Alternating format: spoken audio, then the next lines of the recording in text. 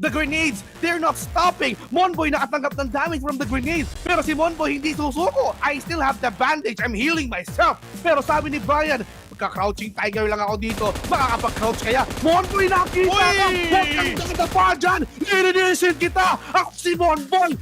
Tandaan mo yun! Kasi KHI here, struggling na sila.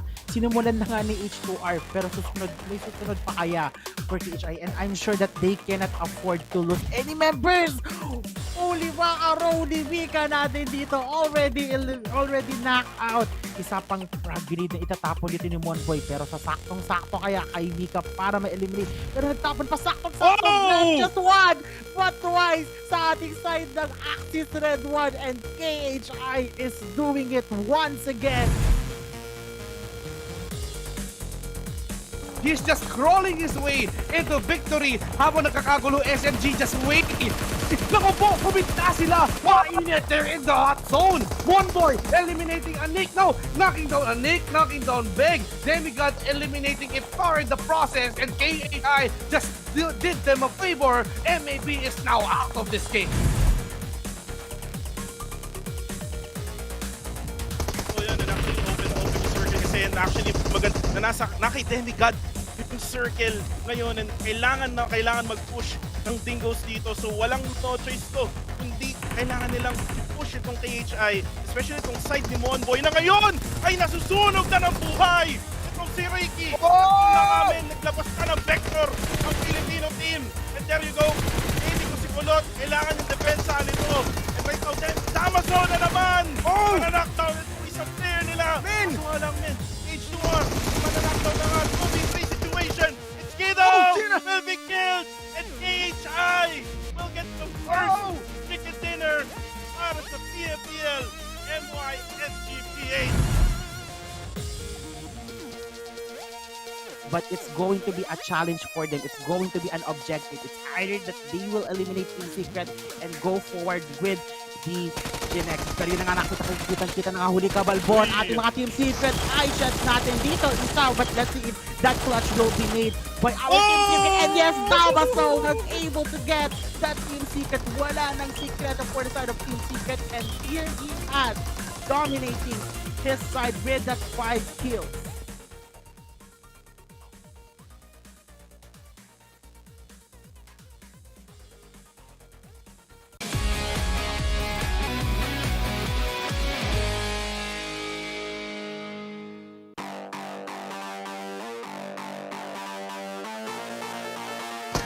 Whoa, Epi, he nearly get the clutch by obviously firepowers, but here we go, Mika having to look Zuli and getting one in the back. True, Mika, we get to see the growth, so watch it from the start, but Mika from the distance getting Bamburu, who was trying to run into the circle. Crawl, Bamburu can crawl all the way, but is Riff going to do it? Oh no, Micah has his eyes onto Riff as well. The extraction. Well, if you want to do your punishment, that's okay as well. But it's okay. We'll leave the fun for next round where Farang Legend's playing. Okay. But nevertheless, Dav's not going to get out of this. I mean, he's on the outside of the circle. Everything from the distance, and he knows the information. Loyu goes down next. Mika trying to make GENEXUS not to come in. That's a very long shot from long, but he hasn't been able to secure the elimination point just yet. Biu now being gunned down by Mika with a long range, but Biu will still go down. Long is the last man standing for GENEXUS. How I wish GENEXUS would not rush in because they are in the circle also. Now, one by one goes down. It gives more advantage to Axis right now. It's left with only one player, and that's Loom. So I think for GENEXUS, they could have come in better or know it better at least when you get the circle. And Axis is still in the corners. This is hard. Oh, Axis could take the chicken dinner. Chicken goes out! And now it's within the Axis Red 1 and Homebois. Immediately, without hesitation, they go in straight for the push, man. Axis, this confidence. Where do you buy such a thing? Immediately wins the trade as well. Sprays down onto more. Micah, man, this guy is OP indeed. In SEM9, they get eliminated at 14. Axis, Red 1, they still have the circle advantage. Axis already 8 kills on their name, Bravo. and Chicken Dinner could just leapfrog them way onto #1. Then remember, the points is only differ by 20, and so this is going down to the deep. open terrains like this, you still carry on and shotgun. Man, this guy is onto something. But here comes Mika, though, dropping a huge grenade onto 6. Instead, he clips onto Bar. Look at that. I mentioned how Bosskur has got huge advantage. Homebois cannot push through immediately. Kept them there long enough, and now Axis. Those stragglers getting into there, just gatekeeping, circle keeping as much as possible. Mika putting in that damage. Zane out of the way. And Harm, he doesn't know if he wants to help his teammate or not. But let's see how long they can last. And now, talking about access round, Micah just got one for himself. Yep, that's right. Haywood still very much alive. NC now in the other end, eating Wow. so many nades. Hey Noob and the other teams, other members of Axis redONE just making it rain into space. And suddenly THQ, where were you thinking you could go? The high ground here is on Axis redONE, and they're gonna use it to the advantage.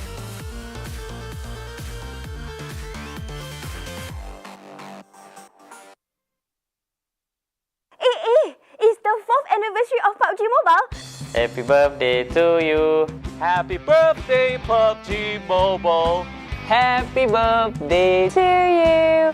Hari jadi kepada PUBG Mobile. Saya ingin mengucapkan selamat hari jadi. Selamat ulang tahun. Selamat ulang tahun ke yang keempat untuk PUBG Mobile. Happy 4th anniversary. Selamat hari jadi. Ucapkan selamat hari lahir. Selamat hari jadi keempat. Selamat hari jadi. Selamat hari jadi yang keempat. For their 4th year anniversary. Happy birthday 4th anniversary. Happy birthday yang keempat untuk PUBG Mobile. Selamat hari jadi kepada PUBG Mobile yang keempat. Selamat ulang tahun untuk PUBG Mobile yang keempat. Happy 4th anniversary untuk PUBG Mobile. Kepada PUBG Mobile, kepada PUBG Mobile yang keempat. PUBG Mobile's 4th anniversary. Yay! Happy 4th year anniversary. Selamat ulang tahun yang keempat Kepada PUBG Mobile yang keempat untuk PUBG Mobile. kepada PUBG Mobile. Thank you for the amazing 4 years. Terima kasih banyak-banyak kerana bersama dengan kami. 4 years of journey we've been together. Terima kasih kepada anda semua, komuniti dekat luar sana yang sentiasa support PUBG Mobile. Here's to many more years. Dan jangan lupa saksikan kami. Jangan lupa sokong tim korang di PMPL MYSGPH Spring. MYSGPH Spring Pada 23 hari bulan ini. pada 23 Mac sehingga 17 April. Selepas ni kita orang akan buat yang terbaik Kelakar semua ada. Jangan risau. Meletup apa semua ada. di Facebook dan YouTube. See you there. See you there. See you there. Bye-bye.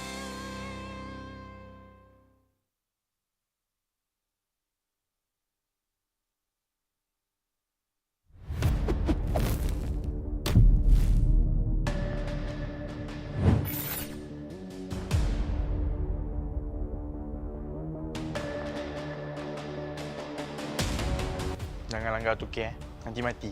Senggol dong. Saya akan memberi saingan yang sangat kepada tim-tim lain. So korang kena jaga juga. Okay, saya nak challenge Adilu. Jangan selalu suntik sangat. Takut nanti kena tabrak.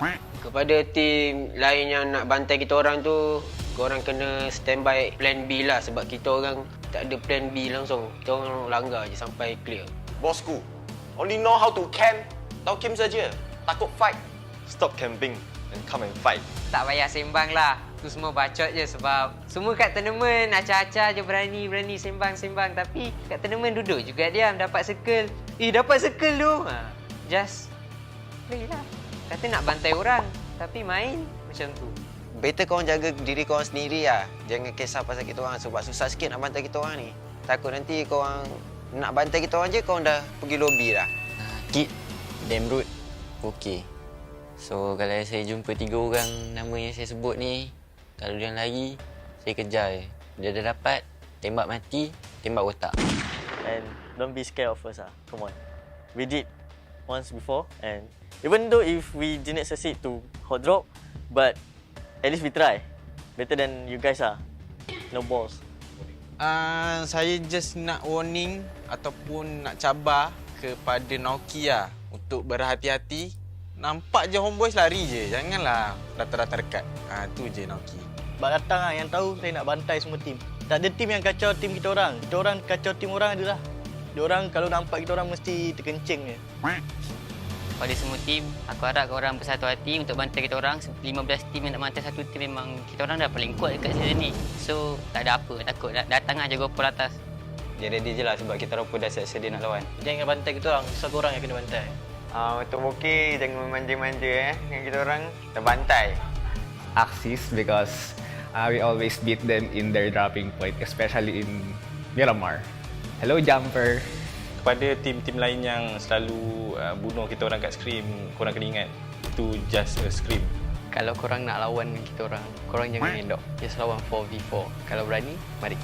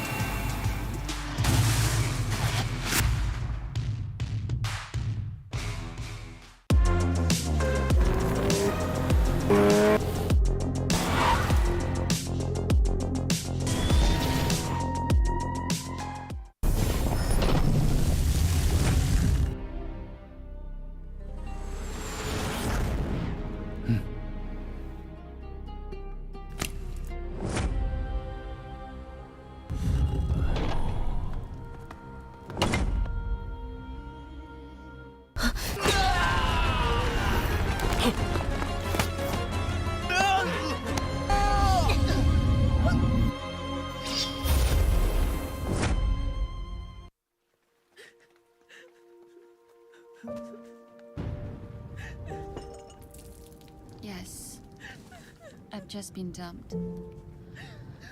Some people say that love is like a game. But my love is like a game with many matches. Number 3, just you and me now. Be careful. Shh, someone's here. You're amazing. You're the most skilled woman I've ever met. You don't need to be surprised. This is what I do every day. Haha, let's play another one. Sorry, I have to go to bed. Okay, I'll be waiting for you at the same time tomorrow. I thought this is what everyone says in games.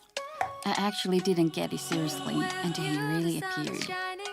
Hey, he really can! Of course, a deal's a deal. Well, it's why I am here now. Where are you? That was when I found out that he lives in Los Angeles and I live in Bangkok. There's a 12 hours difference and 13,000 kilometers between us. Sarah! Sarah! Sarah, get out of the car! Are you still there? Actually, I'm not even sure how many matches we played before we got together. I will protect you, baby. Hey, you should have exposed yourself. Got it!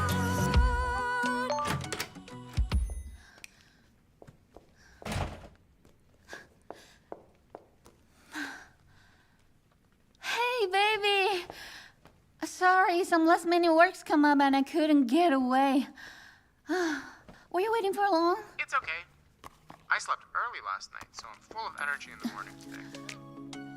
Like all of the other long-distance Are you couples, ready? we tried our best Today's to match work each is other's so time and share our busy, lives like- with each other. I can't believe that. I wanna marry you. So good, so good. We cherished every match we played. Like all other couples who met in the game, we also brought the same incident back to real life. Please forgive me. I'm begging you for your forgiveness. Don't think you'll get away with this. I'll make you pay when we meet. It won't be long till we can meet. It's been almost a month since the pandemic hit. Hey, I've heard things have gotten worse over there. It's okay. I just got the vaccine. You need to take care too. Don't worry. Although our plans to meet kept getting pushed back because of the pandemic. This snow map looks so nice. We also played together more often. I've never seen real snow before. It also made us closer. I won't be able to stand you if we live together.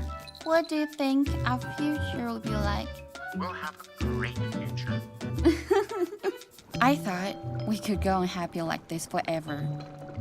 But are you still there? Some things are starting to change. Hello? Antoine?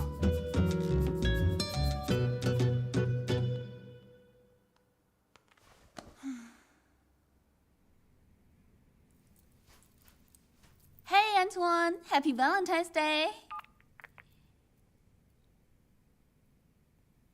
Seriously?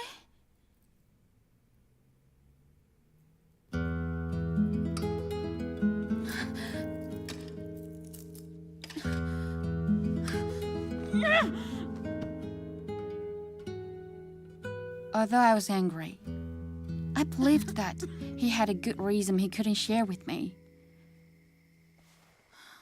It was only when that woman appeared that I knew everything he said was a lie. If I'm right, that woman is called Joanne. They always came online and went offline at the same time, then were separated by different time zone or distance. They had great teamwork, and they won more matches together than he won with me. That was really upsetting.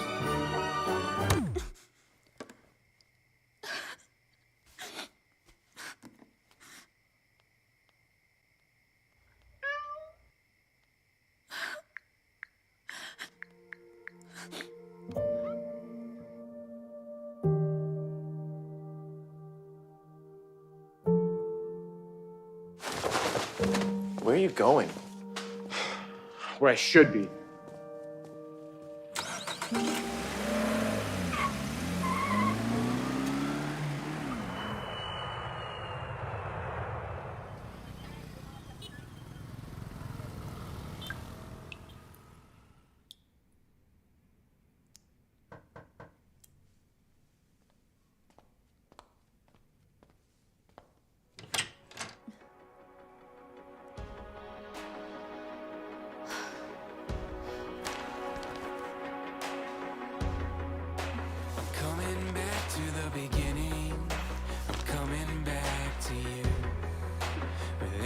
Nothing in between us, and nothing cared from you. I open up my hands, you open up my eyes, I let go. All I am is yours. You can have my heart, you can have my mind, you can have my love. I'm bringing my for the beauty of your kingdom, and I lose it all to find in you.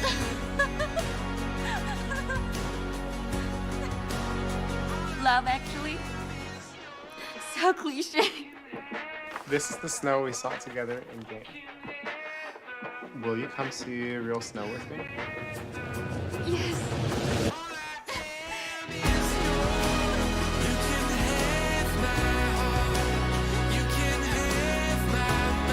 Yes, I'm falling in love again. Someone once told me love is like a game. And I think I can win this game.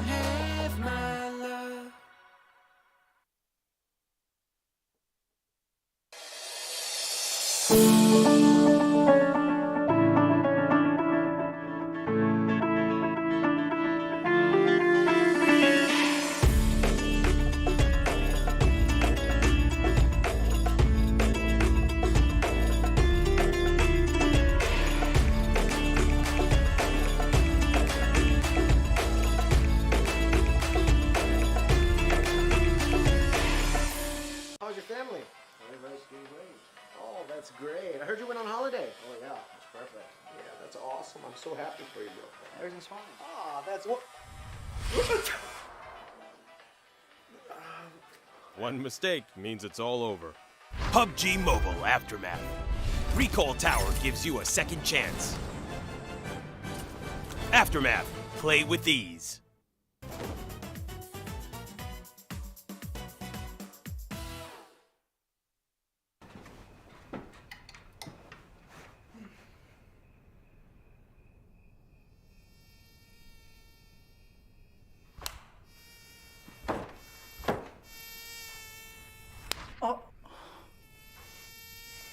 Finding enemies is not easy. PUBG Mobile Aftermath. Audio markers show enemy whereabouts. Aftermath. Play with ease.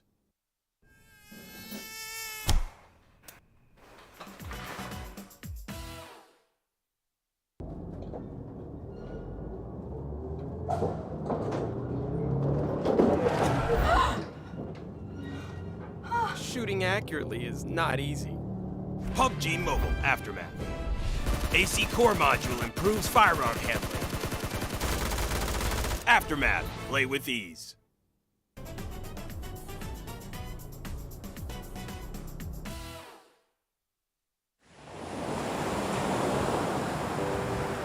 From ordinary to extraordinary, there's a long way to cross. Whenever we lose our way, there's always a light that keeps us going. The light sparks from every young heart. It leads us to capture inspiration in ordinary days. It encourages us to seize the colors of sunrises after the darkest hours and create something amazing with it. We brought the magical color-changing effect to life thanks to a dual-layer chromic bonding process. Place the back cover under the light for just a moment and you'll see it go from a calming blue to a passionate red, just like the color changing of the sky during sunrise. Presented by RealMe Design Studio. A tribute to those who dare to capture the light. RealMe 9 Pro Series. The flight to the tooth launch at 22 PMPL, Malaysia, Singapore, Philippines, Spring Split to take off in 16 seconds. Hai, saya Kuza. Dalam PMPL MYSGPH Spring kali ini, kami akan buat yang terbaik untuk mendapatkan champion.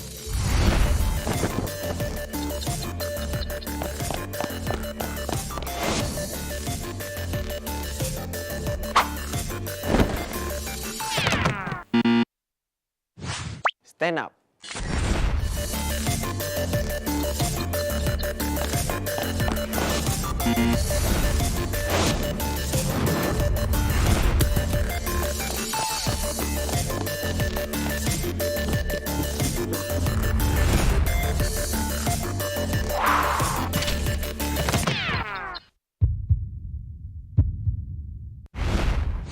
Stand up. Jangan pernah kita Stand up. Never give up on fight until you succeed. Stand up.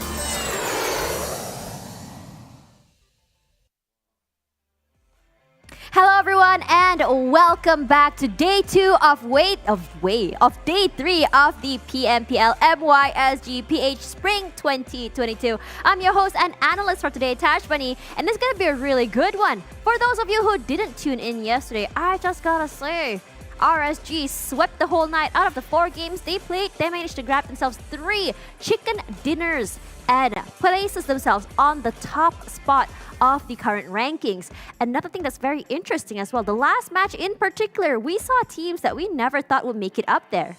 However, guys, I made a mistake. It was actually day 2, not day number 3. It's day 2 of day 3, and it's gonna be really exciting. Because today, we are going to be starting off on day 2 with Sanhok map again. And for yesterday, we only saw a few teams play that map, not the whole one. So we're going to start off the day with groups A, B, D, and E. However, guys, for you guys at home, if you guys are getting ready to break your fast, feel free to tune in while you do so, because we're going to have one hell of a good game before we head on over to a long break. On top of that, guys, for you guys who weren't watching yesterday, we saw some really interesting things as well, where SEM9 almost got that 3rd chicken dinner that RSG got. Unfortunately, didn't manage to take it away.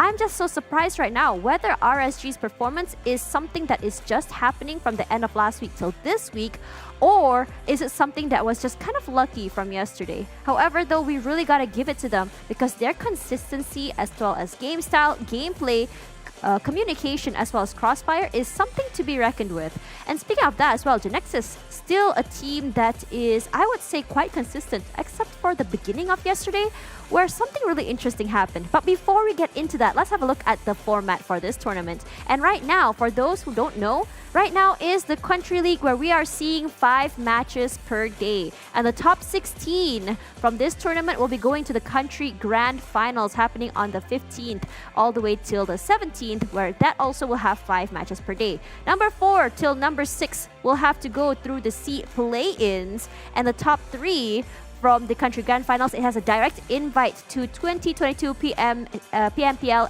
SEA Championship, and the top 3 from the C play-ins will be going there as well. So a total of 6 teams will be going through at the end of the day. Now, let's have a look at the placements. So right now, we have a bonus for week 1, week 2, and week 3, where this week is the final week.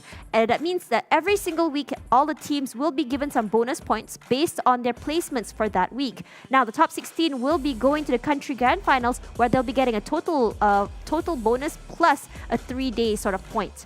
On top of that, speaking of the point system for today, first place will be getting 15 points, second place with 12, third place with 10, and fourth place with 8, fifth place with 6, sixth place with 4, seventh place with 2, 8th till 12th points place with 1 point each, and 13th till 16th place will be getting no points at all as they go back into the lobby. And to top it off, if you want some extra points, if you can't get enough placement points, one elimination equals to 1 point for you to put in your pocket. Speaking of that, yesterday RSG managed to get a total of 19 kills, but we'll more on that later. As right now, let's have a look at the bonus points.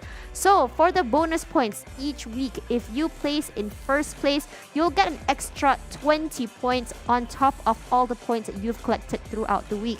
Now second place will get 19, third place with 18, fourth place with 17, fifth place with 16, 6th place with 15, 7th place with 14, 8th place with 13, 9th place with 12, 10th place with 11, 11th place with 10, 12th place with 9, 13th with 8, 14th with 7, 15th with 6, 16th with 5, and so on.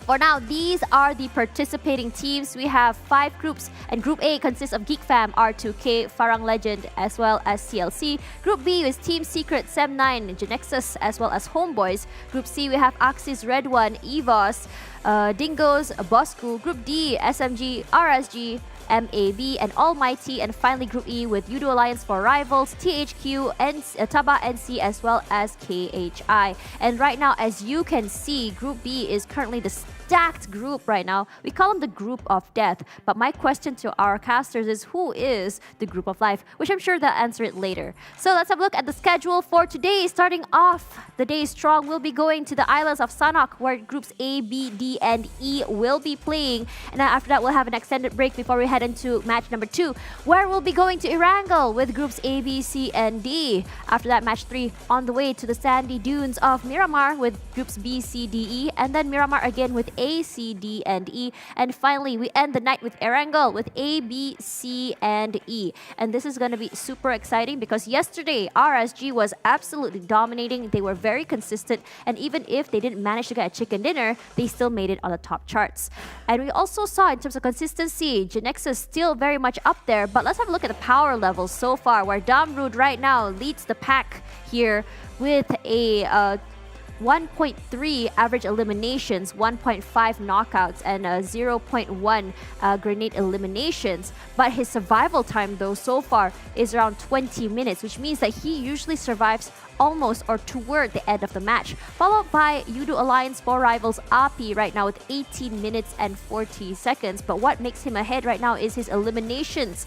There's a 1.7 eliminations, which is just very, very interesting. So R2K, Izane, all 3 of them, they do have average knocks, but in terms of eliminations, he's the same as Damrud from Geek. But in terms of survivability, he's a little longer than Yoodo Alliance for Rivals API. So for now, let's have a look at our league rankings so far, with Dingoz still leading the pack right now with a total of 37 points in terms of bonus. And number 2 right now is Yoodo Alliance for Rivals with 33. R2K in third place with 31. Axis redONE with 29, GENEXUS with 26, same as Geek Fam. CLC right now with 25 alongside Bosskur, and Homebois at 24 points. At 10th place, we have Team Secret. Now look at the bottom side here in terms of bonus. SMG and ALMGHTY are the same. And I'm really, really curious to see RSG right now currently only have 16. So this week, if they do get another 20, I'm not too sure. I think it might just boost them up all the way up to the first page, close to the first and second place. If, say, the other teams are not collecting too many points in terms of bonuses as well as their average points. SEM9 right now is 17. THQ and EVOS each with 20, and TABAH NC with 21. Now this is very interesting because I believe that THQ was a team that was very, very strong in week number 1, but week number 2 we saw a more watered down version of them. But this week they are back to stay. But this is the weekly ranking so far. This is week 3. For day number 1, which happened last night. RSG right now leading the pack so far ahead with 80 points total. And GENEXUS number 2 with 53. SEM9 currently at third place with 45 alongside Yoodo Alliance for Rivals, and EVOS with 33. 1 point behind is KHI, who we saw yesterday. They managed to get a chicken dinner and did a TikTok dance for that as well. Now looking at the bottom rankings right now, CLC with only 7. ALMGHTY now with 10. Bosskur with 12, Axis, redONE with 15, and Dingoz as well as Team Secret with 23. And this is what's very surprising. These teams, some of them at least, are usually on top of the rankings on the first page. And my question is right now, what's going on? What's going on with week number 3? Why is there an inconsistency for these teams? Are they taking it easy? Are they saving strats? Or is it that the other teams are just catching up in terms of gameplay style, as well as on top of that, are they also catching up in terms of their strats or even rotations? That's the question. Or is there a change in how they play? So that's something that is very interesting that I hope that Keith as well as Sir Cloud can answer later. However, before we get into the game, let's talk a little bit about the patch notes that just happened. So now this is PUBG Mobile version 1.9. This is the patch note where currently there are some new additions to the game. We have the upgraded cheer pack, air platform, as well as competitive racing if you're into that.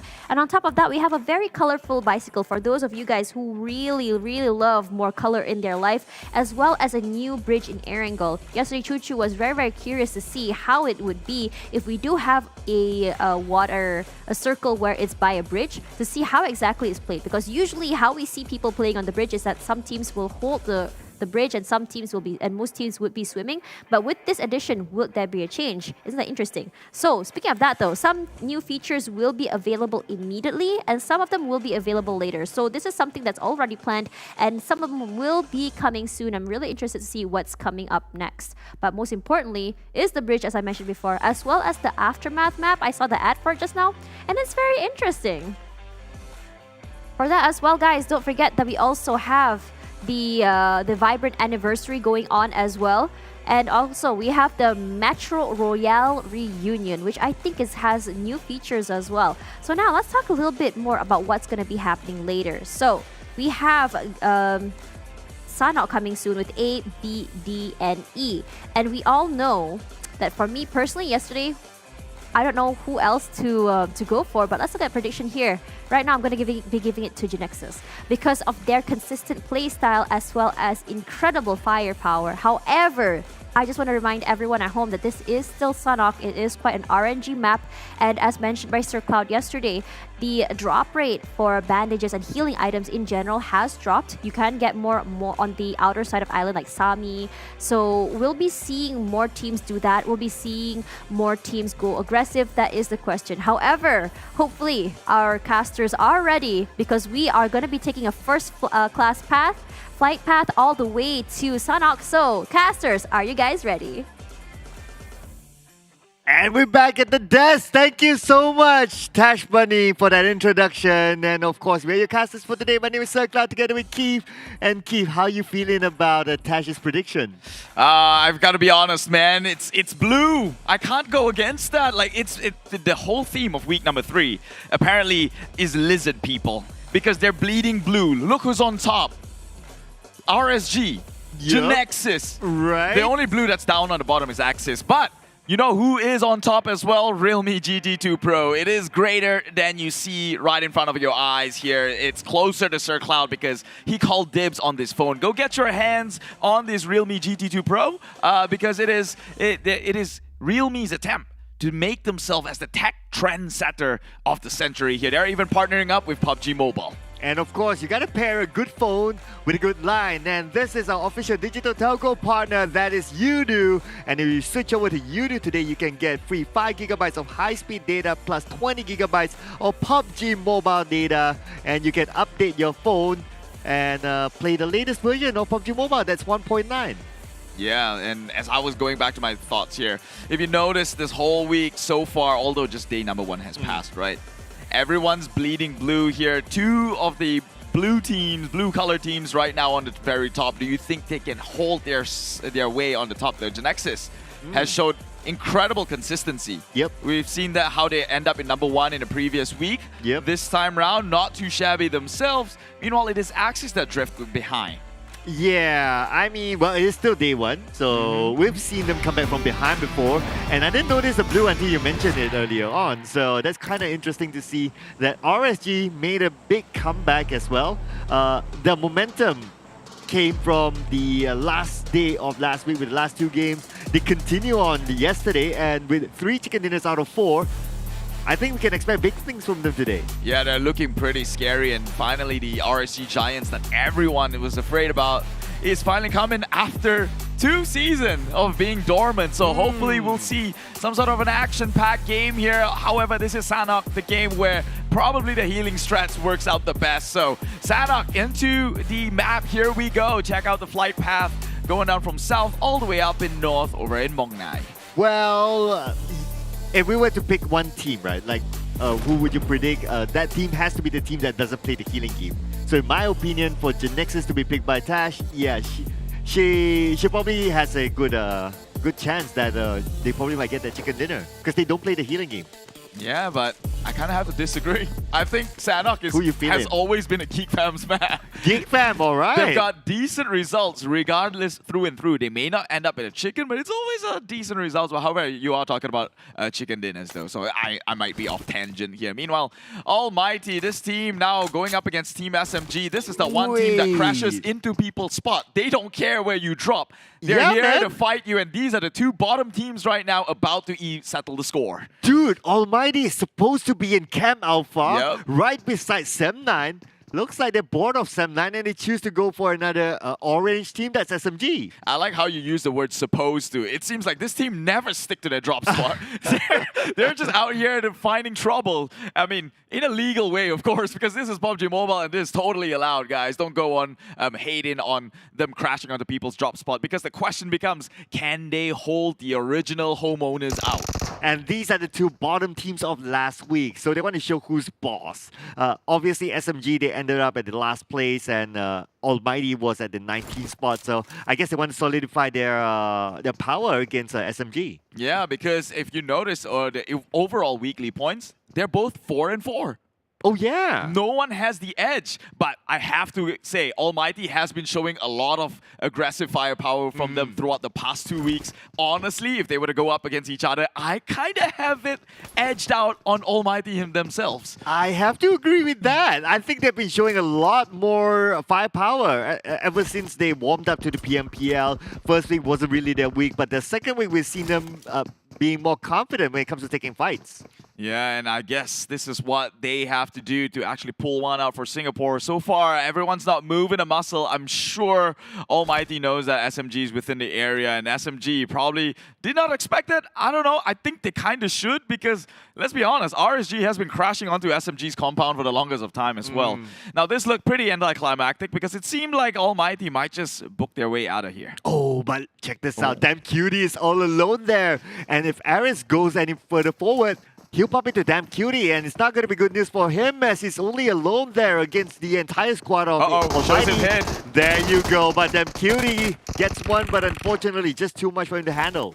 Yeah, but they've traded though. It's 2 members down from Almighty. SMG can look in to push. Can they actually go in for the revive? Nasty would have to crawl on his nasty wounds for now, not being able to do damage from the back end here. Now Aris trying to hold things off. Takes Smile. Oh my god, SMG is at live and breathe. They're trying to go for the revive here. Stops it. He got nervous, this boy. Anik Boy now has to go up against a 1v1. He will clutch it through, and Anik Boy probably maybe just saved his entire squadron here. Almighty, they bow out in a 4v4 compound close quarter combat. Wait a second, Jenny coming from behind, and Almighty. And a disaster for them. I mean, come on. They didn't need to do that in the first place, and they crashed into someone's compound that naturally SMG would be a team they would be comfortable in Paradise Resort, so they would know the loops around that area, and to me, you crashing into their compound, the chances of winning is lower.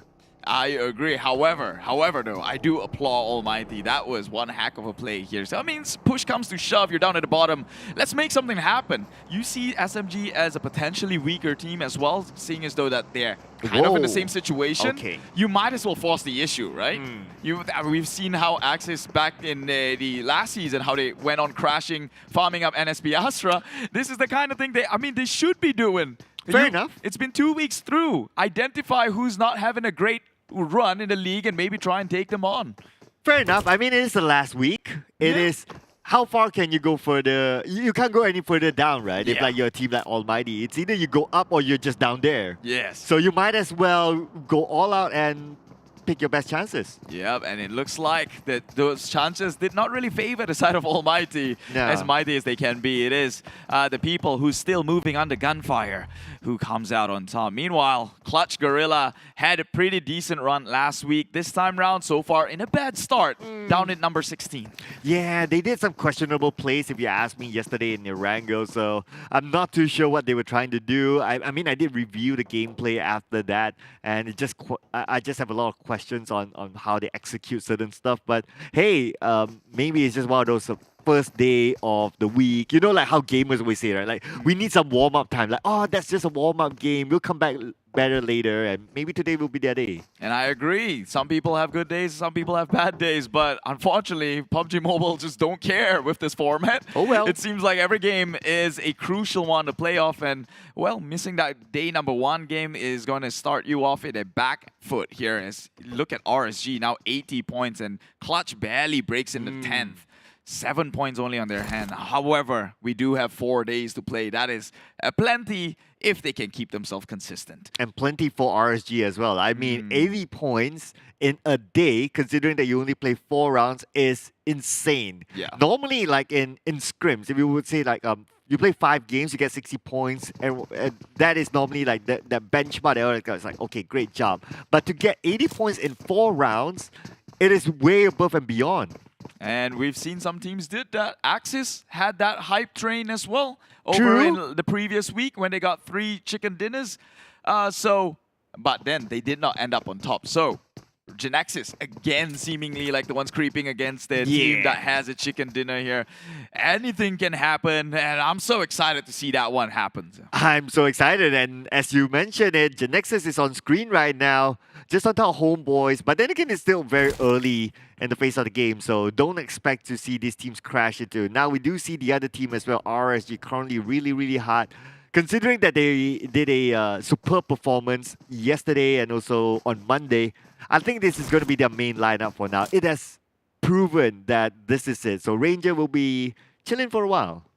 Unfortunately for him. I mean, we didn't want to phrase it the way we did, you know, but the fact of the matter it is that they got better results with this stack. And unfortunately, that stack includes Ranger being out. And speaking of which, Rax now takes 1 member of MAB. That'd be Iftar getting taken out. However, MAB is down by 2. Yeah, make that 2. 1 explosion. I think they spray onto one of the vehicles as they try to rotate, and they got 2 elimination points just off the back. I mean, RSG, again, another hot start for them.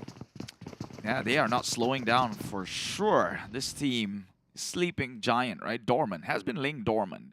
But they cannot slack off at any time because, like you mentioned, they've been experimenting with the draft and it's been 2 weeks a little too late here. They have to come in with a big win towards the end of week number 3, or shall I say the final week of the country league here, to just even out the odds. Right now, all the teams in the top 6 position in the overalls are all the teams that I expect to be there.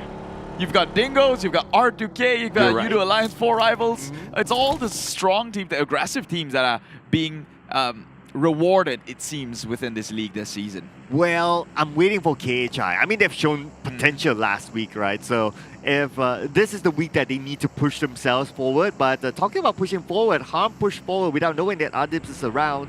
Adips is alone though, so he's going to be playing the trigger discipline role. Just keeping eyes on the vehicle if anyone comes by, but good news is that nope, they're not going to pass by Adips. So he's just going to chill here. I'm not too sure where his teammates are at though. Yeah, they're really far out. I don't see them in the minimap, and it's a minimap that covers at least 3 teams from R2K, so this man is surrounded. Oh, finally. Gets a little bit of blip. I think the information has been sent, but do Clutch actually wants to roll over them here? This could potentially be a good fight for Clutch, seeing as though that they didn't know Adips is there. He could come in for the flank side cover. Meanwhile, R2K has their eyes set onto Yoodo Alliance 4 Rivals. On the other end, but oh, this airdrop, come on! He's not gonna go for it. Come on, airdrop. I mean, if you want to give an airdrop, make it proper. Yeah, that's kind of a tease right there. Kind of a tease, they know. And SEM9 doing the slow rotation, as I mentioned. Adips, is going to come in from the flank side, and that's one member down from R2K here, playing with only 3 members. Clutch, can their friends come in with the rotation in time, or can Adibs clutch this one up by himself? Wow. That is going to be a big statement if he can do that. So now he lobs a nade, lobs 2 nades. In fact, and a nade. Oh! Onto Echo. My goodness. If only his teammates are here, he could finish it off. I don't care what they say. Adibs, you have to make this your shining moment. Just go on and push up straight. What? That's the entire team of R2K. Oh, he was helped by Pamburu. Pamburu shot harm from afar, and that's how they finished them off. Well, that's anticlimactic at best, but I'm glad it happened. Bruh, on top of that, the first aid's helped by Echo. He's the doctor. They're going to benefit from that. Yeah, and now GENEXUS, again, they have a shot here, or a toss a nade to actually make something happen for themselves. Pushing onto the compound of Homebois isn't always the easiest, but we've seen how Geek Fam do it, and if anyone can, it's the team that currently is on fire coming out from week number 2. GENEXUS tries to take this fight, has got smoke for covers, can look to push into the compound without any peeky. Oh! Yep, gets the nade down. That's one member down, one problem out of the way, 3 more to deal with. I can tell that Loyu loves to play snooker. Just look at how he angles that nade. He angled it like, okay, a bounce onto Bart, and Bart goes down. Now they have the advantage against Homebois. The rest of Homebois on the other side. Loyu prepping up another nade. Iron Pro is close by, just behind the wall. But Long now getting information. Bosskur being shot down by Iron Pro. Yeah, got shot down underneath the houses, actually. That's going to claim his life, but Long going down is a big disadvantage for the side of GENEXUS. In fact, 2 members has been brought down. Now Iron Pro loses it onto Loyu. In a mechanical 1v1 battle, things are now dead set and even, but Homebois is making to look to push. He's trying to go for it. Loyu has got the full health HP. I mean, got the regen up to 80%. And now a free spray by the sidelines. Oh my That goodness. is the entire team of Homebois going home. And Loyu, look at that. Another 3-pointer for this guy alone. This guy has been insane since last week. I want to know what he had for breakfast. Yeah, like I've been saying all last week, he is turning into my favorite player. Although the chat might call me out for being biased about it. You guys don't even know the half of it. I just became a fan last week. I ain't biased or anything.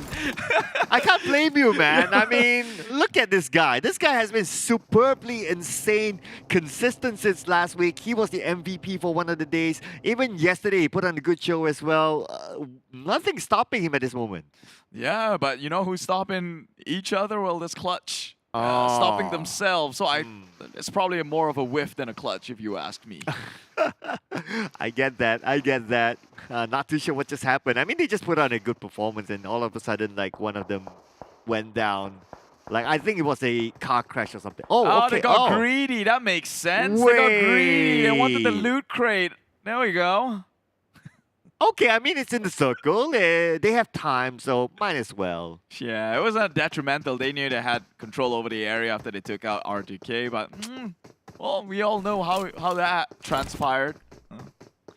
Well, it's likely for them to get the circle again. And look at this. There's another airdrop just right down south of Cave, and that shouldn't be too hard for them to get to it. If they are in Cave, they just need to walk out, and they'll get the second airdrop. Oh, that's true. Yeah, so 2 airdrops. I mean, how lucky can you get? Like, lightning doesn't strike twice at the same place. Airdrops drop at the same place twice. Yeah. However, I don't know, man.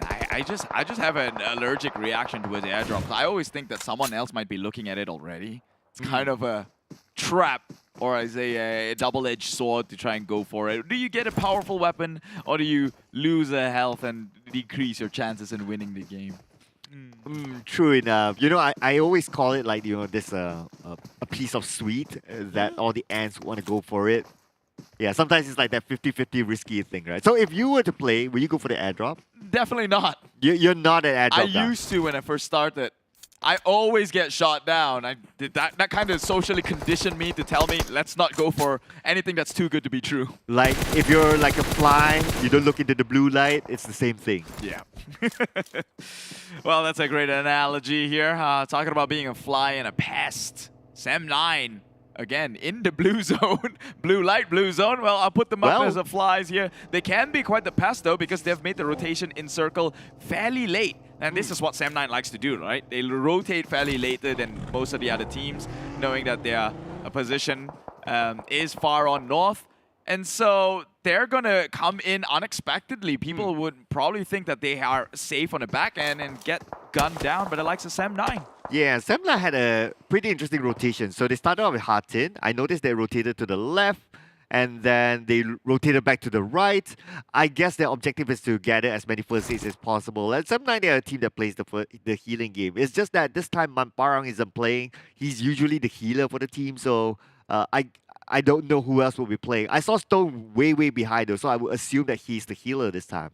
Yeah, fortune favors the bold, and well, that word don't apply here because NC is not really a bold team. They play down in bottom, and I think they've been staying there for the longest of time. Surely they did not have a reason to actually force the issue, so I kind of get it. I'm not calling them worse here, but man, now they're getting free hits onto Geek Fam. The team which I hold strongly for when it comes to the map of Sanhok. Oh, Frankie has another good angle though, but looks like Sonics will manage to pick up Sane just in the nick of time. I mean, Sane has like, what, 5% health, and now they will recover. They'll need to reset into a 4 as Clutch Guerilla is actually on the other side. So anyway, Geek Fam, they need to think how they want to cross the river. Yeah, it seems like it's going to be a hard task to do. A tall order here, as now TABAH NC has gotten a wide control across this riverbank over at Camp Charlie. You see him take out Sane, but now Rush, getting rushed to the backside here, getting tapped a little bit, way too much. Yep, and now we have NC coming in to back up Rush. They started to move in towards the bridge side, so I guess they're going to be here. They're going to camp here because they'll expect that Geek Fam might want to swim across because the circle might shift towards the right, and they will want to be prepared for that and becoming the gatekeeper. Yeah, however, honestly, I think by the position itself, they might just... Yeah, there you go. Yep, you're right. I was banking on the circle actually pulling downwards even further. Meanwhile, the skirmish will go on. Let's take a look at the circle. Team Secret finally made a rotation in. SEM9 and GENEXUS as well, leaving one member down in the blue. They do realize that SMG and THQ, Team Huck could be in their way here. And maybe Geek Fam can actually capitalize on the bridge up above if GENEXUS will be busy handling the likes of SMG and Team Huck. That's going to create an opening for Geek Fam to go on by. Oh yes, this is going to be tough for Geek Fam. How are they going to go across? So if they go straight up, it's going to be NC. If they go to the left, there's another team. So they're pretty much checkmate. No, because the team guarding the gate right now is Team Huck on the upper bridge. If GENEXUS push, they've got their hands busy. And then Geek Fam can make the march across. However, it's up to the scout to be taking in this information himself, and I believe that person might be Sane because he's been caught out a bunch of times now. Meanwhile, SEM9 now joining the party. Again, the El Clasico, it seems that these two never catch a break here. Team Secret against SEM9, and now with RSG within the area, it's going to be a coliseum of gladiators going at it and cheat each other. I mean, they are in the same group, right? So, well, your chances of meeting is fairly high. But check this out, KHI taking 2 out of Farang Legends. I mean, KHI, they've been doing pretty decent in recent times. Decent? I call them pretty well. They've got a chicken dinner yesterday. They've got a chicken dinner in week number 2. Was it 2 chicken dinners? I forgot. But KHI has been doing damage. Oh, wow. Homebois gets taken out, but it's only Olayo. So surely KHI, don't whiff this one. Demigod, you dance and you got to show up and step up and show them your footwork here. Unfortunately, you're the one who gets bugged out here. Olayo now being held back by a lot of Molotovs within his vicinity. That's going to turn into Hellraisers for him. But Damaso now taking hits. Farang. Olayo could just very well come in and 1v4 the entire situation. Surely he's got an idea for the revive. He's cooking up the nades and hesitates himself. Rankid shows himself, gets tagged out, but fortunately no one gets clipped out just as of yet. The zone will be pushed in though, so they will play the time and let him die in a, well, the least honorable way, and that is to the blue zone. Well, Olio has 9 first aids, and he's normally the healer for Farang Legends, but this time with only 9 first aids, it won't take him far. I'm not too sure how long he can last. Maybe at most up to a top 10, and that's about it. KHI does go away with all their members still intact though, so I'm not sure that, like I told you, the Gatekeepers Team Hawk now will have to deal with GENEXUS, and that's probably going to create an opening for the likes of Geek Fam to make on through.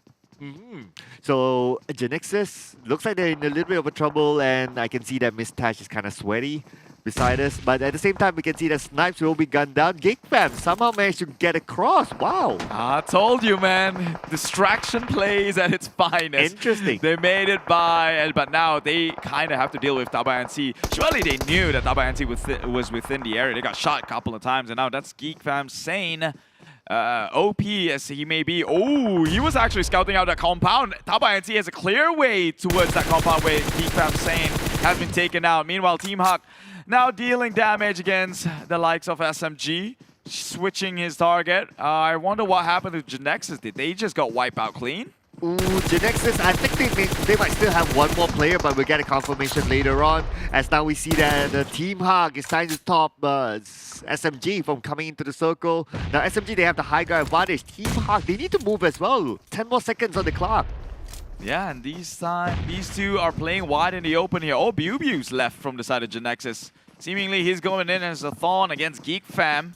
I don't think they're so happy about that one. Geek Fam now leaving two members here. Damaso falls down to the side of Yoodo Alliance 4 rival Voke. SEM9 going up against RSG, and Team Hawk up against SMG. It seems that everyone has got problems on their plate here, and they have to clean their dishes sooner than later. Jenny tries to go down with the downhill push here, playing behind the rock. He doesn't care with the member on the right. To the right. Will take a little bit of hit, but he will trade it off. That will be Team Hawk losing majority of the members. Zali still left alive to play the rest of the game. Oh, and then Cutie is trying to make a run for it. He's making it into the circle. As he doesn't have any first aids, he only has 3 bandages, so he cannot afford to take out the blue. At the same time, Team Seeker will be eliminated. 0 elimination points for them in this round, with Aisha's being the last team member. Team Hawk! Looks like they didn't last, and 11th place for them in Sandhawk. Now the Giants have taken a leap of faith here. RSG now pushing straight into circle, going at it head first, it seems.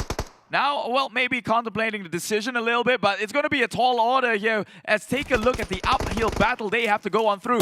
Appy has got eyes onto one member. It takes one down. That'll be Kim. Rax left. Who is going to serve the points onto the plateau of Yoodo Alliance 4 rivals? It seems like Smallboy is not having a good time as well, but of course, the backstab from the top end, that would be it for Yoodo Alliance 4 rivals. Appy, he will leave a hole for the rest of the teams to come on in, but Yoodo Alliance still has 2 members right on the inside of the circle. Wow, Keith, can you believe it? SMG already has 10 elimination points.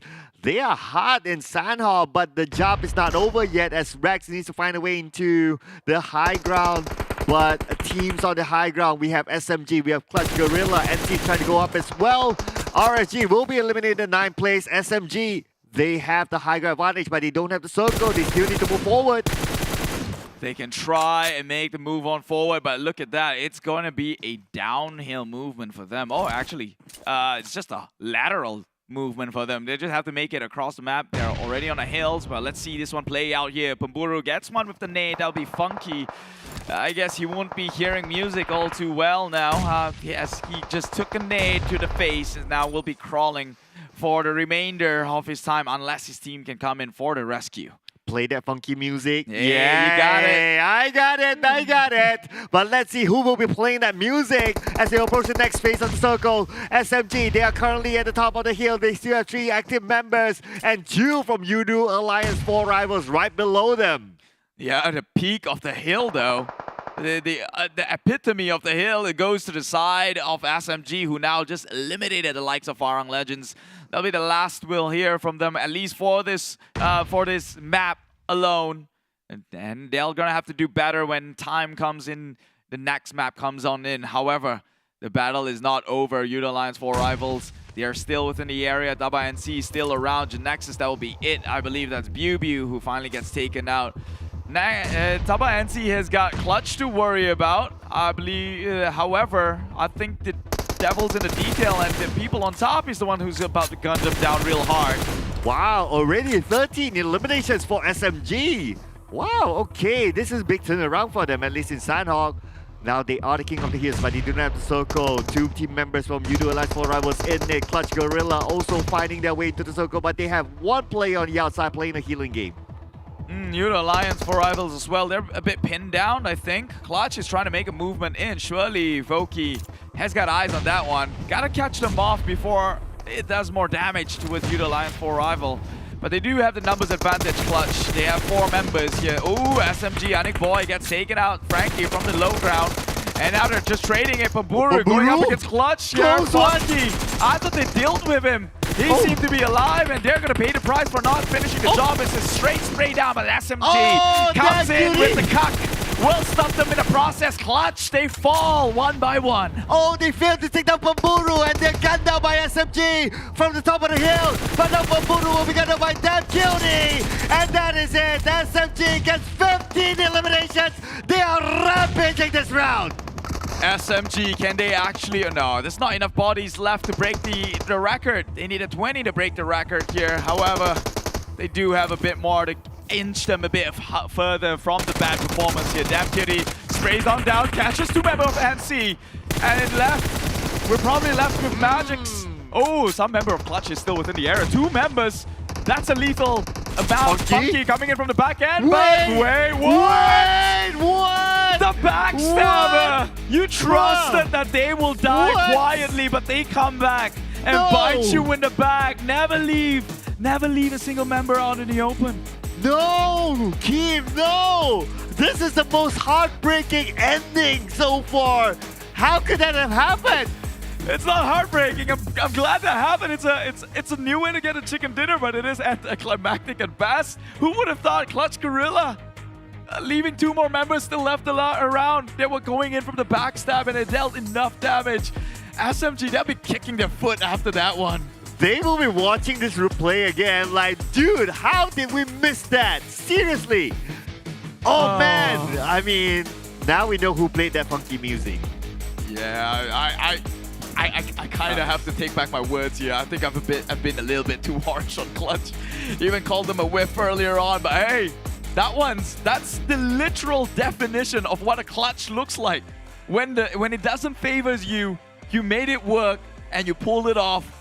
Clutch Guerillas, congratulations, the first winner chicken dinner here in day number 2 of week number 3. And my God, I wouldn't want to be more surprised for the remaining of the 4 games we have today. You know what? This is the best Sandhawk game of all this season. It is insane. It's unpredictable. And just when you thought that SMG got that chicken dinner in the bag, all of a sudden Funky just came in from behind and eliminates them and break their hearts. Yeah, and I like how you said that this is probably the best Sandhawk map, because that's not saying much. Sandhawk is a healing game and it has anticlimactic ending. We just didn't suspect that one to happen, and so we made it felt anticlimactic, but that was a lot of clutch plays going on there. Oh yeah, absolutely. We just couldn't brain it at the moment. Like we got brain lagged when it happened. Yeah. That was not the badge we thought we saw pop up on the screen. I'm accustomed to seeing like Sandhawk, like that, maybe the last circle will be like, yeah, we're just counting down the first 8s and all that, but it's a very, very different Sandhawk. I mean, it's action-packed from start to finish, you kind of think about it. Yeah, it's all started with Almighty crashing onto SMG, and guess what happened after that? You failed to do so, you fed the confidence onto the team, and they came out with at least 15 kills or more. Yeah, at least. So that would have covered up like whatever they lost getting that 2nd place. Yep. So a 30-ish points at least. I think for them. 30-ish. Sure. 28 or 30 depends. Yeah, we need to see the scores. It's a big number. It's going to put them in the first draft, that's for sure. Probably higher than Clutch Guerilla even.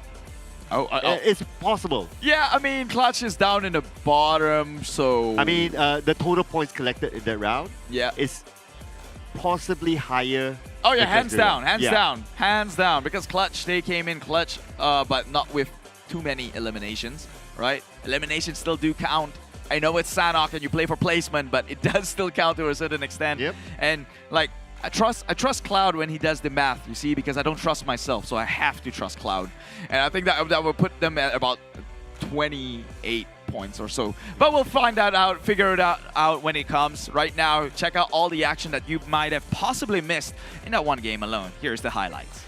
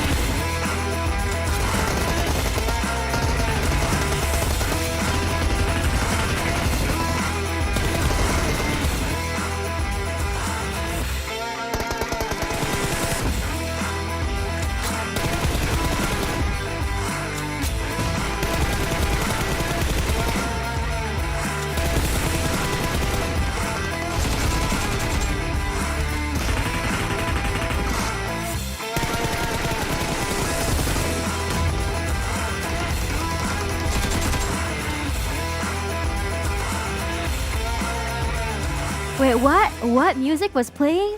Play that funky. Just kidding, just kidding. Welcome back to the Analyst Desk. I'm Tash Bunny, your host and analyst for today. And I gotta say that I've told Sir Cloud so many times that third party is definitely strat. But for now, let's have a look at the patch notes first before we head on into the game. So for now, PUBG Mobile right now version is 1.9, and there's so many new additions to the game. And some of them include the upgraded cheer pack, the air platform, as well as competitive racing. On top of that, we also have the colorful bicycle. Look how colorful that is. I wonder if I can see that from far away. Easier to headshot, you know? And last but definitely not least, this is something really cool, which is a whole new bridge. Not a whole new bridge, but a revamped bridge over on Erangel. And that's really interesting, and I can't wait to see that, how it's going to be working here in at least the tournament. However, let's have a look at the match rankings for now. And this is from that match just now, match number 1 of the day on Sanok, where just now Team SMG managed to snag themselves 18 elimination, 12 points, as well as giving themselves 30 total points, puts them about 10 points ahead of CLC. Now CLC, while they did get the chicken dinner, they only managed to get 5 eliminations, giving themselves 5 rank points as well as 20 points. TABAH NC takes 3rd place. They got themselves 10 rank points and 5 eliminations, giving them 15 points. Yoodo Alliance 4 Rivals take 4th place with 12 points. SEM9 and GENEXUS each take 8 points each, and RSG with 7, KHI with 5, MAB with 4, THQ with 3, and Farang Legends, Team Secret, Homebois get 1 point each, while Geek Fam, R2K, as well as Team Almighty go back to the lobby with 0 points. And it's definitely an upset, especially from Team Almighty, who went out of their way to crash into Team SMG's compound. And honestly, I'm not surprised right now. We did talk about Team Almighty. They do like to go around roaming, but let's have a look at SMG Dumb Cutie, who is the person to watch that last game with 8 eliminations on his own in his pocket, giving him 4 MVP points. Damage he put in isn't that big at all. It's only 871, but when you think about it, it's because he managed to get those last hits, giving him the kills. Now, speaking about that, as to team contribution, he did almost a little bit more than usual, what you expect from a teammate, 35% contribution with the elimination distance of 106 meters. So Dumb Cutie definitely is the guy to look out for. While he was the first player knocked out as soon as Almighty crashed in, he was the guy that was saved, and look how much he brought for the team. For now, let's have a look at the weekly rankings right now, where RSG is still maintaining their first place spot, giving them 87 points. GENEXUS as well with 61. Yoodo Alliance 4 Rivals goes up to 3rd place with 57, and SMG now climbs their way all the way up to 4th place with 56. SEM9 now down to 53 points, and TABAH NC up back to 43. Now let's look at the bottom score line here. Almighty now with 10, Bosskur with 12, Axis redONE with 15, Dingoz down all the way to 23, Team Secret with 24, Homebois with 25, Geek Fam going down with 26, and R2K with 26 as well, as CLC and THQ climb their way all the way up till 11th and 12th place with 28 and 27 points respectively. Now this is a very interesting thing. We talked about this earlier as well, how we are quite surprised to see those teams who are up there, who usually are on the top side of the ladder, now down so low, especially from Team Secret, Axis, redONE, and this is definitely very, very new for us. But look at the score disparity right now, where SMG just climbed all the way from 2nd page to the 1st page. But let's talk a little bit more about the game just now. Let's have a look at the recap. So right now, in terms of the circle side, when you look at the flight path, it went from Bantai all the way up to Mong Nai, and the flight path was a little bit more skewed to the right. So we can see there that teams who usually drop at Camp Alpha is a little bit harder to get there than the rest of the other places. Now, when you also talk about that, CLC just now, they dropped near to Camp Charlie, where they took 2 places, which is Camp Charlie as well as Cave. They went across the river. They actually swam there before they met up over in Cave, and we saw a very interesting thing happen at Cave just now, where I think it was Dumb Cutie, I believe, fell down when he couldn't get the airdrop, which I felt very, very sad for. Like, it's okay, I get you. We're all fasting here. sometimes there are those moments where we make very hangry decisions. Now, if you look at that, because of the circle position, it's really, really hard to pinpoint where exactly the circle was going to be. We had some teams playing toward the side of Camp Charlie on the second large island here. We have Geek Fam, THQ, as well as NC. Now, as the circle went smaller, this is where things got very interesting. Teams that rotated faster, like NC, THQ, became the gatekeepers, and they gave Geek Fam such a terrible time because it was so hard for them to cross because the bridge was taken over from both sides, from THQ as well as NC. So like it or not, swimming or taking the bridge, they were pretty much dead meat. Now, when you look at the side of where the final circle was over near Quarry. Yoodo Alliance 4 Rivals, yes, they did get into the circle early. They were one of the earliest teams into the circle, and maybe did survive as well. They were all holding a compound here. Now, let's talk a little bit about SMG. SMG was definitely the team that I think really caught all of our attention, and on top of that, they were just on high adrenaline. Why? Well, because it's almost time to break fast, and especially with a team such as ALMGHTY kind of like crashing into the compound, I think that would be pretty hangry as well. Now, if you see where Yoodo Alliance for Rivals were, they actually had the high ground over there. But the thing is, how they wanted to play it was a 2-1 sort of situation where Api was actually caught off guard, where he became caught by RSG as well as SMG, and SMG had the most high ground advantage amongst the rest of the team. Sorry, SMG had the high ground and Yoodo Alliance for Rivals had the lower ground.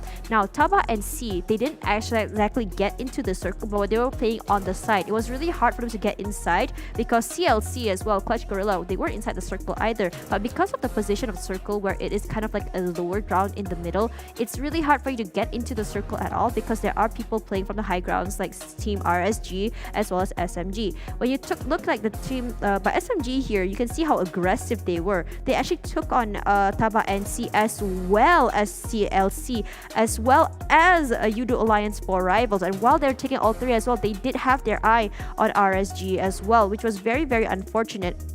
But either way, though, they still managed to win a lot of the fights, especially from NC and Yoodo Alliance 4 Rivals. Now, how did CLC manage to get the win here? Well, here's what happened. Because the rotation, because SMG was dealing with just so many teams, like 3 at once, it's easy to kind of lose track of the other team. Now, CLC, what they did was, while so many players did go down, what happened is they decided, okay, third party is definitely an option, definitely a strat. So how did they play it? They just kept quiet, played outside the circle, and I think they healed a little bit more. And as the dust settled, they just caught SMG off guard. They didn't even realize that they were still there before finally sealing the deal and getting that chicken dinner. However, though, the true winner here is still SMG. They had so many eliminations. I think 18 in particular can give a big, I think it's one of the highest eliminations that we've seen so far. So congratulations to them. The hangry strat definitely did work.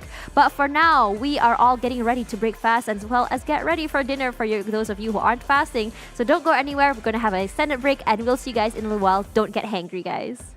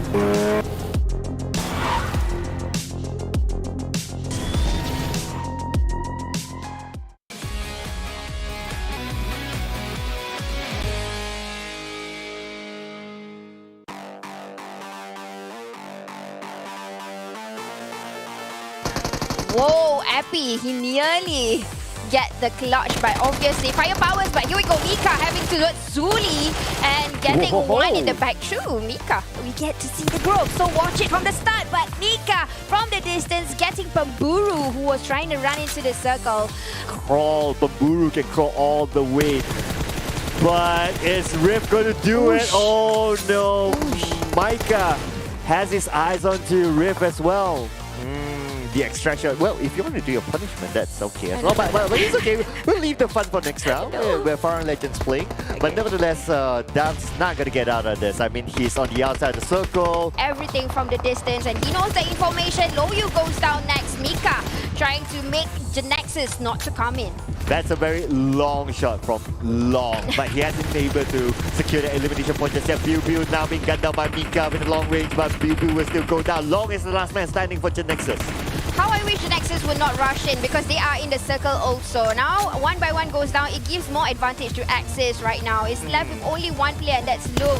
So I think for GENEXUS, they could have come in better or know it better at least when you get the circle. Axis is still in the corners.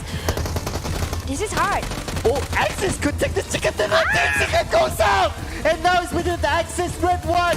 And Homebois. Immediately, without hesitation, they go in straight for the push, man. Axis, this confidence.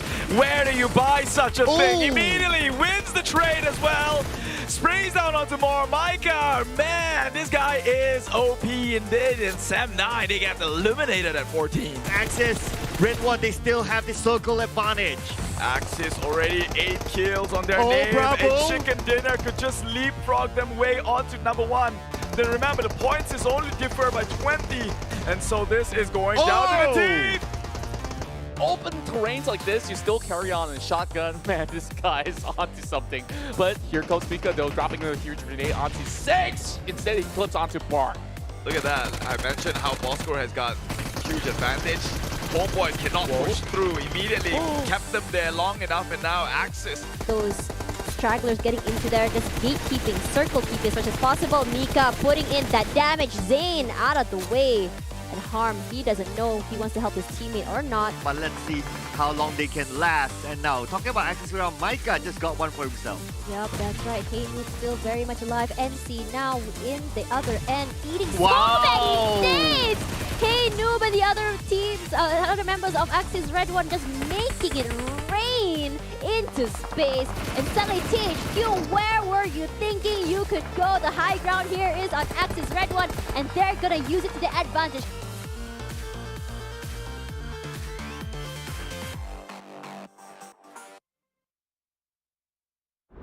Realize. One team, one voice, one family. To be a champion, you must fail first. SEM9, boleh dapatkan chicken dinner? No! You only have 5 bullets to hit him. Kita orang memang nak pergi C kali ni. We are gonna achieve something higher. Kita siapa? Kita! Dingoz!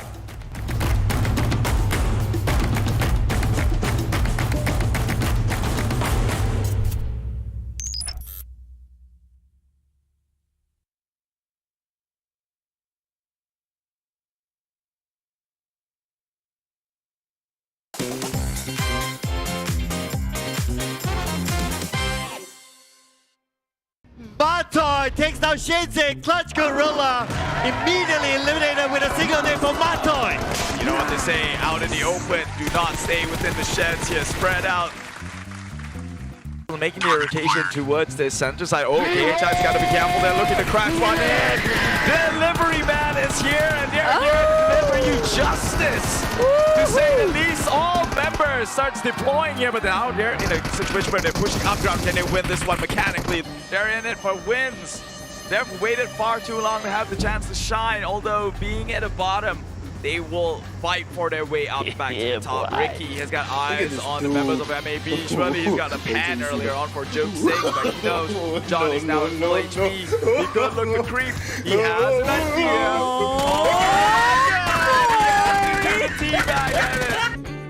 Jen Onyx boy already arrived. Miracle having such a tough spot to handle things over. Still managed to retaliate and knock one down, but Geek fan. Oh! one to seal the deal here. As Wait a minute. Both of them. Actually, it was a self-grenade by Boy. What? Call me a suicide bomber. That's exactly what was displayed here. Well, but that's for game one, you know? What like is game that? two. What's the next team that we're going for? Or wait a minute. Dabru? Yeah, that's some He's got some style going down. Divine intervention right there. He's gliding. This guy has got no parachute. He's just it's a T-pose? What is this? He looks hella stylish if you ask me. And that's definitely a great way to start things off with. Oh, yeah, EVOS actually takes out the leader of GENEXUS and could be wiping out the entire GENEXUS as well. Miles got eyes on iShot. Come on! What? Take the shot! Team Secret. Wait, is this and a Dingoz. friendly banter? Oh no, I don't like this. This looks like the start of a remake or something. Okay, iShot's trailing behind. Who's at the driver's seat? Is it Dingoz? Wait, they shot members from Dingoz. What are they doing in there? Still in there? There's 3 players. What is going on? Wait a minute. There's also Almighty. This isn't a remake, right? No. Nobody said anything about a remake. Then what is going on? Team Secret just hitched a ride into the Devil's Den and paid the price with their lives and got carried on. That's gotta be humiliating to a certain degree. Punched down to death. Okay, at least there was effort displayed when...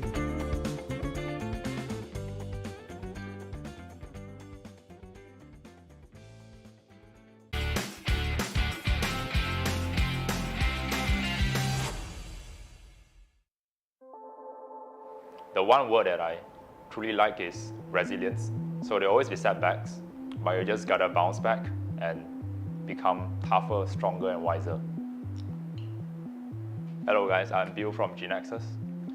So about how I started off my esports career, it all began with just forming my own team and competed in PMCO regional finals. So I just went in. We were an underdog team pretty much, like nobody knows us when there was already Yoodo and some other teams existing. And then out of nowhere, we just became champion in Malaysia. And yeah, on that very day, a few orgs approached us. One of them was Team Secret, and that's how we were signed to Team Secret, the whole team.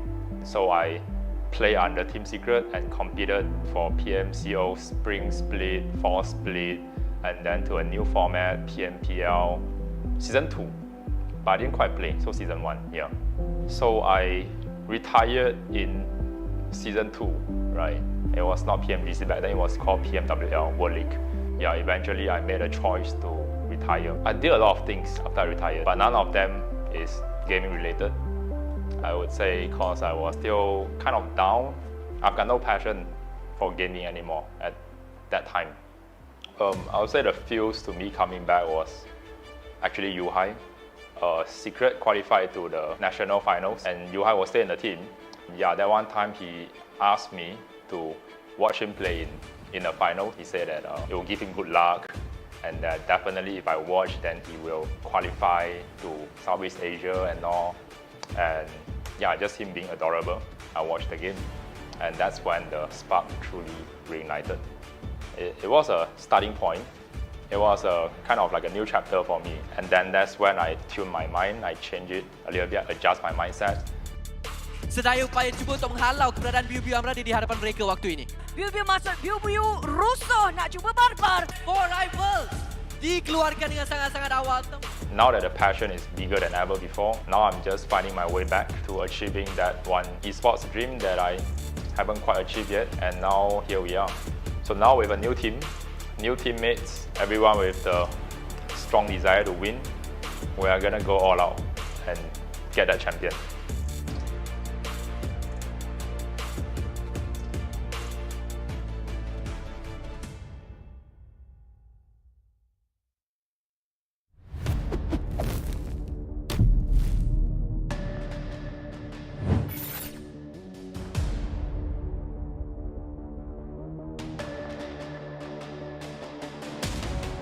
Jangan langgar tukar, nanti mati.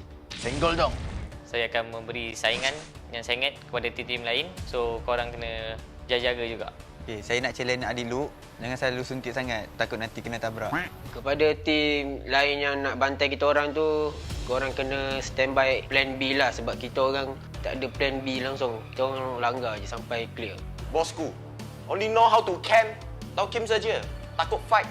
Stop camping and come and fight. Tak payah sembang lah. Tu semua bacot je sebab semua kat tournament acah-acah je berani sembang-sembang. Tapi kat tournament duduk juga diam, dapat circle.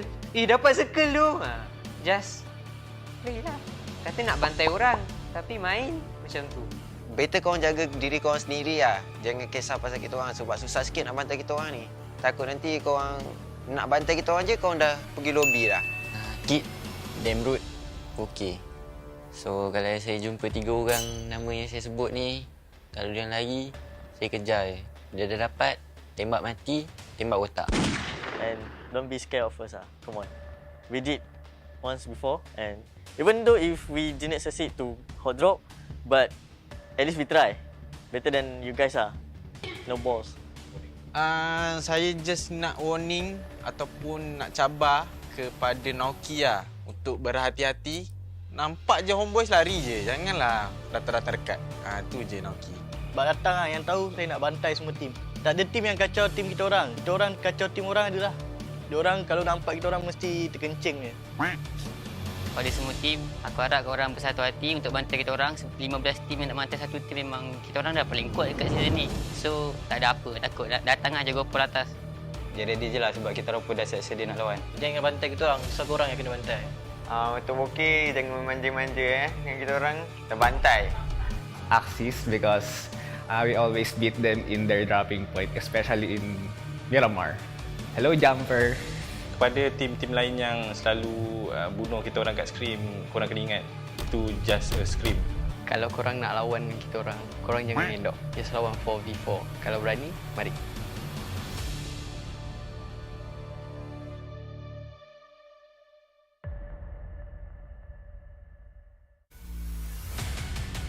To be a champion, you must fail first. SEM9 on fire.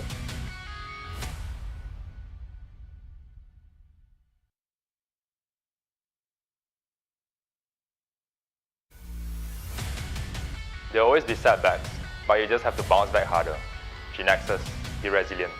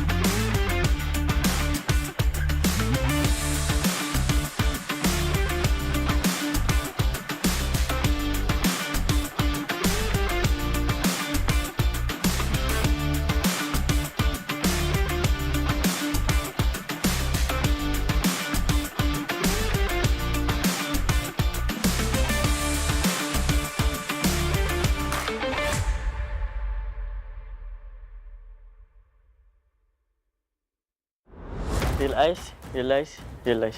One team, one voice, one family. To be a champion, you must fail first. SEM9 boleh dapatkan chicken dinner. You only have 5 bullets to hit him. Kita orang memang nak pergi C kali ni. We are gonna achieve something higher. Kita siapa? Kita Dingoz!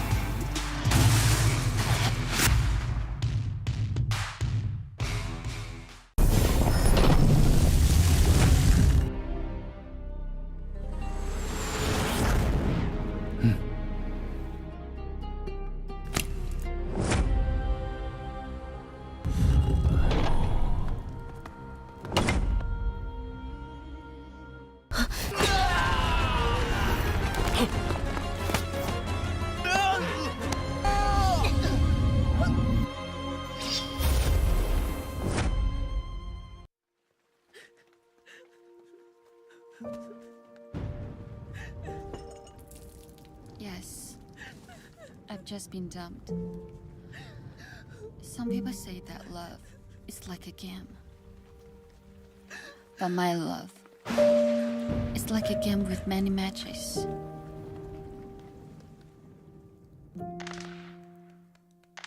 Number 3, just you and me now. Be careful. Shh, someone's here.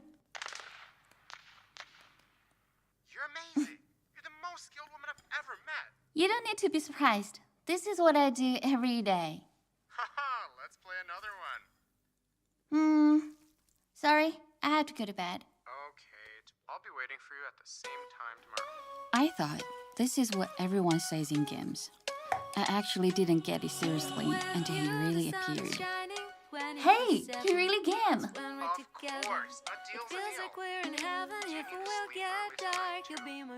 Well, it's why I am here now. Where are you? That was when I found out that he lives in Los Angeles and I live in Bangkok. There's a 12 hours difference and 13,000 kilometers between us. Sarah! Sarah! Sarah, get out of the car! Are you still there? Actually, I'm not even sure how many matches we played before we got together. I'll protect you, baby. Hey, you should have exposed yourself. Got it!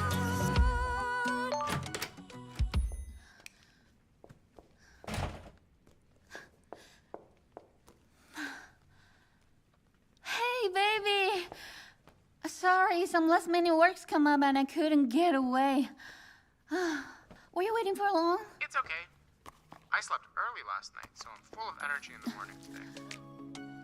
Like all of the other long-distance you couples, ready? we tried our best Today's to match work each is other's so time and share our busy, lives like- with each other. I can't believe that. I wanna marry you. So good, so good. We cherished every match we played. Like all other couples who met in a game, we also brought the same NCT back to real life. Please forgive me, I'm begging you for your forgiveness.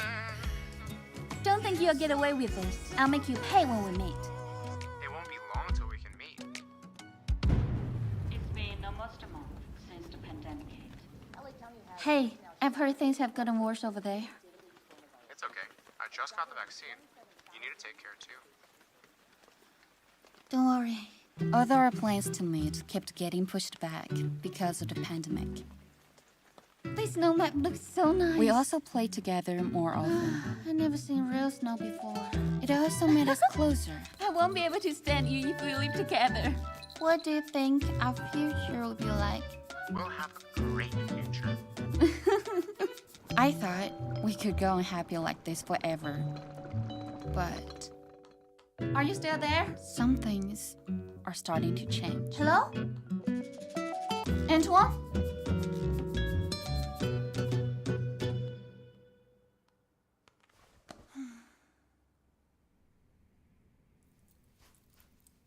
Hey, Antoine. Happy Valentine's Day. Seriously?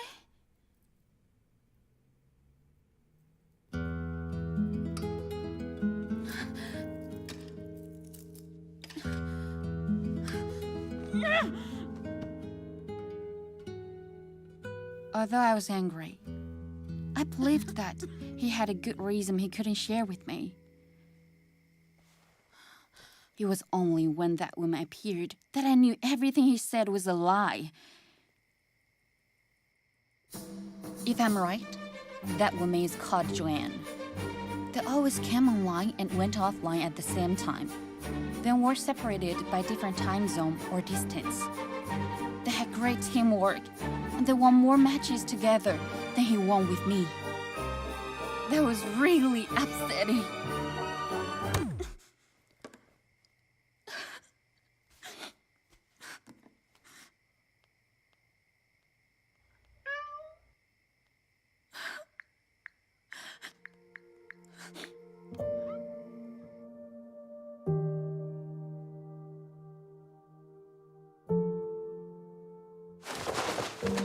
are you going? Where I should be.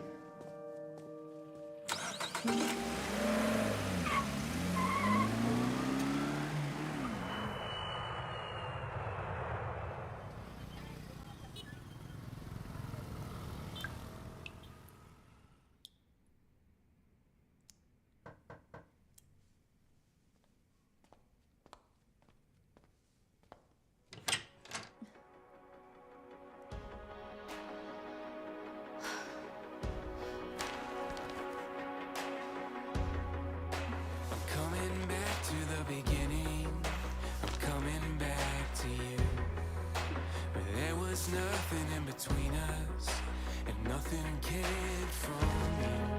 I open up my hands, you open up my eyes, I let go. All I am is yours. You can have my heart, you can have my mind, you can have my love.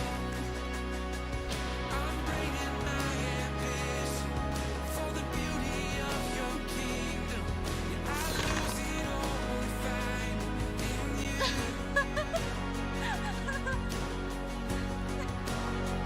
Love, actually. So cliche. This is the snow we saw together in game. Will you come see real snow with me? Yes.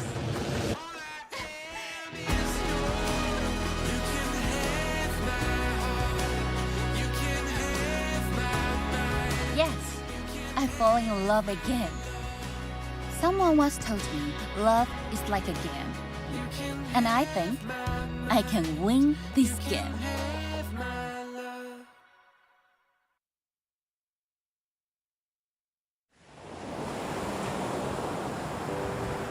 From ordinary to extraordinary, there's a long way to cross. Whenever we lose our way, there's always a light that keeps us going. The light sparks from every young heart. It leads us to capture inspiration in ordinary days. It encourages us to seize the colors of sunrises after the darkest hours and create something amazing with it. We brought the magical color-changing effect to life thanks to a dual-layer chromic bonding process. Place the back cover under the light for just a moment, and you'll see it go from a calming blue to a passionate red, just like the color changing of the sky during sunrise. Presented by RealMe Design Studio. A tribute to those who dare to capture the light. Realme 9 Pro Series.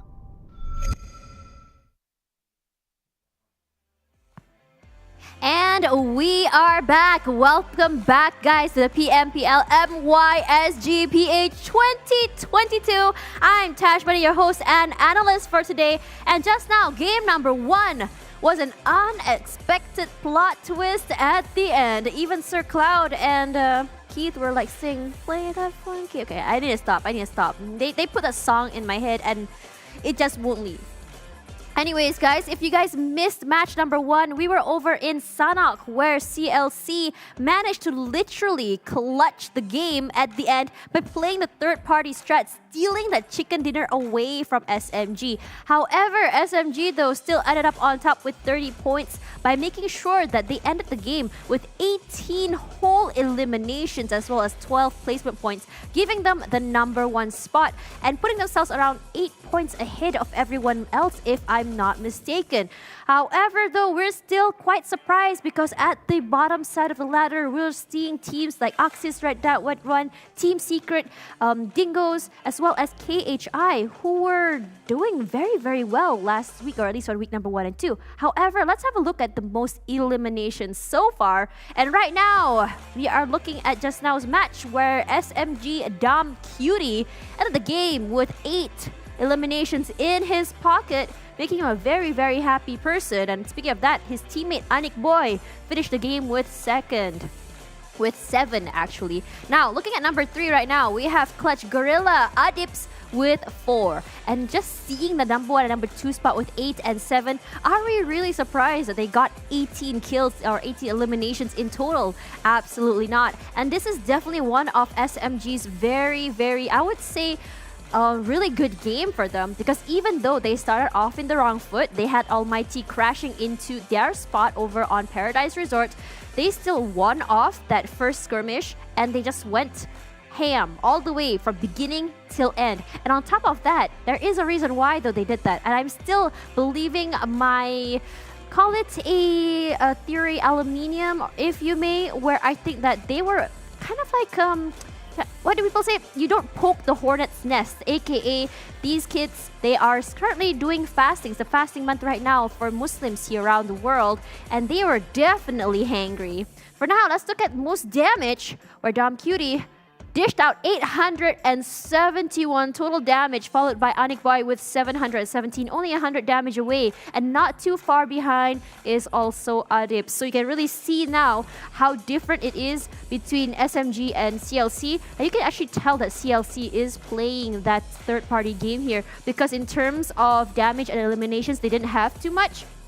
Either way, Adibs, I have to say, the reason why he had the most damage was just now, I'm not too sure which team he eliminated, but his grenade actually caught 2 of them off guard, and they just got knocked out of the game in entirety. And this really gives Clutch Guerilla that boost they need, because right now CLC and Team SMG right now aren't doing so hot, especially this week and the end of last week. We didn't really see that shine from both of them, and I think this is definitely a great way for both of them to start the week, or at least day number 2. So for now, we are just ended game number 1. Let's go to game number 2 after this, where we are going to be heading over to the classic map of Erangel, where groups A, B, C, and D will be playing. We have Geek Fam, R2K, Farang, Lejund, CLC, Team Secret, SEM9, GENEXUS, Homebois, Axis, EVOS, Dingoz, Bosskur, SMG, RSG, MAB, as well as ALMGHTY. Now, what's really interesting as well after the interview with KHI last night is not just ALMGHTY that doesn't really have a designated drop spot. KHI as well, sometimes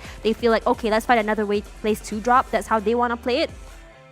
So now we have talked about Group B being the group of death, and I really want to know, because just now the casters never answered me who exactly is in the group of life. I want to know which team exactly is the which group is the least scary, or the group of life, if you may. And right now I am very surprised as well in terms of which teams are kind of like outperforming or doing very well.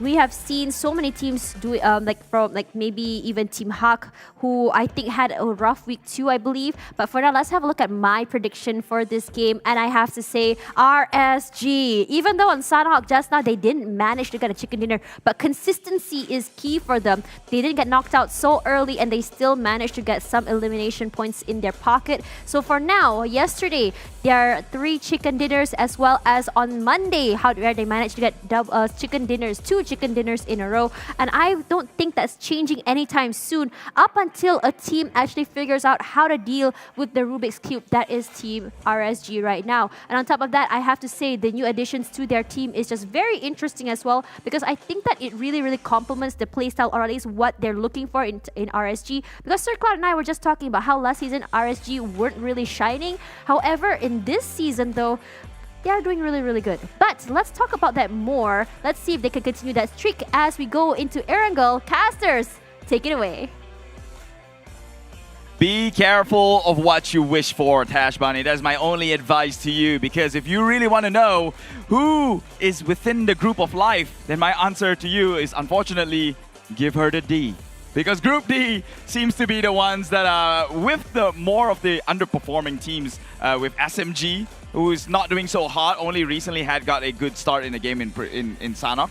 ALMGHTY is within it, and MAB is within it. The only thing that saves them from being a group of a totally passive, or shall I say, lack of words, non-lethal group is the fact that RSG is within this group, right? But then everything else seems to be in more of the majority down in the second pager. At least that's what I think. Yeah, if you ask us that question like just last week, middle of last week, it would be it would have been an obvious answer. Yeah. Right. But props to SMG as well as RSG. They're stepping up their game. Now, within that group, we've seen in the past 2 days, RSG as well as SMG getting chicken dinners. Only 2 more teams, MAB as well as ALMGHTY. Could this be their round? Well, should have, could have, would have. I mean, they're gonna have to play things out in the end of the day. Surely, that's not what Tash hopes for because she didn't make a talent prediction. And if anyone's gonna get in that chicken dinner in this group of life that is Group D, it's probably gonna be RSG. Based on what we've seen so far today, we are always open to be proven wrong. You know this. I've got a big ego the size of an Eiffel Tower. I want it broken down. Right? It pains me if I come out right because I'll say the most hurtful things about these teams. Like previously when I said Clutch Guerilla just whiffed it, you know, and whiffed they got it. Guerilla and they got the chicken dinner. So, hey, I'll take that, man. I'll humble myself for it. I mean, it's always nice to be proven wrong. Well, not really, but you get what I mean, right? Like unexpected stories. Like we like to see those teams that you don't usually see getting the chicken dinner. Even underdog stories as well. In fact, I would like to see this season, let it be the first season that we see a non-Malaysian team moving on to the grand finals. For the first time ever in the PMPL MYSG/PH history. I think that's going to be quite a good possibility, if I'm being honest. Because think about it, right? The slots for the grand finals is going to be 16 teams. Yep. And take week 1 out, KHI has got a phenomenal run so far. They're doing pretty good themselves, and I dare say that they are most likely going to at least end up in the top 16 to move on to the grand finals. Surely. Well, they still need to work hard. It's not going to be an easy people, because we must consider that other teams will start to perform as well. Might start to perform. For example, like SMG. They got a chicken dinner. So that puts them in a pretty good position, at least. Sure. Or have a opportunity to move on to the next round. I agree, but remember the format we're dealing with here. It doesn't matter how well you do in this 1 week run. It matters what you've been doing throughout the entire week. Oh yeah, that too. That's why it's so hard to calculate. Yeah, and it's hard to bounce back because the games that you have already lost, you cannot get back. And so Team SMG right now playing with technically a deficit for 2 weeks now, being in the bottom, together with ALMGHTY themselves. True. So theoretically, mathematically, that would be 2 members down in the bottom. Let's say if things don't change, if momentum don't change, which clearly it did in Sanox. So good start for SMG. But if they still end up down in the bottom, I'm not sure if they're gonna make it up top. But here we go in the second game of the day. It is over in Erangel. Unless if they amazingly finish number 1. Yes. Then they might survive. They will be in the top 16 for sure. Right. Okay, so that's probably, they need to go really, really high up this week. If it's still like a bottom half, I don't think it'll be enough. It'll be enough to be in top 16 for sure, I think. Just barely enough. But they need to get as much points as they could. Okay. Right? Yeah. Because right now, the teams that has been consistently underperforming is unfortunately going to be ALMGHTY and them. Alongside with MAB, although they had some moments there, I think they've got a good chance of making it top 16. They had the John Wick moment. Yeah. Yeah. They do. At some point last week, it became the John and Friends. Yeah. Or John and the 4 backpacks. Or John and the 4 med kids. Now? Oh, sorry. John and the 3 backpacks. Oh, like I'm bad at math, Cloud. Don't throw numbers at me. Sorry, I miscalculated. But it felt like last week there were some days that it feels like all these other teams just was like supporting characters, and he was like that main character in front just fragging everyone. Oh yeah, hands down. MAB John, that's the one guy to look out for, right? Oh yeah. The second to that is probably Iftar. But will they be playing this time around? I believe so. Group E will be sitting out. That means no Yoodo Alliance 4 rival, no Team Hawk, no TABAH NC, no KHI, unfortunately. And the circle shifts all the way to the east here, favoring the like of Axis, redONE, who's now playing in Kameshki Stalber. So no military-based teams. That means, well, anyway, the circle is on the right, so it doesn't really matter. But you know what? There could be, because there's no teams in military base, right? There could be an interesting rotation that people wouldn't expect. for example, like MAB, they like to drop into a ferry pier, that area. Yeah. What if they take the bottom route? What if they take the military base route back up through Novo, up back north onto Milta? It like, is a like no one would possibility. expect that. Yeah. Yeah. I think that's a good way to go around it, right? It's loot unclaimed. You might as well take one for yourself. It is a battle royale. Got to be a bit more selfish. And talking about being selfish, neighbors shooting across each other. That's going to be Homebois against RSG here. Just trading shots. It's a drive-by. Didn't think we'd going to see you here in Arangel, at least. Oh, well, someone missed their step there. Well, you play dangerously. You live life on the edge. You pay the price. That's why, as a kid, whenever your parents are driving, they'll tell you don't put your head out of the car. That's exactly why. Yeah, Tash just got afraid a little bit there because she just voted for RSG and they lost the member nearly like that. Luckily though, small boy, he's a small boy, he's growing, he learned his lesson, maybe not to stand up straight while the car was moving, yeah? Well, he has definitely grown a lot. Since back in the day. Well, he's grown a lot in his career as well. Now moving on to taking bigger roles in his team, being the in-game leader. So there's a lot of responsibility for a team that has been around for quite a while. And talking about growing the roles as well. So Insomnus is actually in the same position as Small Boy. So he was a fragger before this. And after Luxy left, he too grew into the role of being the in-game leader. Yeah, I like how they use the verbiage there, the word grew. So, like, this is going to be torn apart by the community, right? Because I know one gets the spotlight more so than the other. So is leaving the fragger role, which is undeniably more flashy, to become an in-game leader, is that an upgrade or a downgrade in your opinion? I mean that's up for debate, right? Yeah, like you know, like if in football, right, everyone looks at the person who scores the goal, right? But who cares about the goalkeeper? People look at Cristiano Ronaldo; they don't care about the goalkeeper, Who cares or even the captain himself. Exactly, right? I mean, yeah. Now that you put it that way, I don't even know if it's an upgrade or not. It's different roles. Oh, we'll just settle with equally as important. Yeah. Like you can't live without one another, right? Yeah, I'll tell you who's not equal though. Who?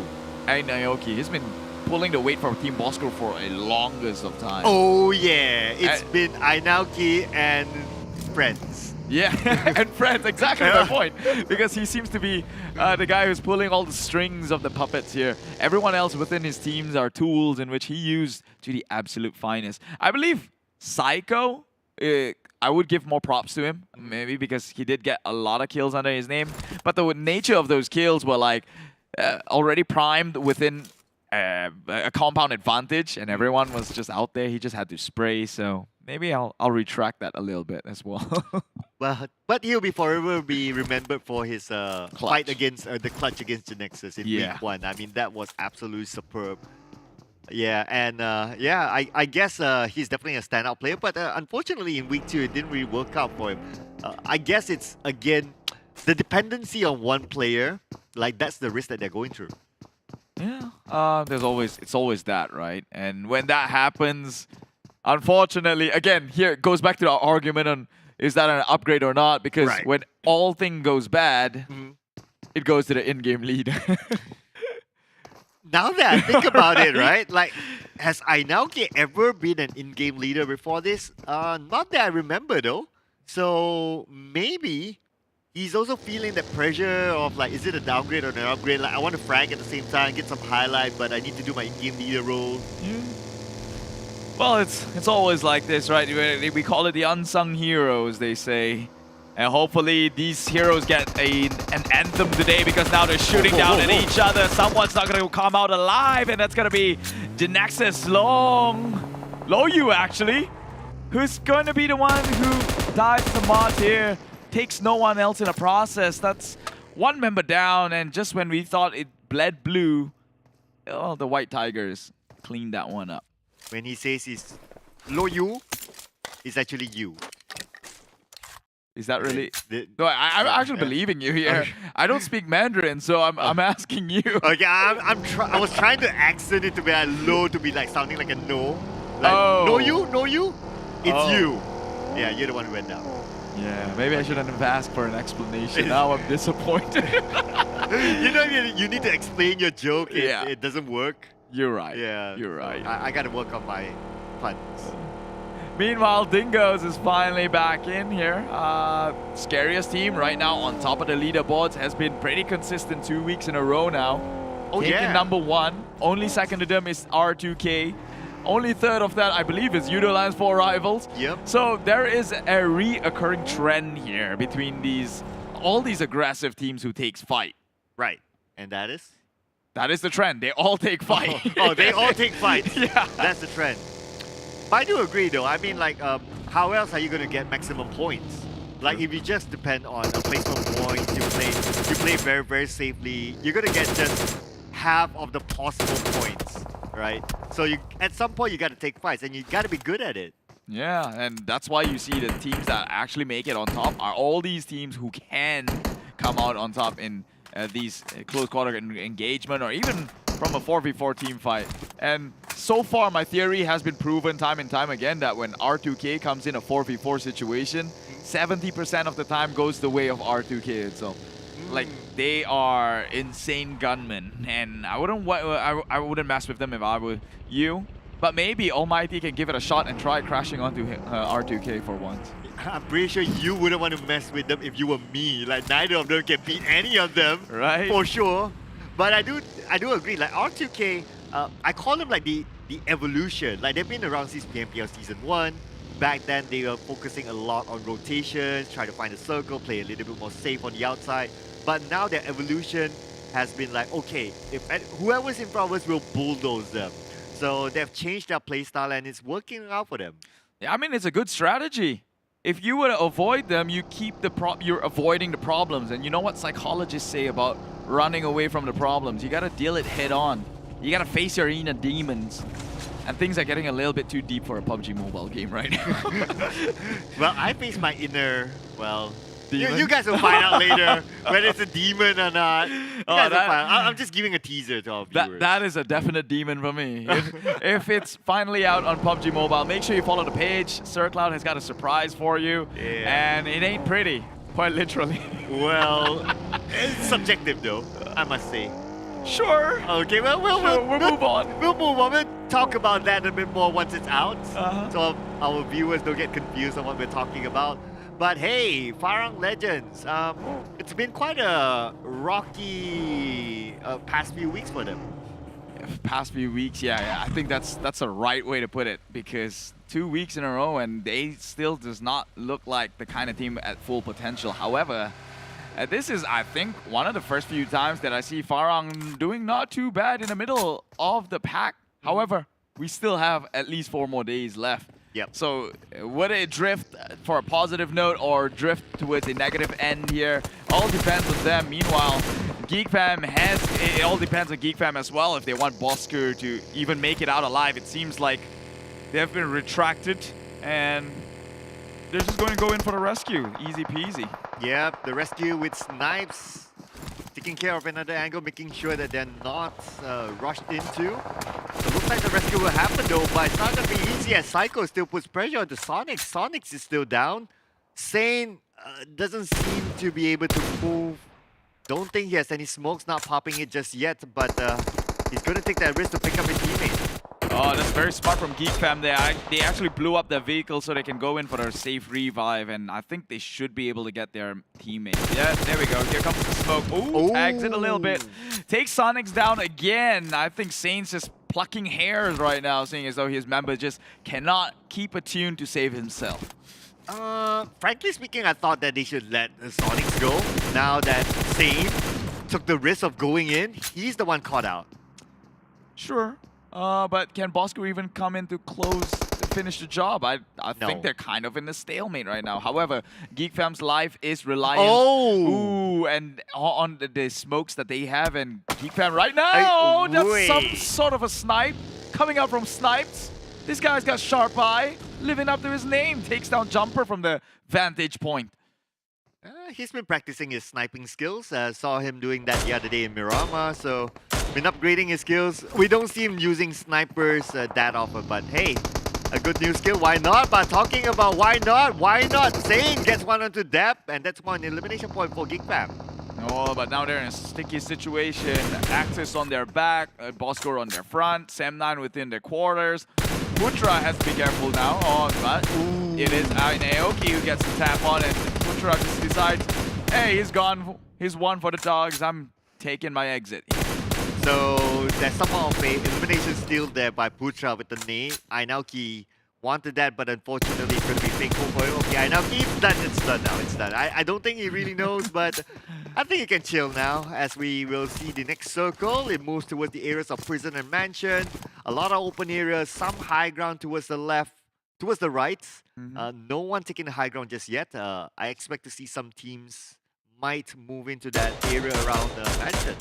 I believe SEM9 has already made the movement towards claiming a high ground. However, they're playing with one member down. And, well, talking about one member down, Axis, Kacham Susu. That's going to be put to an end here as now they try to push onto the compounds of Geek fam. It is just the two of them. And just the two of us, the song does not stand the test of Micah! You missed the door! You nearly actually paid the price, but man, that drop shot saved his life. I know, right? That reflex, that was like insane. He could have lost his life if he let it go for like one more second or so. Quick thinking. They were on their feet here. Meanwhile, Dingoz R2K, it is going to be quite the treat here. Take me away, Sir Cloud, as Harm now gets taken down. Yeah, he went into harm's way.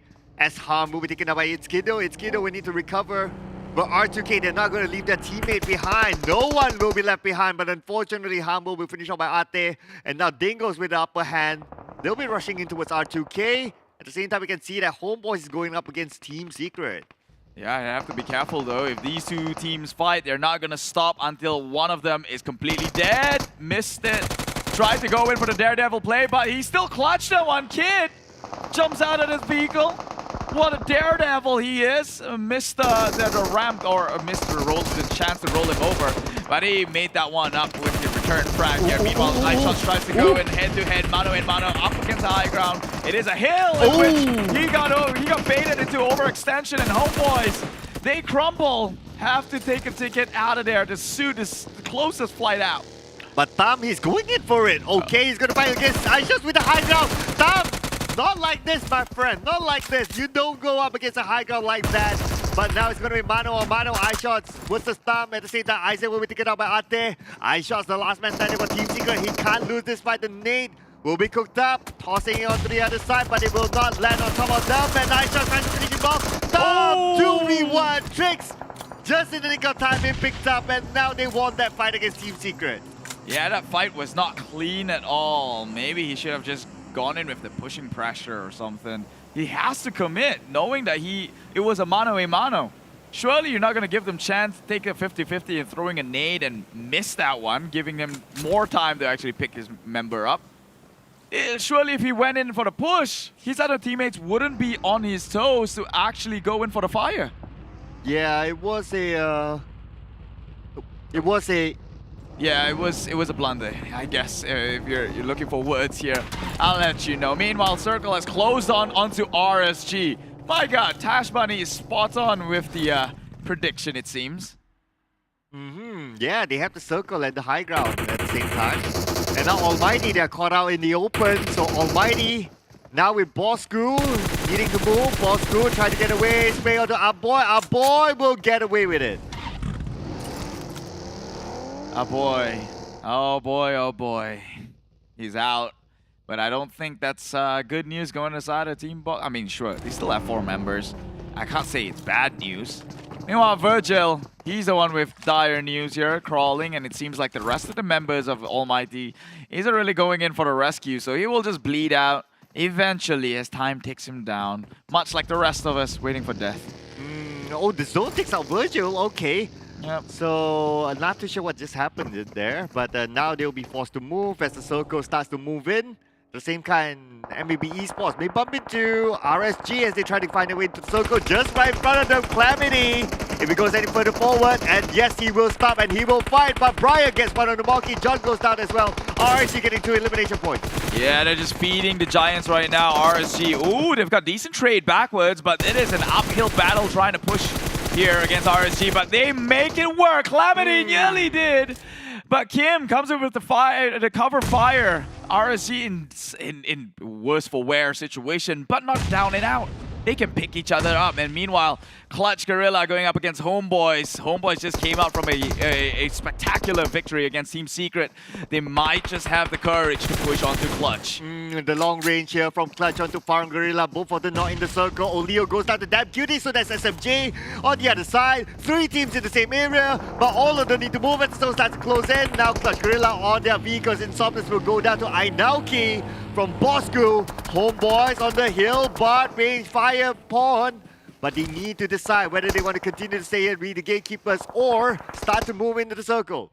Surely they are pressed for time here as this circle seems to be playing within opens. Only RSG has compound, but maybe they can make hills work. Almighty going up against Axis. Axis has the edge with a single member up on the far side to give him some cover fire. Well, I don't think that cover fire is necessary as the amount of nades that's coming out from their side is deterring a push here for Almighty. So they will not overcommit, and nade goes lopped on forward onto the buggy. So luckily, Moxie will not just give his life away. Oh, Jumper is still active though. So they need to be aware, they need to be careful. Jumper cooking up one of his nades. Jumper tossing out the nade onto the side of Moxie. Will it land onto Moxie? Yes, it will, but not enough to take it out just yet. The molly will be tossed onto the other side. Jumper just buying time for himself, making sure no advancement from the enemy. At the same time, Moxie cooking up on his nade. Jumper trying to find a high ground, but the nade on the Jumper will land, but not going out to take it down just yet. Oh, it seems he held his ground despite the ballistic damage he took. Toss one Molotov forward that should deter them from pushing in forward. Oh, Moxie! Oh, he just stepped in the lands of hell, or the fires of hell here. Got burned a little bit. Will need to touch himself back up before he gets into 3rd degree burns here. Will be aided back to full HP. Nasty now moves a move forward. Toss a grenade forward though. It was really nearby. It does clip onto everyone. They're pretty low.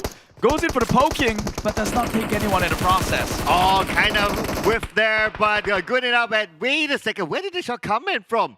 Was that a shot from behind? Okay, Nasty got Jumper. Micah coming in from behind. Okay, so it was Micah going in for the backstab, taking down 2 of Almighty, and they're being eliminated. And Axis Red One wins the fight. Yeah, they've got 5 kills. Axis, they are back, it seems, here, but also RSG, who has all the advantage in the world. Circle closed on them. They've got the members all healthy. They just won out of the team fight against MAB.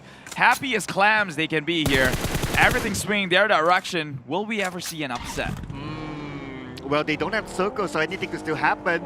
But Small Boy getting onto Izane, so no upset there. He's happy. He gets that elimination point. But just look at the circle. Most of the teams are on the outside, so Axis One chooses to move in quickly, and they'll have the advantage at the side of the circle. At the same time, EVOS Rapid takes down Team Bosskur. Team Bosskur, it seems like we've been saying this team, we've been mentioning their names in our mouth for the longest time, but it is EVOS that's the one being forgotten here.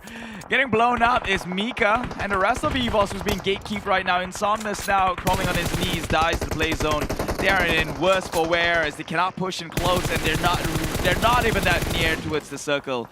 It was a far path to travel here, one that's full of danger. And look at who's smack dab in the middle. I do believe it is RSG or GENEXUS right now. Oh, 10 eliminations for RSG. Okay, they are in a roll. And they are still, they are the only team who still has 4 team members, still a full squad. Now Axis Red One needs to move forward, but they need to deal with SEM9 as they move in. Well, that was an easy dealings here. I don't think it was up for negotiation. SEM9 just in the open has got no leverage whatsoever. That'll be EVOS down, SEM9 to join with. A lot of the big names getting taken out here. Now SEM9 Manparang still carrying it for his mates. Meanwhile, GENEXUS and SMG, it's SMG that falls in short. GENEXUS will be the one who's walking away alive. Can they pick up the rest of the members and maybe turn things upon their favor? They can still fight this one 3v4 against the like of RSG. But now Axis coming in to upset. And Jumper just eliminated his own teammates from SEM9, so he had the last lap there. RSG is still in this. RSG now with the long range putting pressure to Axis Web with his own favor. Where will go up, will go down, but before that, Homebois will be eliminated. And RSG has the circle. This could be their chicken dinner. Like I mentioned, man, everything swung their way. They are happy as clams, and that seems to continue here in this game number 2 of day number 2 here.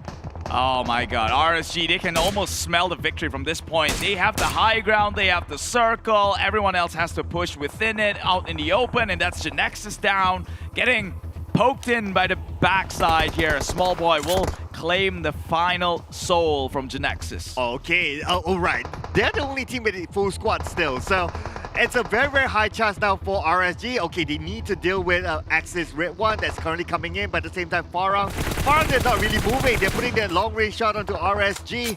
They could be the kingmakers though, as Axis redONE gets one onto Kim. RSG falling apart. Yeah, Axis Micah OP might just be the guy who stops them in their tracks here, but it is the rest of RSG who's now up and well. Rex falls, small boy as well. He just made this game possible for the side of Axis redONE. Look at that, RSG only one member remaining. The tides have turned. Yeah, the tides have turned, definitely. Oh my goodness.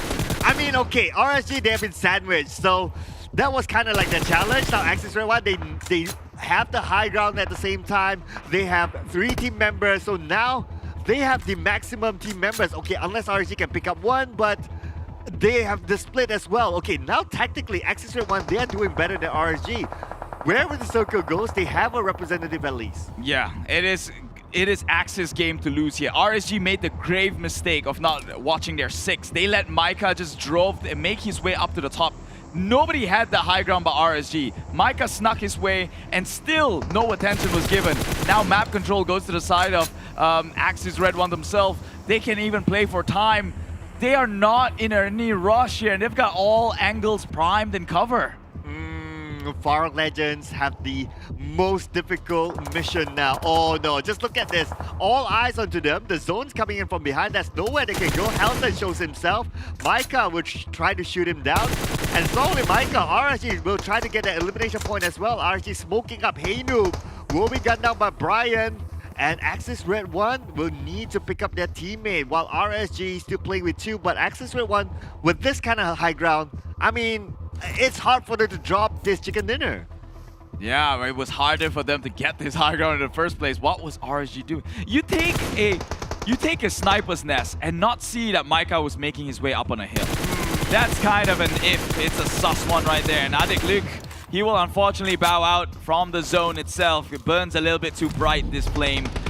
Meanwhile, now again, see, this was the car he was driving for the longest of time. How did nobody see that? Now he makes a rotation safely into the circle, although out in the open and in the low ground.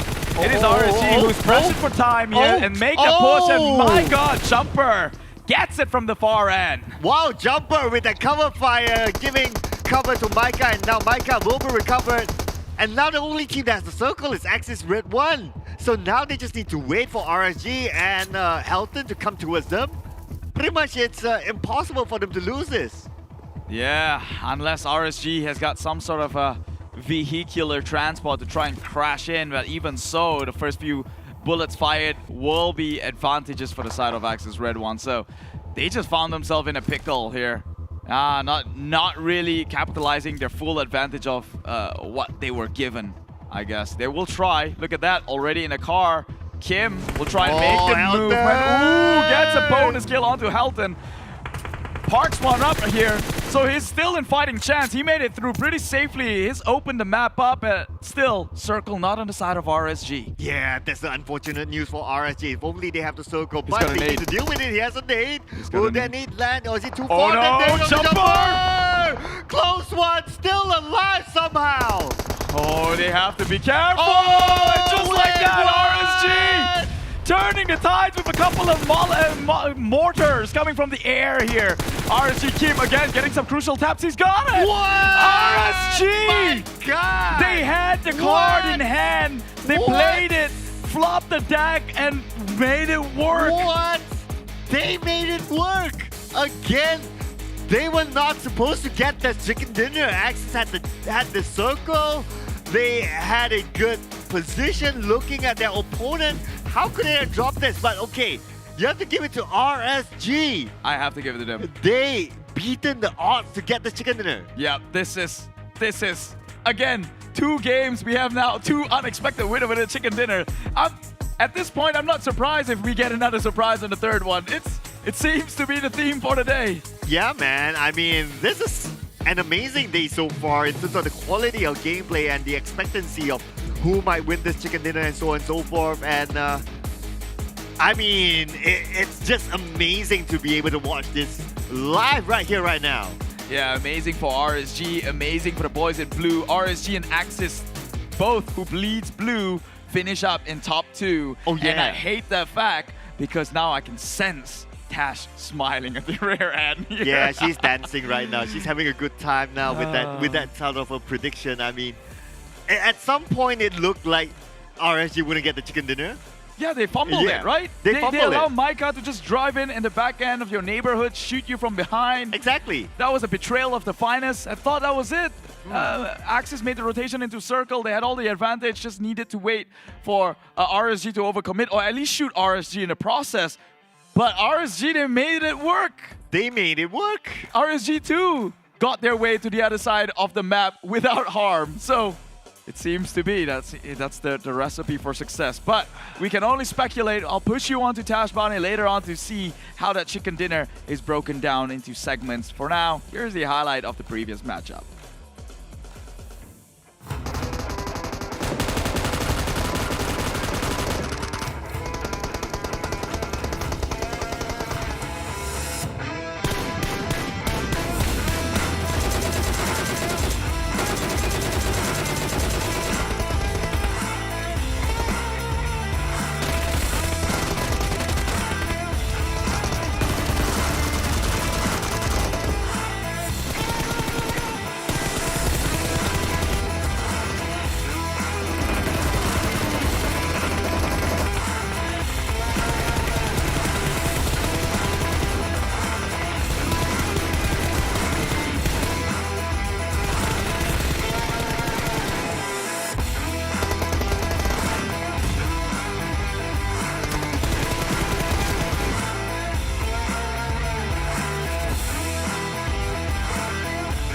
Welcome back to the analyst desk where again, my predictions reign supreme. I'm Tashmani, your host and analyst for tonight, where once again, 2 days in a row, my predictions seem to be checking out.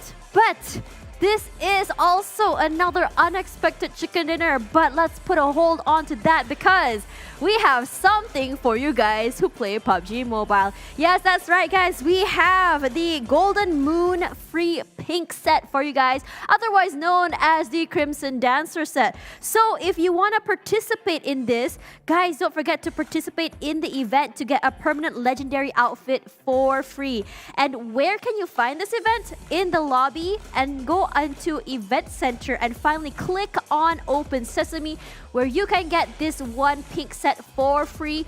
And to top it all off, this is permanent, guys. You can keep this forever. So don't worry about it, guys. You aren't going to be playing the game in your, I wouldn't call it a newbie skin, but let's just call it a newbie skin. I don't know. Let's ask our casters what they think of those clothes later. But for now, we also have another thing for you guys, which is the Golden Moon login, happening from now all the way till the 8th of May. You guys, every time you guys log in cumulatively during the event, you guys will receive exclusive Golden Moon avatar, an avatar frame, and a permanent Ruby Fairy dress for free. And most importantly, it's pink.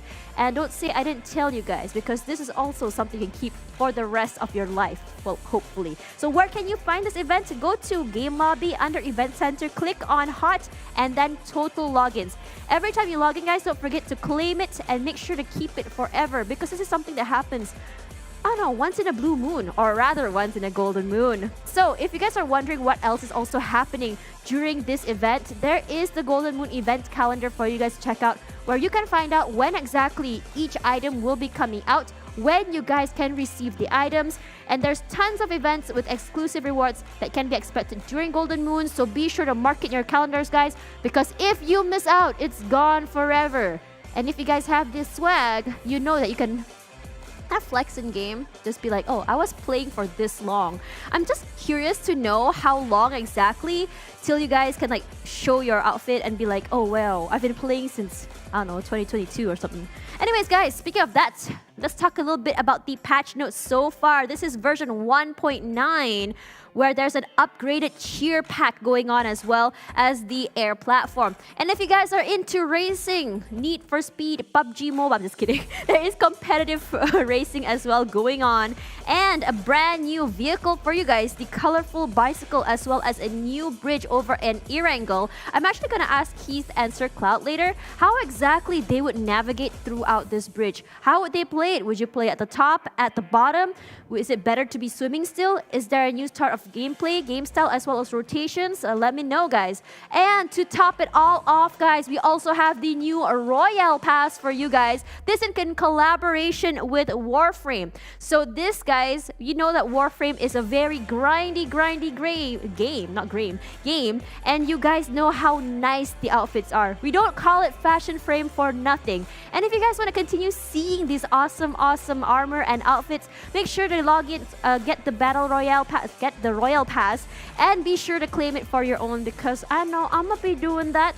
So now, guys, now that's all wrapped up, let's talk a little bit about that game. Game number 2 of the night, where we saw another, I wouldn't say upset, I would say plot twist right now, but let's have a look at the rankings first. So, in terms of rankings right now, RSG again, every time they do really well, they always get above 25 total points, and in this case it's 35 points. I don't know if this is the highest we've ever seen, but with 20 eliminations in their pocket, and on top of that the 15 points they got from the chicken dinner, that puts them way ahead. This is 10 points ahead of Axis redONE. And what's more interesting about this as well is the fact that Axis redONE finally is making it through. I would say that just now in that last match, Axis should have gotten the chicken dinner. The rotations were immaculate. I am just so shocked they didn't get it.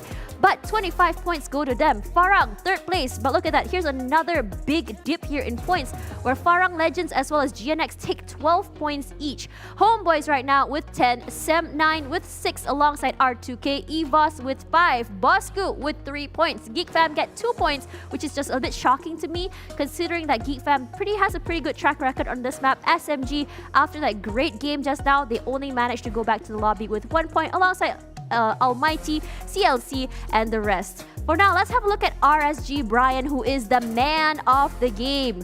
10 eliminations all on his own. That's half of the total team's eliminations in his pocket. And look how high the amount of damage he dealt. 1,181. And the amount of MVP points he got, more than 4. In terms of elimination distance, it's not too far, 175 meters, but the team contribution for him is very big. And honestly, I think that a lot of those big clutch moments, he really did it. Well, he did get knocked out by Snipes, I believe, just now. His teammates and him managed to stay alive even though they have only 2 members left. And this collaboration between the 2 members just really add that layer when it comes to RSG. In this situation, RSG, what I can say is one of their biggest traits is the teamwork. While we are going to be seeing some players do a little bit more than others, but the teamwork is still definitely there. You're gonna have a bro with your teammate for sure for RSG. So now let's have a look at the weekly rankings, where right now RSG, the only team to not only have passed 100 points, they are now 122 points with 4 chicken dinners. This is only night 2. Guys, are you serious right now? GENEXUS still also maintaining 2nd place with 73, and SEM9 right now climbing back up to 3rd place with 59. Yoodo Lions for Rivals gonna fall down a little bit with 57, and now tying it up with SMG, and now we have NSEA as well tying up with 5th place. So let's have a look at the bottom side of the ladder, where right now ALMGHTY only 11 points, didn't really go too far. But if you look at Bosskur, Dingoz, Team Secret, Geek Fam, and THQ not doing so well. CLC as well, kind of dropping down that ladder for a bit. For now, CLC, THQ, and Geek Fam going to be sharing 28 points respectively. And this is what we talked about. The teams that are always up there, like Team Secret, Bosskur, Geek Fam. These are teams that we always see up there in terms of ladders from so many different seasons as well. I'm not too sure what's going on, whether it's because this week is the final week or something, or if they're trying to save their strats for another week. But honestly, I would really like to see more from them, especially because there's a lot of, maybe Team Secret, not really. Maybe they think they can just take it easy because they are already qualified.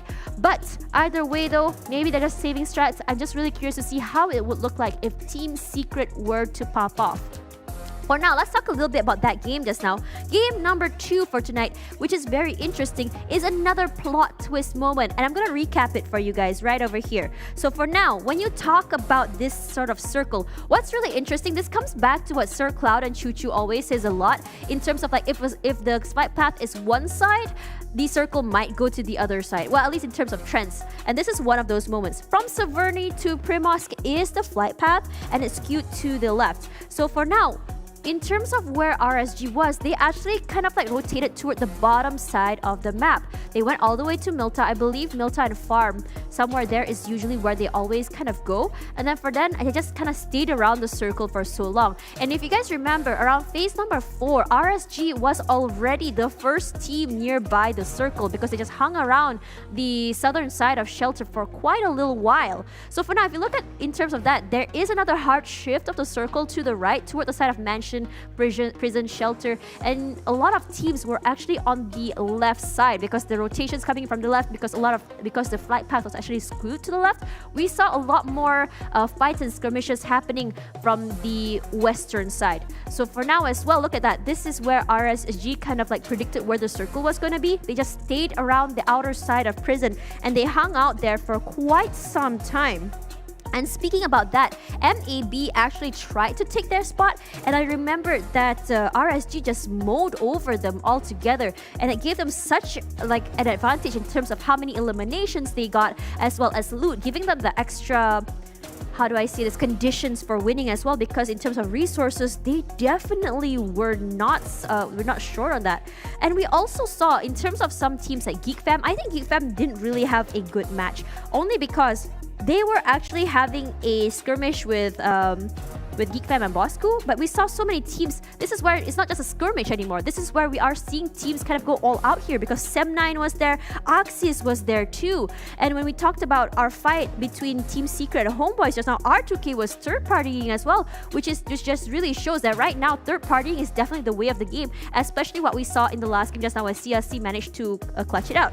So now let's talk a little bit about this final circle here. So that final circle, while it did for a majority of the time skewed toward RSG, at the end of the day, it went toward Axis. Why did I say it went toward Axis? Well, honestly, because Axis was a little bit better in terms of their rotations. They sent Mika to go back on the backside to just backstep RSG. And while it did for a little while, did work out, the problem is when Mika was actually rotating back.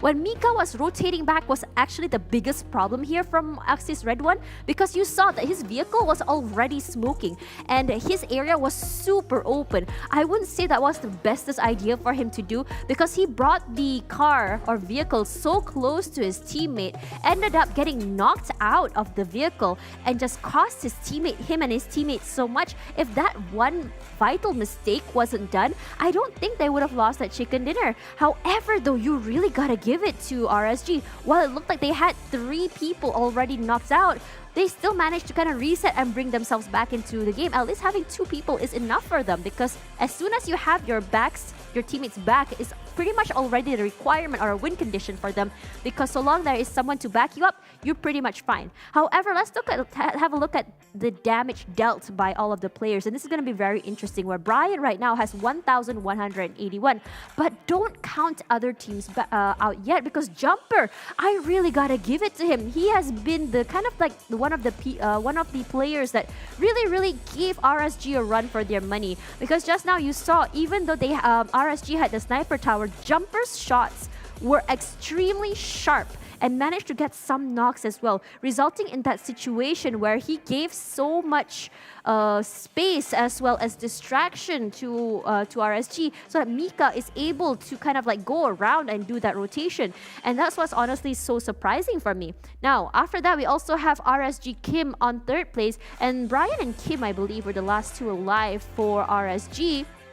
And as I said before, the only requirement for RSG to do well is to have at least one teammate around to back him up, because this is where RSG's communication and teamwork come into play. You have a look at their crossfire, you have a look at how much information they can get from one side and how they react. If say one person is kind of shooting you or attacking you from one side, you can expect a reaction from the other side, or at least a bait and switch method that we've actually seen from RSG as well. I've actually seen it from Team Secret as well. I think we saw it, I believe it was last game, or was it last game from yesterday? I'm not too sure. However, I think RSG pulled it off a lot better. So now in terms of elimination and damage, RSG 20 eliminations and 2,917, putting them almost at 3k total damage, and that's super high. That's the Petronas Twin Towers right over there.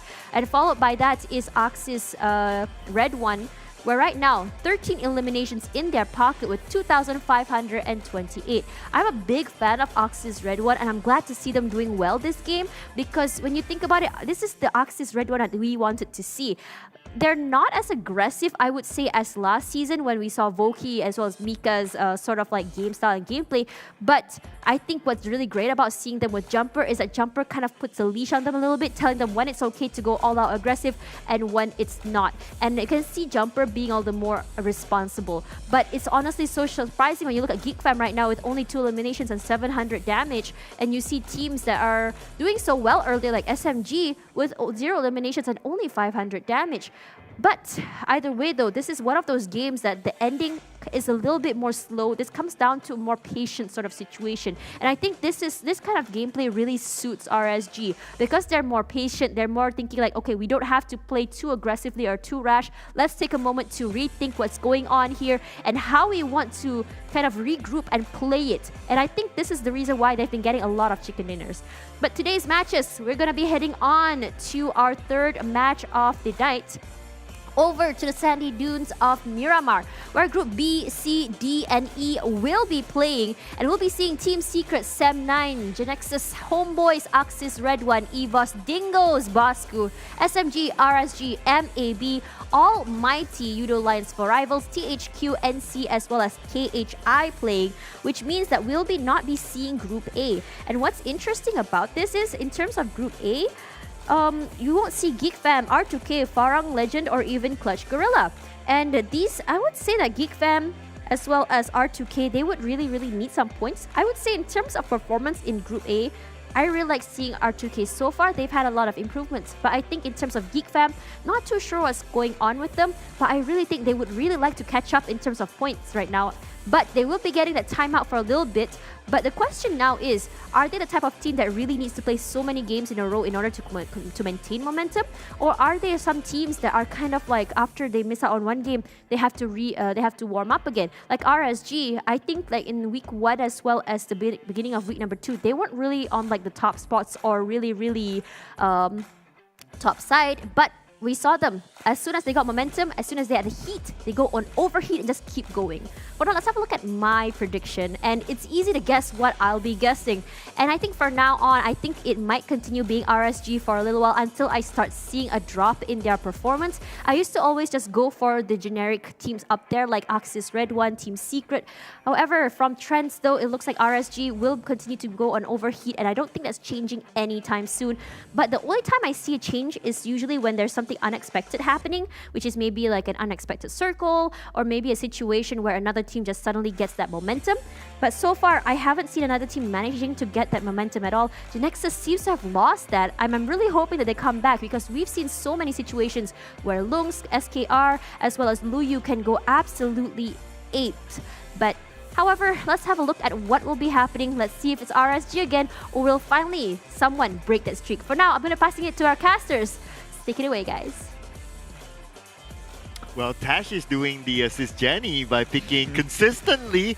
But hey, can't fault her. I mean, RSG, they've been on the roll since Monday. It's not a sis, Jenny. This one has merits, and I can't, like you said, you can't fault her. RSG, they're steamrolling. Since Monday, you say, so they're still on this train track, right? They got 3 chicken dinners, now they got their 4th in the bag, and it's only the beginning of this week itself. So much to look out for here, and it's just sad that it had to be towards the end of the last week of the competitive league, right? If only they turned on way sooner than expected, could have been a good thing, right? Yeah. RSG. I know, right? But, well, yeah, with that kind of performance, you can see them in the grand finals. But nevertheless, what we can see as well is our official smartphone partner with the Realme GT2 Pro that's just right in front of us. And of course, we would like to thank Realme for partnering together with PUBG Mobile to support the young talents in esports with the best-in-class products, which is this phone itself. I mean, I wish I could take it home, but well, I can just enjoy the sight of it in front of me almost every day. I mean, unfortunately for you, even if you take and run away with this phone right here, it's got no network, right? Oh, yeah, so true. if you take this phone, you kind of have to still subscribe onto Yoodo. They are the official digital telco partner for this event, that is the PMPL MYSGPH. Yoodo is offering you a free 5 gig internet and as if you thought that free 5 gig is too small of an offering, 20 gig, how about that? 20 gig for you to play PUBG Mobile. Dedicated for PUBG Mobile. You know, it's Yoodo. You do it better with Yoodo on your side as your more preferred network. So why don't you go on to it anyways? Plus, it's all customizable. That is kind of the selling point. All right, and speaking about predictions earlier on, right? So how are you feeling about GENEXUS now? You've been a big GENEXUS fanboy since last week. Okay, I will give some doubts onto the prediction that Tash gave, right? All right. Although it's with merits, she mentioned that the results only change with like, let's say a scam circle, for lack of better words, right? Right, okay. She did not mention that RSG got circled this game as well. True enough. So that's a factor too. They could have also got things swinging their direction. But they didn't get that final circle though. Surely didn't, but hey, let's say they didn't get a circle at all. Maybe they'd die in a rotation. Okay. Right? So you would like to challenge RSG if they do not have the circle, can they still get that chicken dinner? No, Can they still maintain it I'm up just saying that things were swinging their way for the most part in that game, right? Which got them towards the last few circles. However, I'd like to see myself get proven wrong that it's not just a circle. I'd like to see RSG actually get a second one because I think it's another Boys in Blue who's going to get it on top, and it's either Axis or GENEXUS. You know what? I'm starting to lose count on how many chicken dinners RSG is going to get like this week. 4. It's already 4. Yeah. Right? If they get the next one, it's 5. It's 5 in 2 days. They broke the record of the fastest team to get more than 100 points in the least amount of time. And they nearly broke the record of the most kills within a chicken dinner. Nearly. Nearly. They got 20 eliminations. That was the record held by GENEXUS. So they did it first. Yeah. If only they could get that one more kill, that could have been theirs for sure. Yeah, man. I mean, well, let's see if that changes. Of course, this is Miramar. We know how rough the map can be and a lot of high grounds to play with. Hey, I mean, if you're a good shot, if you're a good sniper, you probably can get a lot of elimination points and maybe break the record. Yeah, is that foreshadowing for Geek Snipes? Because he's not playing, unfortunately. Yeah. So as much of a sniper as you are, they will be sitting out as well as the likes of R2K, Farang, and Clutch Guerilla. So R2K is out. You know that's a lot of firepower pressure being taken out from the entire battlefield itself, but this also means some teams get the chance to stand back up. And KHI, TABAH NC, Team Hawk, and Yoodo Alliance, they will now join the party.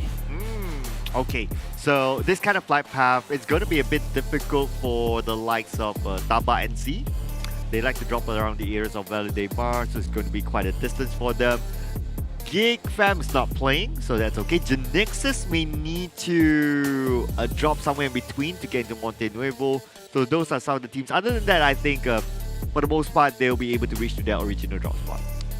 Well, you already see TABAH NC trying to make that rotation to a secondary drop spot here, but yeah. I believe Are they crashing with GENEXUS? I remember GENEXUS was brown, but right now they're stacked upon each other.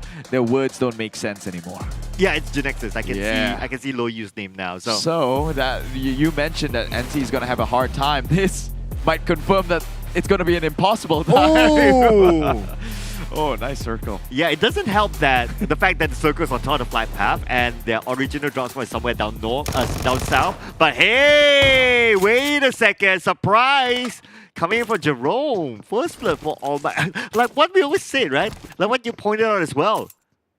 Their mission in this final week is just to crash into anyone. I like it. It actually changes the way the MY region actually plays the game, right? Sure, it's good to have ethics, morals, and gentleman's agreement, but this is how the game should have been played. People crashing onto spots, fighting for the spot, and coming out and made a victor speaks for itself.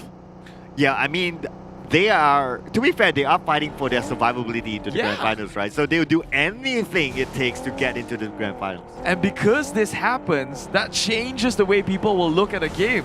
Because for the most part, usually, at least for the MY region, because they operate on gentleman's agreements, they wouldn't expect some sort of disturbance at minute 0.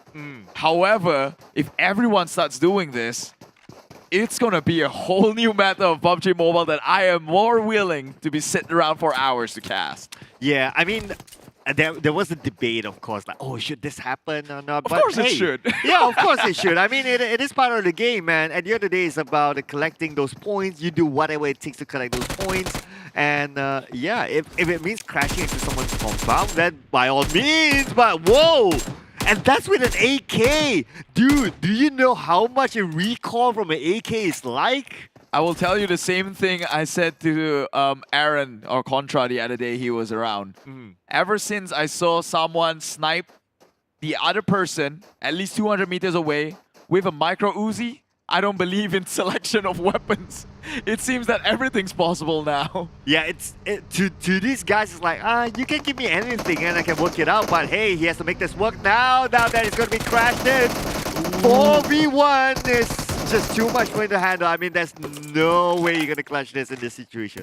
TABAH and NC made a good read though. They immediately took a car and get out of the situation, seeing as though that, although they didn't know GENEXUS was the team that crashed so nearby them, they didn't want to stick around to find out. They're on unfamiliar grounds, like you mentioned. They want to go more into the southwestern side of the map, so they immediately took a disappear. Out of sight, out of mind. They got 4 members alive, and currently is making their way into more familiar lands to stick back to the game plan and getting a points out of it. I have a feeling they will change their drop spot or their rotation or their loot spot. I have a feeling that they'll go towards Geek Fam's drop spot because it's nearer, and after that they need to make a U-turn into the circle, which makes more sense as compared to going way down south and making it back up. Well, sure, that's one thing to consider. Oh, indeed. So SMG, damn cutie. He's got 8 kills in a previous game. Would you like to add on 9 onto the resume though? Or get shot in the process? Hunter or the hunted?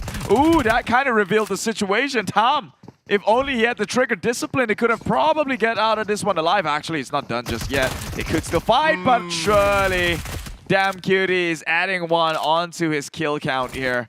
9 kills plus the 8 that he did on earlier. I agree with you though. If only he had that trigger discipline, if only he chill, he just wait at the stairs, he could have get that preemptive strike. Yeah. So because he decided to move, and as you move, you shoot, run and gun, the recoil is a little bit iffy. He lost his shots and the counter fire onto him, and the rest is history. Well, his history too. He'll be buried in a sands where his friends will never find his body because they had no idea where he was. He was alone. Yeah, man. now I question, why is he alone? Good question to ask. I didn't catch where they dropped out, Ned, but I guess we've got Tash for that. For a reason. Yeah, true. Let her do her job. Right? Yeah. She predicted RSG, right? I mean, she ain't buying us coffee or something for us to do her job, so she's gonna do her thing. Meanwhile, and break it up for us later. Meanwhile, BUBU, BUBU got taken out by SEM9 in that very far AK shot. It seems like Homebois is getting revenge of their own here. Nasty now goes down. Oh, we're not seeing the action. Oh, that's now a you are. far shot though. Iron Pro, again with the iron sight. Well, not really an iron sight, but I get the reference. But would there be enough time to pick Nasty up? No. I guess his teammates would just need to let him go. If they show up, they'll be gunned down. Yeah, but I mean, Almighty is that one team who's expecting to get gunned down, right? That's why they're crashing into people, it seems. True, and they were the ones who crashed into Homebois in the first place. Oh, well, the tables have turned, didn't it? This is why I love PUBG Mobile. I love it playing PUBG Mobile at its rawest form. No set drop spot. Go for it. Fight for the location. That's what Battle Royale is about. Totally agree. What satisfaction or royalty do you get in your drop spot in which the circle closes onto you? You get nothing. True? Right? True. Take it like a man. Yeah. Yeah. Take it in. Oh, okay. Let's not go that far. Oh, okay. Wherever this reference is going. Meanwhile, that would be Anik Boy, who is not yet a man. He's a boy who gets the alarm there. So immediately the entire squadron made the rotation over SMG. KHI, meanwhile, they, I believe, sat out in which map? Well, screw it. Oh, yeah. Yeah. But anyway, what's important to note is that H2R is playing again. But this time, a different composition. H2R is playing together with Rankid and same team. I mean, we did talk about, like, okay, not playing with Rankid. Statistically, they gain more points. But hey, now you have H2R who played in those games and statistically gathered a lot more points as well. So you have, I don't know, maybe the best of both worlds? Sure, or are they opposite? just... Maybe this is their solid composition, right? Maybe. It's just that maybe nerves got to the best of them, and so they had to switch things up and things got better. Maybe Rankid finally realized, like, hey, I've got my mojo back, send me in. And so, yeah, they'll be playing with a new stack here. Or they could be just experimenting, which might just bite them in the back. Well, yeah. At this point, we don't know, right? Because the compositions change, and then some of them work, some of them don't. And when we say that, oh, when Rankid plays, or rather than when H2R doesn't play, they don't perform, but they still got that chicken dinner yesterday, though. So, I mean, how are we going to criticize that? I mean, RSG changed a lot of roster, but the one that works seems to be the one that stays. Yeah. So maybe they want to take a page out of RSG. Meanwhile, take a look at the closure of this circle. El Azahar seems to be the town where all the tourists will be paying their visits. So it's going to be Axis Red 1 making that slow rotation like how they always do. They always do that. KHI still staying away from the middle of the circle as well. Not a team that has a lot of confidence just going straight in. But look at SEM9 and Team Secret just side by side with each other. That could be a El Clasico waiting to happen. They always have an El Clasico at this point. It's know, just right? another walk a day in a park. But look, Team Secret's got the upper advantage here. They're the ones who made the rotation in and could be the one gatekeeping the like of SEM9 already.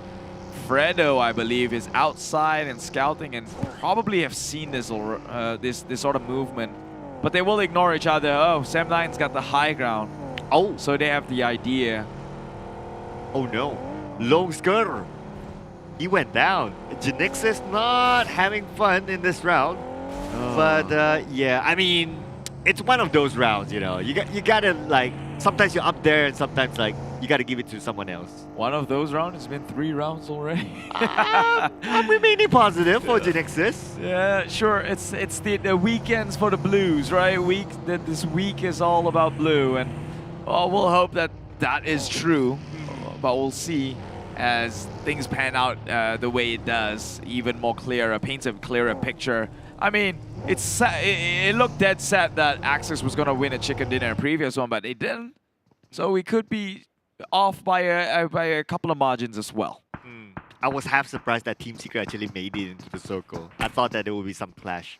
But talking about clashes, looks like Damn Cutie went down. And we're still at 16 teams, though, after all that commotion earlier on.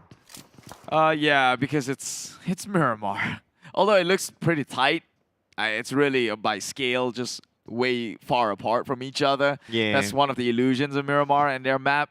and how to read it, because things are just, at least take it for a grain of salt by 1.5x the distance you would see from like Erangel. True enough. But hey, what's Ricky doing here alone? Okay, this is kind of sus though. I'll be worried if I'm Ricky here, hearing all those gunfire. And Mato is caught out as well in the open, and Iron Pro spots out the captain of Team Secret, immediately takes him out. Team Secret definitely will lose Matoy. Yeah, they're gonna lose their in-game leader, so it's not the best of start, but maybe he can serve them from the graves. It is only one member down. That's not too detrimental as of yet. And hey, Dingoz now makes the approach, takes out Iron Pro, and I think he's a bit far too on the outside here to actually go in for the revive. Probably should just let him die. Yeah, if they let him go, that means Trix is the last man. Oh no. Okay, this is looking bad for Homebois though. So they'll be playing passively next for sure. But let's see where the circle will go. Will it go down south where most people are at, or will it go up north? This will be a very interesting one. Now, I always say that if you don't know where to go, you use the airdrop as a marker. But hey, looks like not this time. 90% of the time, 90%. This is 10%. Oh my god, if everyone listened to Sir Cloud, they'd be in waters right now. Nope. That was just way too convenient, Cloud. I was trying my luck, you know. If it goes there, I know. Yeah, I would have I'll hoped be for like, that too. Damn. Hey, I'm on your boat, man. I wanted to see that water circle happen. Unfortunately, True. It happened the moment you said it, so that was kind of funny. Meanwhile, Yoodo Lions 4 rival gets the high ground, so that's a good advantage going on their way. And look at that, they have plenty of high grounds to trace on in case the circle closes on sooner. And talking about being soon, well, Homebois too soon. He has 16th place. Well, they have ALMGHTY to play for, because it's like the domino effect. Yeah. Like you lost 2 very early on to ALMGHTY, you're down to the last 2. There's nothing much you can do. Like your vision will be limited to only the 2 players. So, yeah, I mean, it's. I think ALMGHTY sort of got their objective. They wanted to eliminate teams that are not really close to them, but it's still realistic for them to catch up to at least. Yeah, and here they are, just letting Team Secret pass by without even a warning shot. Or they did. I think they fired a couple of bullets, a couple of clips their way. Maybe. Is that why Team Secret slowed down a little bit? Nah, they don't care. They're moving on in. They've got an objective because ALMGHTY now has to push up against the likes of RSG in what seemed to be an impossible high ground. I think they're just going to let RSG go. I mean, they are on the lower ground and they have 3 players, so they're not in a position to take fights at least. But talking about teams who can take fights, Axis Red 1. It's a team that definitely can take fight, but RSG is playing the gatekeeping role against Dingoz. Oh, can you keep the dogs in the cage here? Who let the dogs out, they say. And now Dingoz, Ricky gets a really good nade tossed on forward, although just clipping him by a bit. Surely you saw that one. Ricky with the fast reflexes takes out Small Boy. Man, that happened in a blink of an eye, and immediately the reaction was there. A little bit awkward as he showed his entire body trying to make a rotation through. Man, and that was against Small Boy. I mean, that is a formidable foe, I must say. But now Dingoz, they need to fight their way into the circle, and RSG still playing the gatekeeping role. Don't seem to be interested to move away, but Baby Kim will be counterfire upon if they choose to move away. There's another team waiting on the right, and not too sure which team is that. I mean, we have a couple of brown teams, but that's ALMGHTY. Okay. Oh yeah, that's ALMGHTY. Thank you. So now they're kind of caught. It's either you fight ALMGHTY in the blue, or you try to fight RSG in the circle. I say take your chances with RSG. You've taken 1 member down. You kind of have an idea on how many manpower they have left, and a mistake that you just cannot afford. Look, they fell on through. This is big opening for Dingoz. They're just running in. Who let the dogs out? Oh no! Shaden gets sprayed down in the process. Ricky, Dingoz. They come in clean, and this might be the end of RSG. There's only 1 member left alive. Tash she's got sad faces all across the screen right now. Well, Kim is still alive though, and I have hopes for Kim. Let's see if he can actually do this all alone. But the Dingoz right now, they need to find their way further forward as the circle moves up north. The nade from Ricky will secure the elimination point. Kim is still reviving his teammate, and the revive will kick in, but the nade on the look will not land. Oh, GENEXUS is out, so that'll be my curse. Oh, I'll take no. that one. Meanwhile, Kim is down there. He spots him out, and that is RSG. Oh, the blessings of the blue just turned into a curse as two of the big blue teams getting eliminated here in map number 3. Now I wonder, will Tash change her prediction next? Well, I told you, man. This time they've got no circle. She's doing her analysis work now to decide on who is she going to pick next. But hey, I mean, this was a good fight from Dingoz. They didn't have the circle, they're pressured by the blue, but they managed to fight their way in. But this could be part 2 for the Dingoz as they go up against EVOS VIP. Oh, this is going to be quite the bloodbath here as the Wild Dogs from Australia goes up against the White Tigers. But of course, Rarity is hard to find and hard to handle here as EVOS VIP. They come on as the clear victor here against the two. But now, the circle continues to close and KHI will need to move into the circle. At the same time, we can see Yoodo Alliance 4 Rivals gets one onto INOWKey. KHI play the gatekeeping role against NC. H2R. This man, if only his name was H2O, it would have been quite the sought-after person in a desert like Miramar. But nevertheless, that is just fluff here and there. Meanwhile, our boy gets a shot onto one of Yoodo Alliance 4 Rivals. That's Voki out. Again, in-game leader seems to be the first to die, it seems. Well, I'm not too sure if you want to be the most wanted person in a Battle Royale game. But hey, well, if we can take a name, why not, right? But hey, Moxie went down to SEM9, so SEM9 starting their campaign in this round. Bravo securing the elimination point, and Almighty will be eliminated. At least they got 2 elimination points on their way to the lobby. Oh, take a look at this one play out. EVOS still not done with Dingoz just yet. We'll confirm it, and now finally, as formidable as they were, they will crumble and fall. And now EVOS VIP, the White Tigers, they will set camp up on the high ground. But take a look at MAB. They've got loads to work on with a compound, a high ground. They can...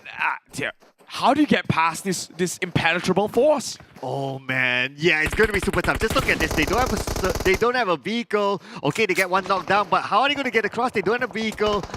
They might have some smokes, but it's going to be super tough. It's so open. Razor just got down. Insomnus has nowhere to play with. Insomnus now pressured by the blue. He probably will be taken down by the blue itself. Micah is the last man standing. There's no space for him to play. And the White Tigers, unfortunately, will be out. Extinction awaits them.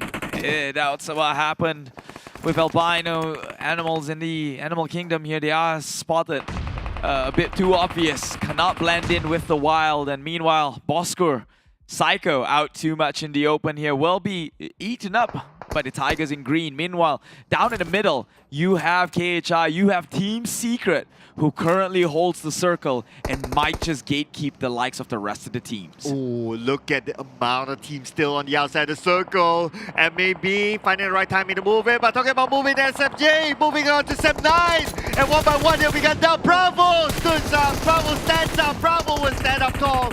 Bravo gets 1, Bravo gets 2, and Jenny will go down. But Damn Cutie will finish on Bravo. Damn Cutie, the hero for SMG. Bravo did not get the standing ovations he wanted here as he got wiped on clean. That would be it for SEM9. Eliminated is Team Hawk as well with 2 kills in their names. Team Secret playing with only 2 members.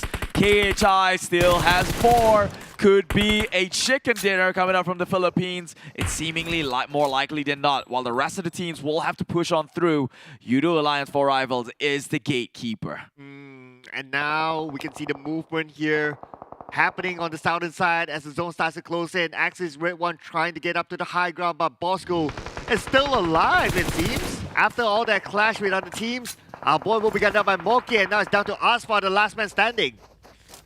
Yeah, MAB, they might be comfortable in their little compounds right now, but surely, there we go. They have already made a move. They're now occupying the field. Yoodo Alliance has to be careful here as they are right behind them, and I do not think they know what's coming here. Snake in the grass is MAB Esports.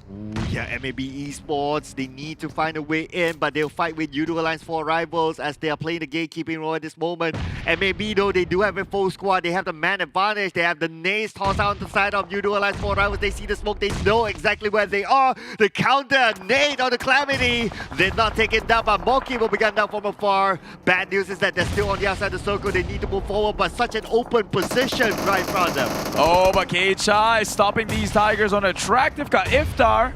That kind of evens the odd now. Yoodo Alliance 4 Rivals is on a 3v3 mission. But MAB seems to be coming out in the short end of the stick because now that elimination has confirmed their position, KHI will have eyes towards the area. Ooh, the zone moved towards the middle. That means teams that play by the edge of the circle all will need to move, including Nexus Red One. But Team Seeker is waiting right in front to play the gatekeeping role. MAB will need to finish off Yoodo Alliance 4 rivals quickly. SMG starting to move and playing the gatekeeping role now. Voki, can he hold this one off? He is low in HP. Will try and band-aid his way through this. However, will it be enough? He's got the likes of all the members of MAB Esports, all 4 of them still living and breathing, and he has to put a stop in their tracks. Otherwise, his entire team might just be run down. Ooh. Circle still within their favor, can play things a bit slow. Okay, 5 more seconds to go. 5 more seconds to go. This is going to be crazy. This is going to erupt anytime soon. Just look at this. These are championship winning teams here. At least 3 of them that we can see on screen. As we can see the long range coming in from Yoodo, finish off Voki. And that means Axis Red One claims 5 elimination points. Yeah, but that might be something they shouldn't be so proud of because Axis now take out the team that is gatekeeping the rest of the squad on the south. And now Axis taking on the fight against Team Secret and they wipe. They did not last to see the light of day here. Team Secret will remain a secret in their graves. Dead man tells no tales, they say, as Axis Red One takes it at the better half here.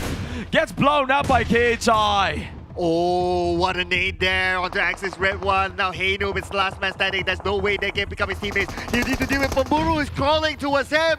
Yoodo now, does he know that Pamburu is there? But KHI still in full squad. They started moving. Kachak Susu will finish off at Homebois. At the same time, SMG gets 5 elimination points. Homebois tries to spot out the last few members of Yoodo Alliance 4 Rivals, gets happy in the process. 1 more to go, and Yoodo Alliance 4 Rivals out at 4th place. Yeah, KHI still in top 3 finish right now, guaranteed, and now they want more. The Filipinos, they're coming in strong. Mabuhay, they greets to anyone within the battlefield, but can they settle the scores, these two, SMG and MAB? Can they finish each other off and focus their eyes onto KHI? Because at this rate, it could be easy pickings for the Philippines. Now KHI, they have the best odds. They still have a full squad at this moment. And plus, they're playing at the side. They're not in the middle. And maybe Esports, unfortunately, they have the lowest chance because they're being sandwiched between the 2 teams. But check out the next circle. Who will favor? Will it go up? Will it go in the middle? Or will it be go down? Now KHI, everyone's praying for the circle to favor them. And the circle favors KHI. Smack dab in a center, it says. But John Wick still alive here for MAB. He's got the info. Can he actually play it out here? He's got to be careful, though. He's got to be quick as well because KHI coming in from the back end, the flank end. I don't believe time is on their side, but SMG is in desperate situation to push in. KHI, will they let them the leisure or the liberty to settle things out, or will they come in clean? It all boils down to this. Yes, KHI, right now, they have a good spread. They have all eyes onto their opponents. Even Moki is being fired upon. Now with 10 more seconds on the clock, we will know in about maybe 10, maybe 20 more seconds who will get that chicken dinner. This could be the final circle that we're talking about here, as teams will need to move towards KHI. If they're not prepared, KHI can farm elimination points. And it seems like everyone else just decides to be patient today, waiting for the first teams to make the mistake. Like you mentioned once, twice, and maybe a million times here, Cloud, in a 3-way standoff, he or she who moves first will pay the price heavy. And so right now that person is MAB, gets spotted out. Mile gets a couple of clicks that way. That would be John. Crucial member being taken out is going to create opportunity for SMG to push on in, but Mail gets taken out by the nade. Maki still within the area. Look at KHI, they're pushing in from the back end. They took control of the entire circle. This might be the backstab they don't want. They get damn QT in the process. Onionic Boy left to play, still moving under gunfire, and Iftar might just stop that heartbeat. Oh, the nade onto Anik, almost getting down. And now Monkey will get down by Mormon from behind. Anik, no time for him to pick up his teammate, but KHI is starting to move in. They want to mop up, they want to get those elimination points in the bag. They don't want them to deny the step to the blue. And now Rankin moves towards the left, trying to finish off Anik, and Anik will be gunned down. And now looks like MAB will be the second place winners in this round. Rankin cooking out the nade, tossing out the side of them door. And now 10 elimination points for the side of KHI. KHI is in the house. Hashtag Rise KHI. Mabuhay, my brothers, from the Philippines. That was a spectacular performance, playing it strategical, tactical, playing it smart, putting the brain factor in the PUBG Mobile right at the very top here as they made it in from the northern side of the circle, avoiding all odds, and in the end, actually pulls it in with at least 10 kills and a chicken dinner for the Philippines. My God, I'm afraid of this Sir Cloud because I do not want to see another TikTok dance of them with all the other team logos over at places it shouldn't be. How is the TikTok again? It's like bow, bow, bow, bow, bow. Yeah, I don't know what the song was, but I'm sure we've seen that twice too many times, and this might be the third time they're gonna get that feature. Yeah, I can expect to see that, but hey, you know what, like I always say, the first one who moves will snooze. Yeah. Yeah, that's exactly what happened. So SMG moved first. They took the first shot against MAB, and they were the first one to go out among the three. But it was out of desperation. SMG had to move. They had no choice. Yeah, they were the furthest out of the zone. They weren't even in the zone to begin with, so they had to claim some sort of points. I think it was lucky that Mel actually connected the dots there with the shot and actually take a couple of one member down, which then gave so many opportunities, right? Yep. So KHI just came in and clean. Man, they were ruthless. They were ruthless, and they still maintained all four of their team members, meaning they didn't give any points to any other team. Yeah. Perfect play. I can't, Sir Cloud. The TikTok's still in my head right now. It's gonna do this. We're gonna see them do this. What was the song? How did it go? I forgot. It was like yeah, something like that. No, Yeah. you're quoting No? Ed Sheeran. That ain't it. That's an Ed Sheeran tone right Okay, all right. we'll check it out after this, guys. We'll check it out definitely on the official PUBG Mobile Esports TikTok. Don't forget to follow that as well for all the content. But man, expect to see a new one coming soon. Perhaps a new dance could be. That would be refreshing. I think a lot of the people were saying that we've seen this one before. Please give us a new meme for this. You know what? Fun fact. I saw Rankid commented on that that video, and he's like, "Admin, please don't. They will kill us." I literally saw Rankid say that, and with his other teammates as well. They commented that. He was not wrong based on their first reaction when we welcomed them onto the league. But hey, us casters, we're okay with it. It's the We're fans good. you gotta deal with. Yeah. Take it up on them. Meanwhile, that was one spectacular play that came out from KHI here. Easily the chicken dinner for the Philippines. In case you missed out on how they do so, check out the highlights.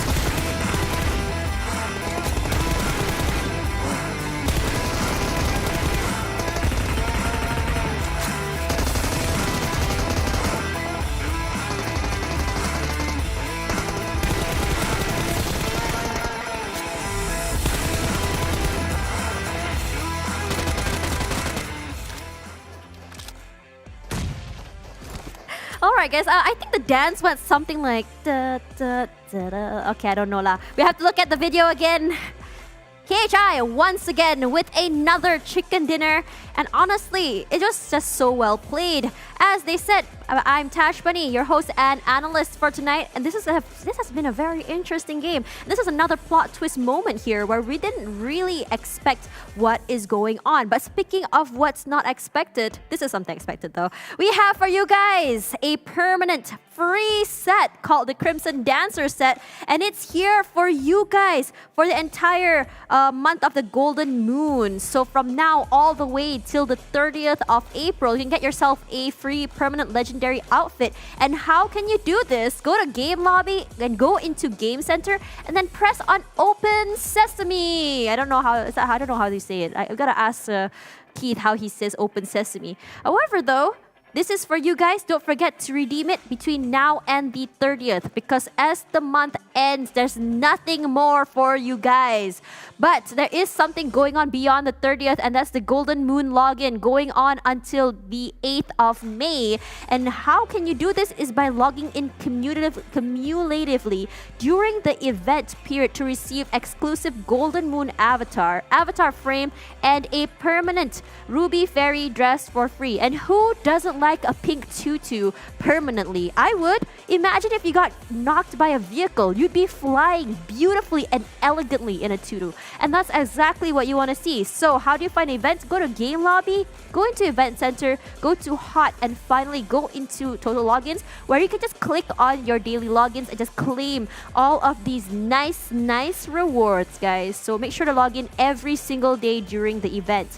And last but not least, if you guys are curious as to what's going on during the Golden Moon period, we also have the event calendar where you guys can find out when exactly which skin is coming out at when and where. So this is how you find out when exactly you guys have to log in, have to check in, have to do what you have to do.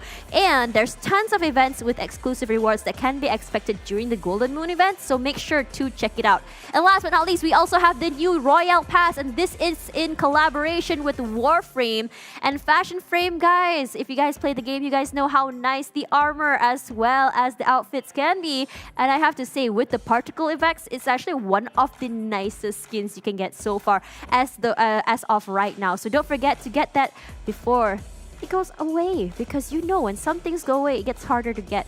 However though, let's go back into that match just now and start it off. Let's look at the ranking first, okay? So the ranking right now, look at that. 12 eliminations with 15 rank points gives them 27 total points alongside a very delicious chicken dinner. However though, in terms of who is up there, Axis seems to be a team that's looking very consistent, at least. While it is not a chicken dinner, they still managed to get third place with 16 points. But NAB doing pretty good themselves right now with 18 points at second place. SMG right now with 15 points taking fourth place, and SMG, I think there is a rise of SMG perhaps, because right now they do have elimination points, which is 5, and their ranking points currently is at 10. Yoodo Lions 4 Rivals gets 5th place with 8 points. Dingoz takes 7, SEM9 with 6. Team Secret this time round, while they did get Circle as well as the high ground, they didn't manage to hold it, giving them 5 points alongside EVOS. Bosskur with 4, THQ and TABAH NC getting 3 each, and ALMGHTY with Homebois get 2 each before finally, my prediction, as well as Keith's prediction, both with 0 points. This hurts, man. This hurts so much. What is going on? And I'll tell. Actually, no, I can tell you guys what's happening though. It is we'll go into that in a little while. But first though, we really gotta talk about Mika.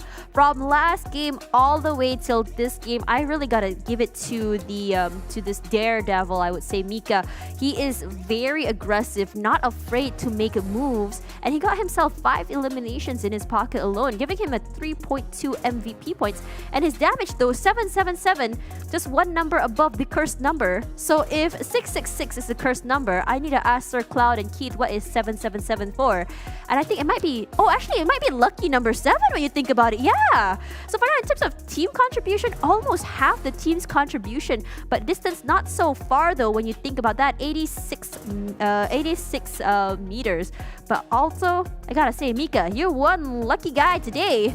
great rotations, very aggressive game style, and this is the Mika that we saw from last season as well. And I'm glad to see this consistency is carrying on throughout all of these seasons. So for now, let's have a look at the weekly rankings for now. And right now, RSG, despite getting 0 points, they're still very, very far ahead. Because they're so far ahead, I think they're okay with taking that one. 122 points still maintained, and GNX as well with 73. But SMG claws their way upwards, only to a 1 point behind of GNX right now with 72. Yoodo Lions 4 Rivals still maintaining that consistency, still at number 4, as SEM9 dropped down to 65 each alongside Yoodo Lions 4 Rivals. KHI right now with 64 points, with Axis with 56. MAB also going up right now with 52. Now speaking about going up, let's talk about teams that are going down. EVOS and Homebois are dropping 43 and 37. And now look at that, Dingoz finally going up, giving them a tie with PH2 with 31 points. Team Secret as well finally going up to 16th place with 30 points. But now CLC and Geek fam, this is very shocking. These are two teams that have been doing quite well, getting only 28 each and dropping so low now. Meanwhile, Bosskur and ALMGHTY still maintain their positions. But when we look at Geek fam though, in terms of trends from last season, they're a type of team which looks like they're doing not so great.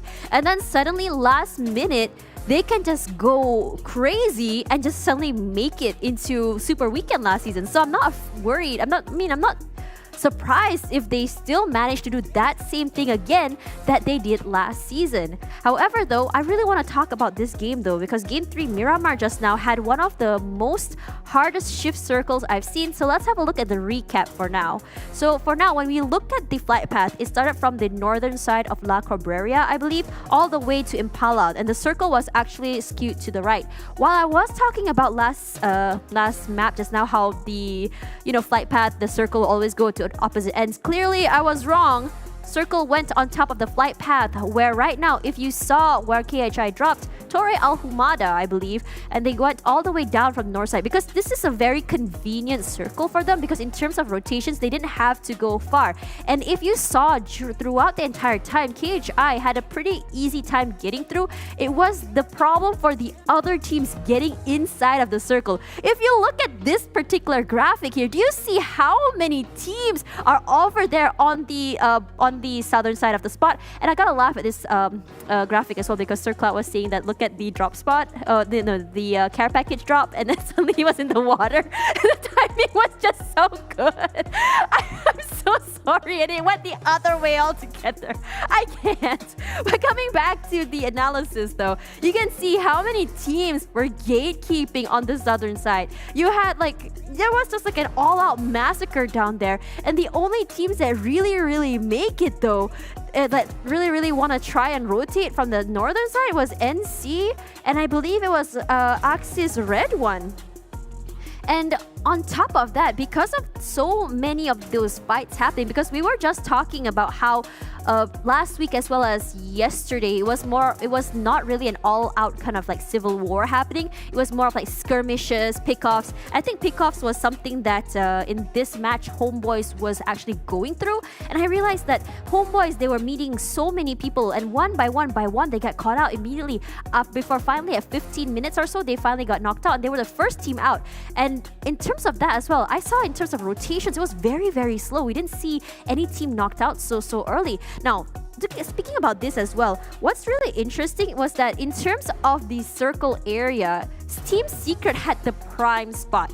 Why? Because where they are is a high ground area. It's very nice. It's by the ledge, which means that they have a lot of angles to be able to see who's getting into the circle. So many angles to get the pickoffs. But one problem is that they didn't have enough people. They didn't have enough players to kind of make sure that they had all their angles covered. And on top of that, what made it really annoying for them as well is that from the southern side, close to where they were, you have teams like MAB, you had Bosskur, you had Yoodo Alliance 4 Rivals, you had SEM9 and SMG as well. And it's just really hard for them to do anything because they were just getting shot at from so many different angles. While you saw that Yoodo Alliance 4 Rivals and MAB had because the circle was actually pushing up toward from the southern side, which means that there's so many teams on the southern side, they have to push up. So it resulted in all these fights that were kind of forced, like Yoodo Alliance 4 Rivals, where they did have I believe a barn or a shack rather. they still had to take the fight with MAB because MAB had to push up north. And then as well, you saw SEM9 tried to gatekeep SMG out of the way. But the thing is, SMG is just one of those teams right now. They're just really, really on fire and they can steamroll as much as they can. So how did KHI actually win this? Okay, so what's going on here is because the Axis, they had to rotate in from the northern side because the circle was just giving them so much pressure from the western as well as the southern side. So KHI, they managed to... They actually had to kind of like push their way in. But the thing is, KHI didn't really have to do anything toward the last part of the circle. They just had to wait for the zone to do what they had to do, which was push in team MAB and SMG up, where it resulted in an all-out fight before KHI just waited to be the third party and just clean up house. And on top of that, because their timing was just so right, none of the teams that were having those fights were able to get any points for that fight. It was all just a cleanup from KHI. Or in Malaysia, there is a thing called a DBKL where people just kind of clean up everything. So that's what exactly KHI did. However, I am curious to know though, what do you guys call that cleanup in the Philippines? Do let us know in the comments. Anyways, guys, we're going to be having a quick break before we head into match number 4 for the night. 4, I believe it was 4. Yeah, match number 4. So don't go anywhere, guys. Have a drink, go chill, and we'll see you guys in a little while.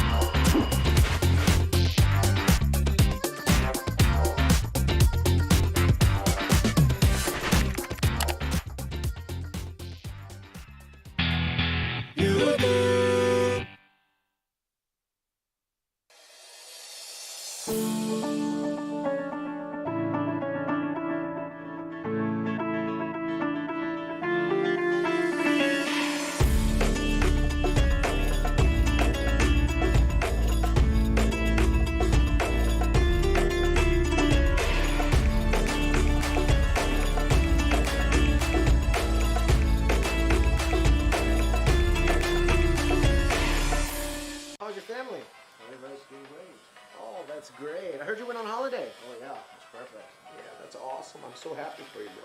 Everything's fine. Ah, that's what. One mistake means it's all over. PUBG Mobile Aftermath. Recall Tower gives you a second chance. Aftermath. Play with ease.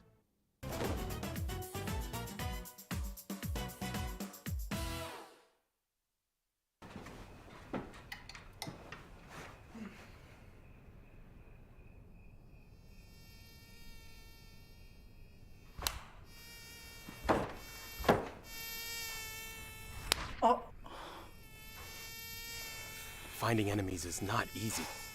PUBG Mobile Aftermath. Audio markers show enemy whereabouts. Aftermath. Play with ease.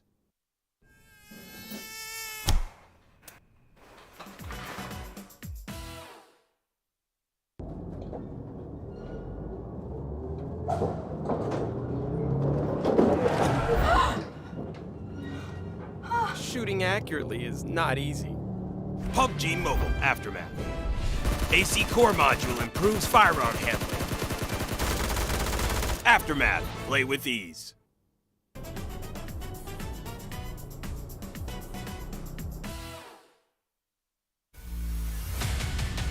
To be a champion, you must fail first. SEM9 on fire.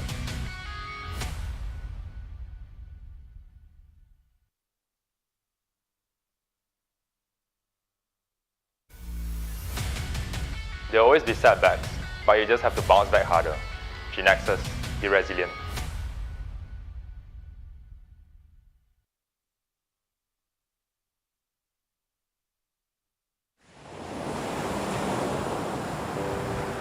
From ordinary to extraordinary, there's a long way to cross. Whenever we lose our way, there's always a light that keeps us going. the light sparks from every young heart. It leads us to capture inspiration in ordinary days. It encourages us to seize the colors of sunrises after the darkest hours and create something amazing with it. We brought the magical color-changing effect to life thanks to a dual-layer chromic bonding process. Place the back cover under the light for just a moment and you'll see it go from a calming blue to a passionate red, just like the color changing of the sky during sunrise. Presented by RealMe Design Studio.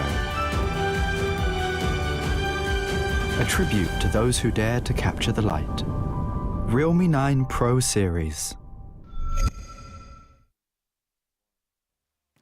And we are back. Welcome back to the PMPL MYSGPH Spring 2022. Can you guys say it as good as me? Let me know in the comments. I'm Tashman, your host and analyst for tonight. And tonight, we've had so many unexpected games. And right now, while one of my predictions did come true, the others didn't really do so well. And Keith's prediction of the blue power, I suppose, man in blue, also not working. But let's have a look at what's going on right now. Let's look at the most throws used, where right now Anik Boy is the player. Well, not just Anik Boy actually. Anik Boy, SMG Mail, and MAB Iftar all with 11 each. You know, we just talked about Mika's lucky number 7, but I gotta tell you guys, my boyfriend's lucky number is 11. So who's the real winner here?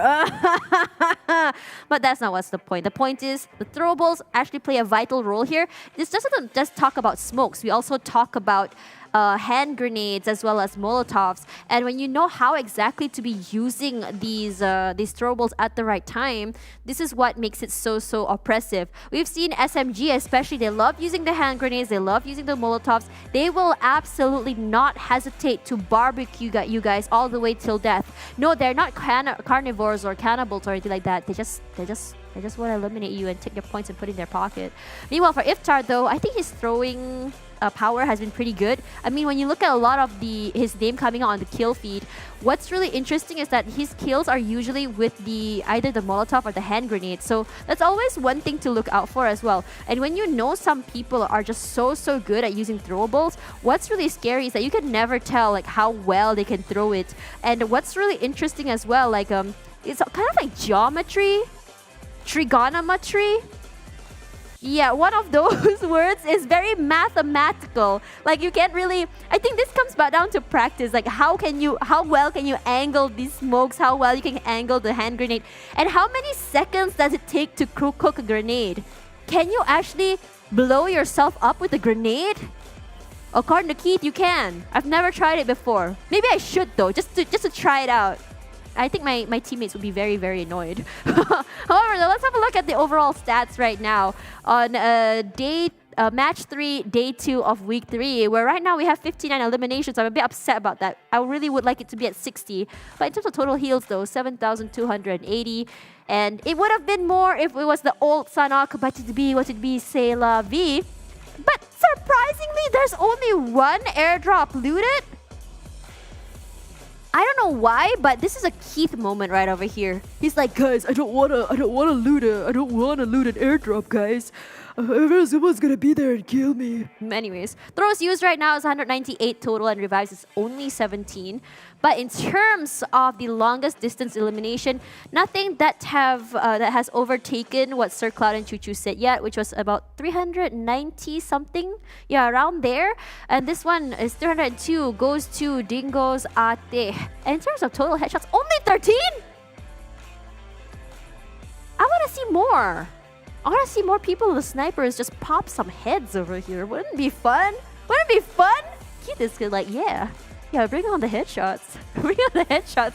But you know what mode will have headshots though? Don't be a balloon. Because you actually popped your teammate's head. Your teammate, okay? Not your enemy. So don't be a balloon. But either way though, these are the stats so far.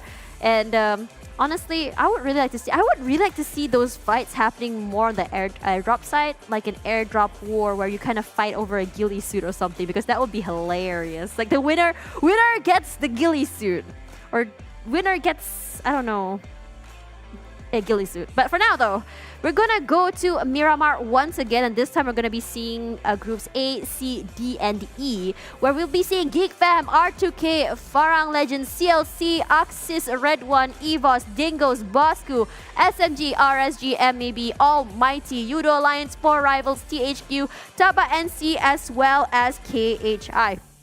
Which means that Group B isn't playing. There's no Team Secret, no SEM9, no GENEXUS, and no Homebois. Now, just now, Homebois, I think they really need this break because just now was not a good run for them because they get picked off one by one. And I think this can be the time for them to really figure out how they want to work under rotations and how they want to move around the map. But Team Secret, though, as well, I'm actually quite surprised because earlier, I believe they lost 2 players quite early. And I think Team Secret is one of those teams that work really well, especially when they're up in force. They're not like RSG where all you need is just one teammate still around. However, though, I really want to see how they can improve their gameplay for tonight a bit later. But going back to the sandy dunes of Miramar, just now, I really gotta say the last map, I wouldn't say it was an unexpected circle, but I would say it was a very tough circle. But speaking of that, let's look at my predictions. For now, I'm still giving hope to RSG. I think that one thing is what's great for sure is that, number one, I am not a lalang. Lalang in Malay is kind of like a weed where the wind blows, you blow, you know? And that's not me. But you also want to talk about RSG as well. I think they're the type of team that really learns from their mistakes. So I wouldn't be surprised if they come back from this guns blazing, or maybe because they already got so far ahead in terms of points, they didn't really have to perform. I'm not too sure what's going on right now. But when you think about that as well, teams like GENEXUS, I was quite surprised as well. I think they really want to kind of figure out as well. Because when you think about GENEXUS just now, GENEXUS, I think they got picked off quite early. One player got picked off early, and I think that was the that might be one of the reasons why they weren't able to survive. But it's actually quite surprising as well because GENEXUS is that team that doesn't really need to rely too much on their teammates. However, though, let's see if there will be any changes in terms of this game compared to just now. So for now, casters, buckle up because we're on our first class fight all the way to the sandy dunes of Miramar. Take it away, guys.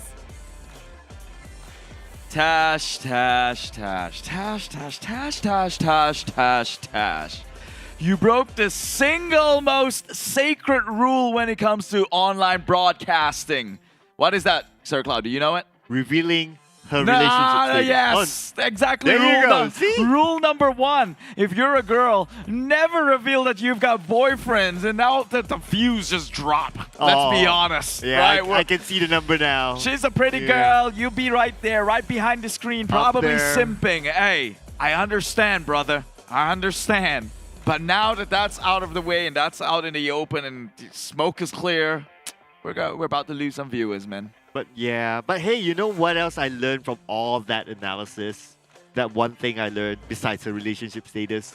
Yeah, what? Is that she's hard to satisfy, man. She's like, she goes through every number. Like, I want to see this. I want to see that. I want to see this. Like, oh, chill, Bro, girl. Like 13 headshots in Miramar where you're as far as speck of dust. I don't even know what more can she expect from these players. She bro. wants to see 14. She wants that one more. That's Tash for you. She's like, yo, I want that. Yeah, she's doing that behind the screen, by the way. One airdrop looted. The other airdrop was by the water. What was she expecting them to do? Swim and get it? To make it 2.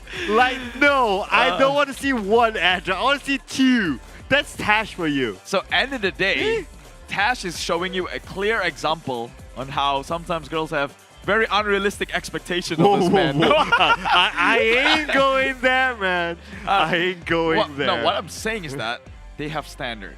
That's all I'm saying. There's nothing wrong with that. Girls can have standards. Not at all. I'm not 6 foot tall. I know. I know. Get turned down a lot, Sir Cloud. I get turned down a lot. Oh, well. We don't have the magical number 6. You're not 6 foot tall. No. I don't have 6 packs. No. So, yeah. Yeah. I mean, her favorite number, her boyfriend's favorite number is 11. Yeah. I heard he's both tall and 6 packs. Yeah. Yeah, so he has the lucky number 6. That's why she's up there, man. She's living the lifestyle. There you go. You know how you can live that lifestyle?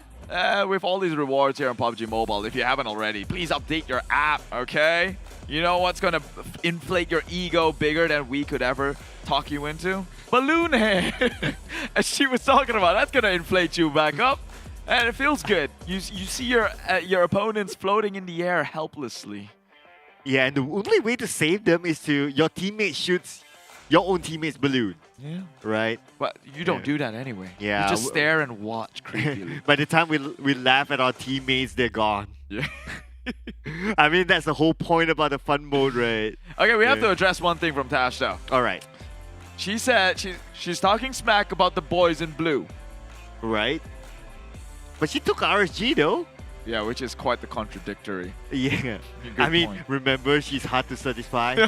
Yeah, there you go. There you go. She's like, no, I want not this blue, but that blue. That tactically throws everything, every bullet we are ever going to have against her out of the window. It just justifies everything, right? I don't know what she thinks about me now that I'm in the blue jacket. I'm just saying.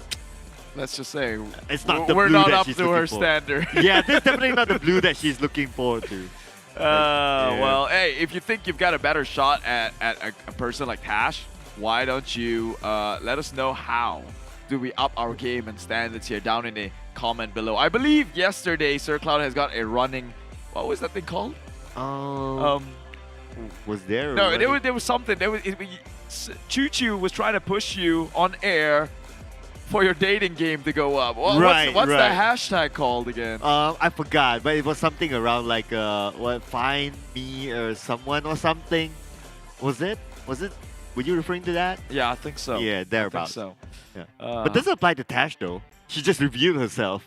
No, I'm just saying that, hey, since we're not up to standards, we kind of have to up our game. So if you've got an idea on how we can up our game, that would probably help the cause that they were pushing you yesterday for. See, it's all intertwined. Or maybe the first step is to up your game in-game. Oh. Like be pro players. Oh, and how do you do it? So you gotta get real. You gotta get real and you gotta get pro. So you're saying that in order to be good at a game, I have to get real GT2 Pro. Yeah, you gotta get real good to be pro. And it's right here, right on the there table. There you go. To take a look at it. Ain't that a beaut? Pearly whites, I believe. I'm not too sure what the color code was, but it's white. Yeah, I mean, it's a beauty. Yeah. At the end of the day, that's what matters. Right? It takes a person of certain standards to be able to hold a phone in white. Because let's be honest, our greasy fingers, mine at least, stay away from that one. Nope. Yep. Nope. Definitely no can do. So this next match is going to be Miramar. In case you haven't gotten the memo, I'm just like so thrown off after Tash just like hates the entire statistics that came out. Yeah, she was like, no, I want more of this, I want more of that. Okay, so we're going to have a repeat of Miramar again. So obviously the stats are going to change. I don't think we're going to show the stats for this Miramar. I think we're going to show the stats for Erangel next. But okay, it doesn't matter anyway. But okay, so what do you feel about her pick? Do you have a different pick for your own prediction? I just feel that she took the easy way out, man. Yeah, the boring answer, right? Yeah, like RSG is on a roll. Sure, she says she chuck it up to loyalty, but in the end of the day, it takes a certain confidence to vote the underdogs. Okay. Like Sis Jenny. If she's listening at home, that's shouting out to you, Sis Jenny. Yeah, just saying. But who would you pick then? I would pick the team that's about to win over in Miramar. Bruh. Second Miramar map of the day, and I believe. Wait, okay. The teams that will not be playing. All right. Is Team Secret SEM9, which I wouldn't put I wouldn't call them out for anyway because they always meet each other and kill each other off. GENEXUS is not playing; they're not too hot as well. Homebois is out. So, all right. Pick now one. With the entrance of Group A, I would say R2K is probably gonna chicken this. Alright, so R2K, with this fight pass, they have a direct drop into Chumasera. Yep. That's their drop spot. Okay, let's... for me, well, I would like to wait until the circle Oh, comes now out. you're cheating with advantages, surely. Alright. That's the whole point of the prediction. You have to make prediction based on... minimal info. Fair enough. Okay, so I'll go for Geek Fam. It's been a while. Okay, that's Yeah. a fair point. Yeah, fair pick. I mean, it's been a while. So let's go for a team that we haven't seen it for a while. In fact, R2K, it's been a while as well since they last got a chicken. Yeah, but they always come in with crazy kills, so Yeah, it it's- doesn't matter, right? It's a safe choice to go to because even if you don't get the chicken dinner, you can always say, hey, they played well, and then walk away with pride. Meanwhile, Geek Fam likes to drop into El Pozo. You think it's accessible with this sort of flight path? Seems like a long stretch. It's a bit of a stretch though. I think they need to drop somewhere in between. But hey, my eyes are on Almighty. Who are you going to crash into next? Looks like they're going to crash into KHI. Yep, I like that, and I like the circle too. Seemingly everyone's within it. Yeah, your team's in it, my team's in it, her team, not so. Yes. Yeah, not so. So finally she's going to get something wrong again. Oh, again? I hope that somehow satisfy her. Oh, well, that'll never happen. Her standards are too high. And RSG probably felt bad because they let her down. That's how high her standards were. Well, to be fair, the game just started, so I'm going to reserve my comment for now. Now we have 3 teams on the board, so let's see who gets the last lap. We should do a challenge, you know, Keith. What challenge? Like out would of that be? out of 3 of us, right? Like whose team? Oh wow, okay, that was fast. I didn't expect this to happen. But whose team lasts the longest among our picks wins something. Okay. So that's maybe fair. that person. So the loser needs to do a challenge. That is completely fair, and I take you up on that offer. All right, what will you put on the table, kind sir? I will do the KHI dance. I don't think that's ever going to go out on broadcast, though. Well, we will still get that recorded and get it posted on social media. No promises, all right. guys. No promises. So between the ball first, so you pick R2K, I pick Geek Fam. The loser does the KHI dance. How's that? But if we're talking about survivability, then I might as well pick a team who wouldn't go and fight. Bruh, you made your pick. Oh, no, you're changing the That's rules of the game. I That's don't the like whole point.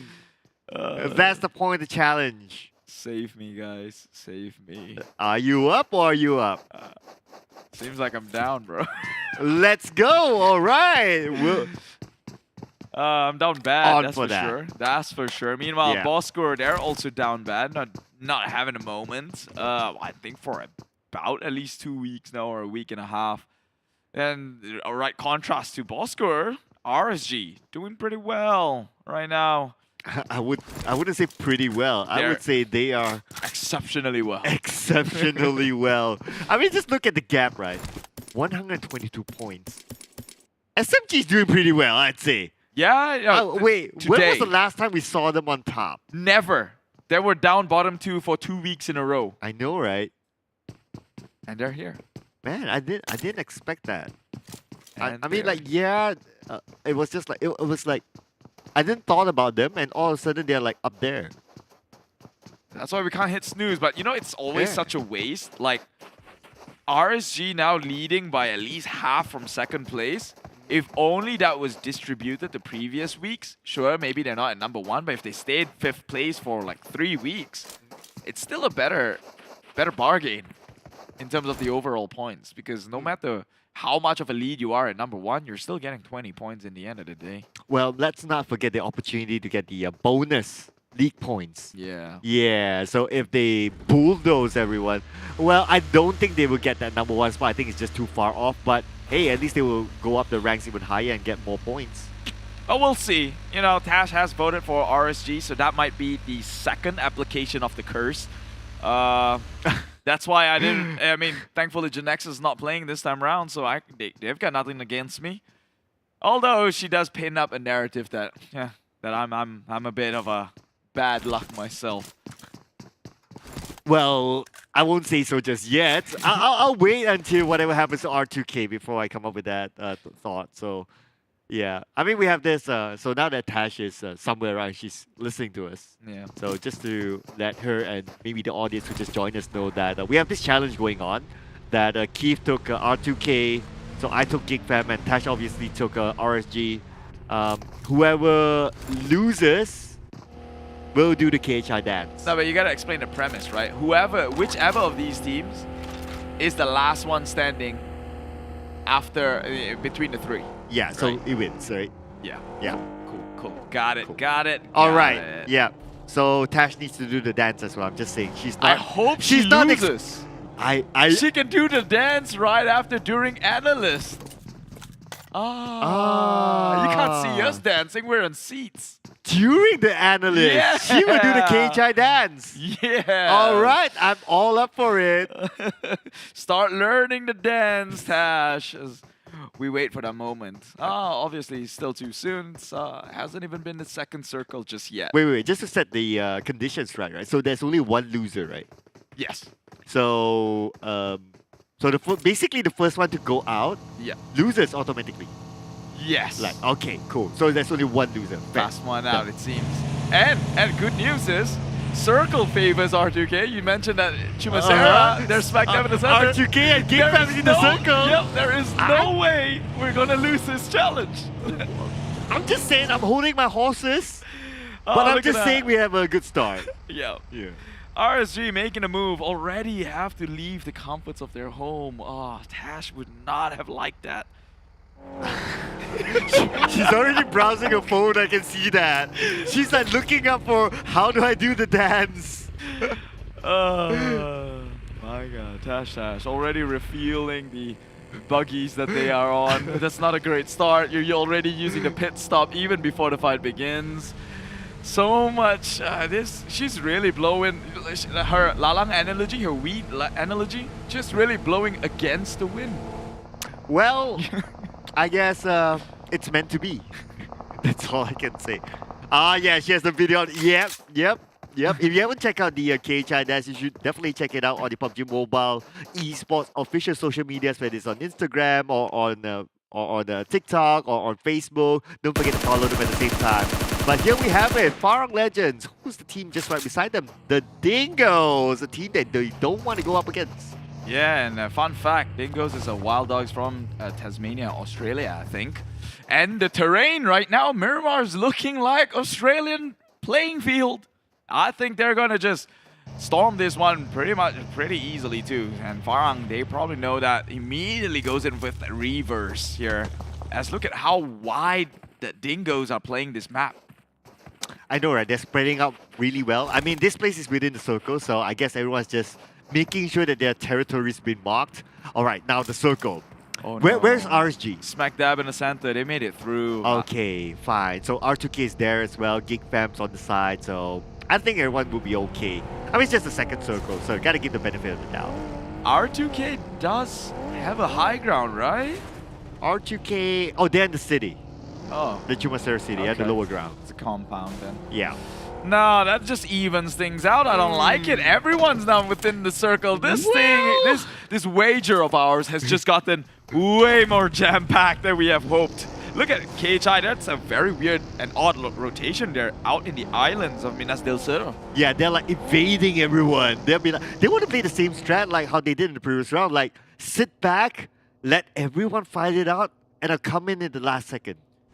Well, we'll see how that one pans out for them, because unlike the first Miramar of the day, Circle did not close on them. They're right now in the blue, suffering a little bit. Meanwhile, Farang's still here within the same compound, but Dingoz has got them covered from all angles, I believe. Repton, they might get caught in the crossfire. Actually, no. Farang has got the upper hand here with the member rotation coming in.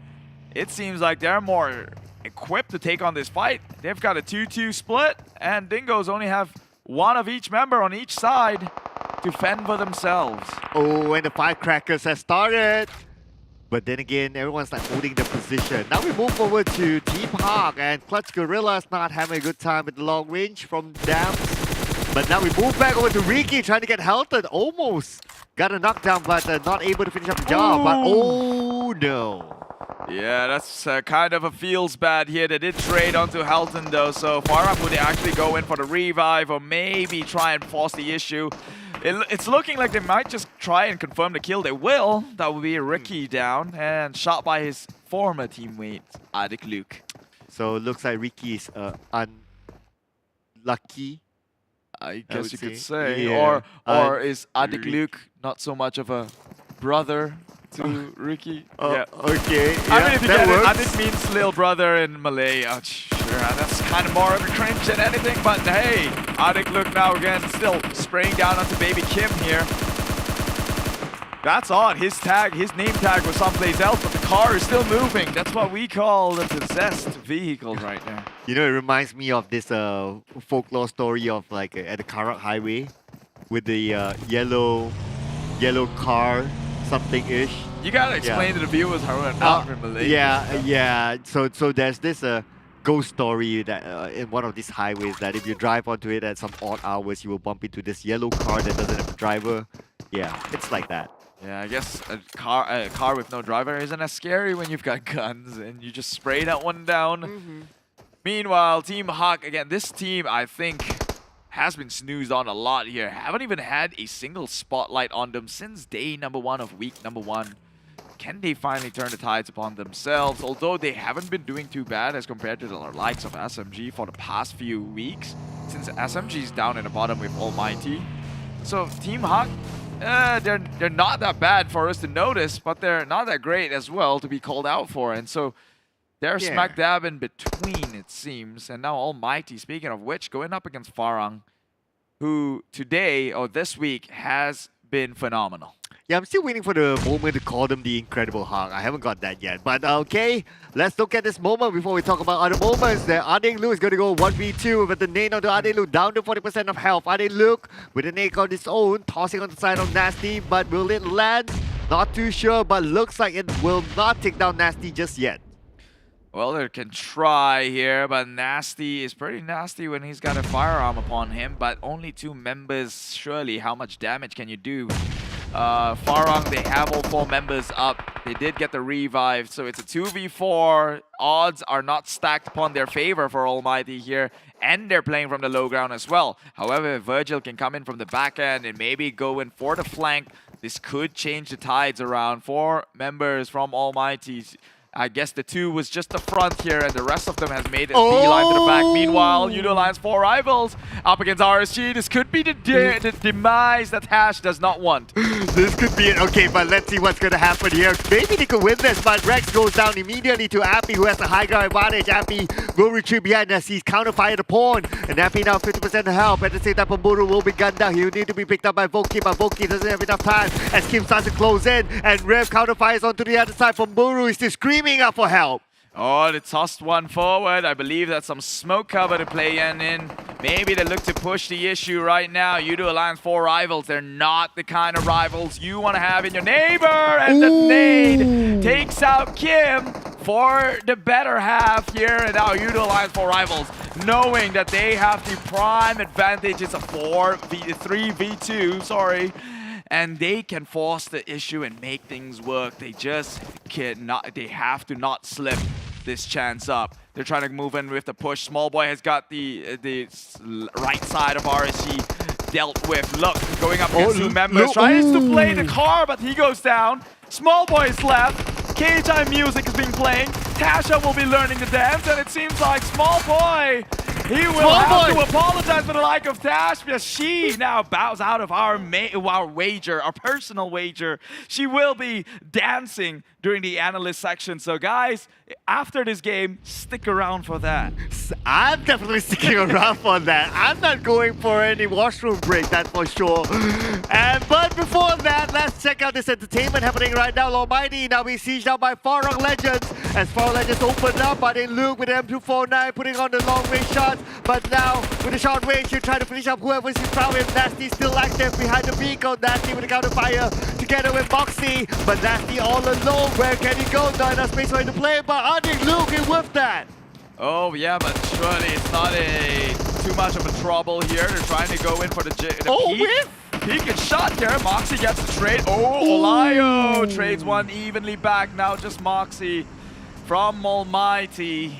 Can he really pull this one off? Surely it doesn't seem plausible at all. Maybe his best bet is to probably secure a single kill and call his way into the lobby, because there is absolutely no way he's going to be clutching this one there out you go. unless he does. There you go.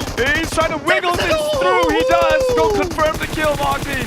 Take whatever point you can get, and even so, he does claim one for himself. So Almighty in the lobby does get a couple of kills. He still does, he still does. And Farang Lejund still managed to get 5 elimination points in total in the process. But now look at this area.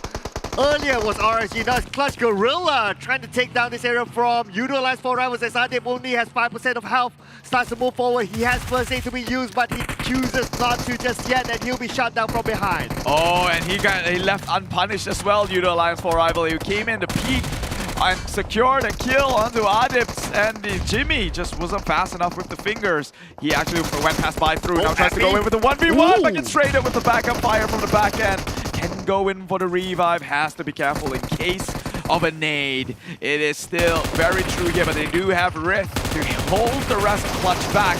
Clutch are losing members, and this is why we don't go up against the top 4 teams up in the league right now. They all have close quarter combat mechanics, and they are playing this one out to the teeth. Oh, Shinzi's trying to get away, but they know that Shinzi's trying to run.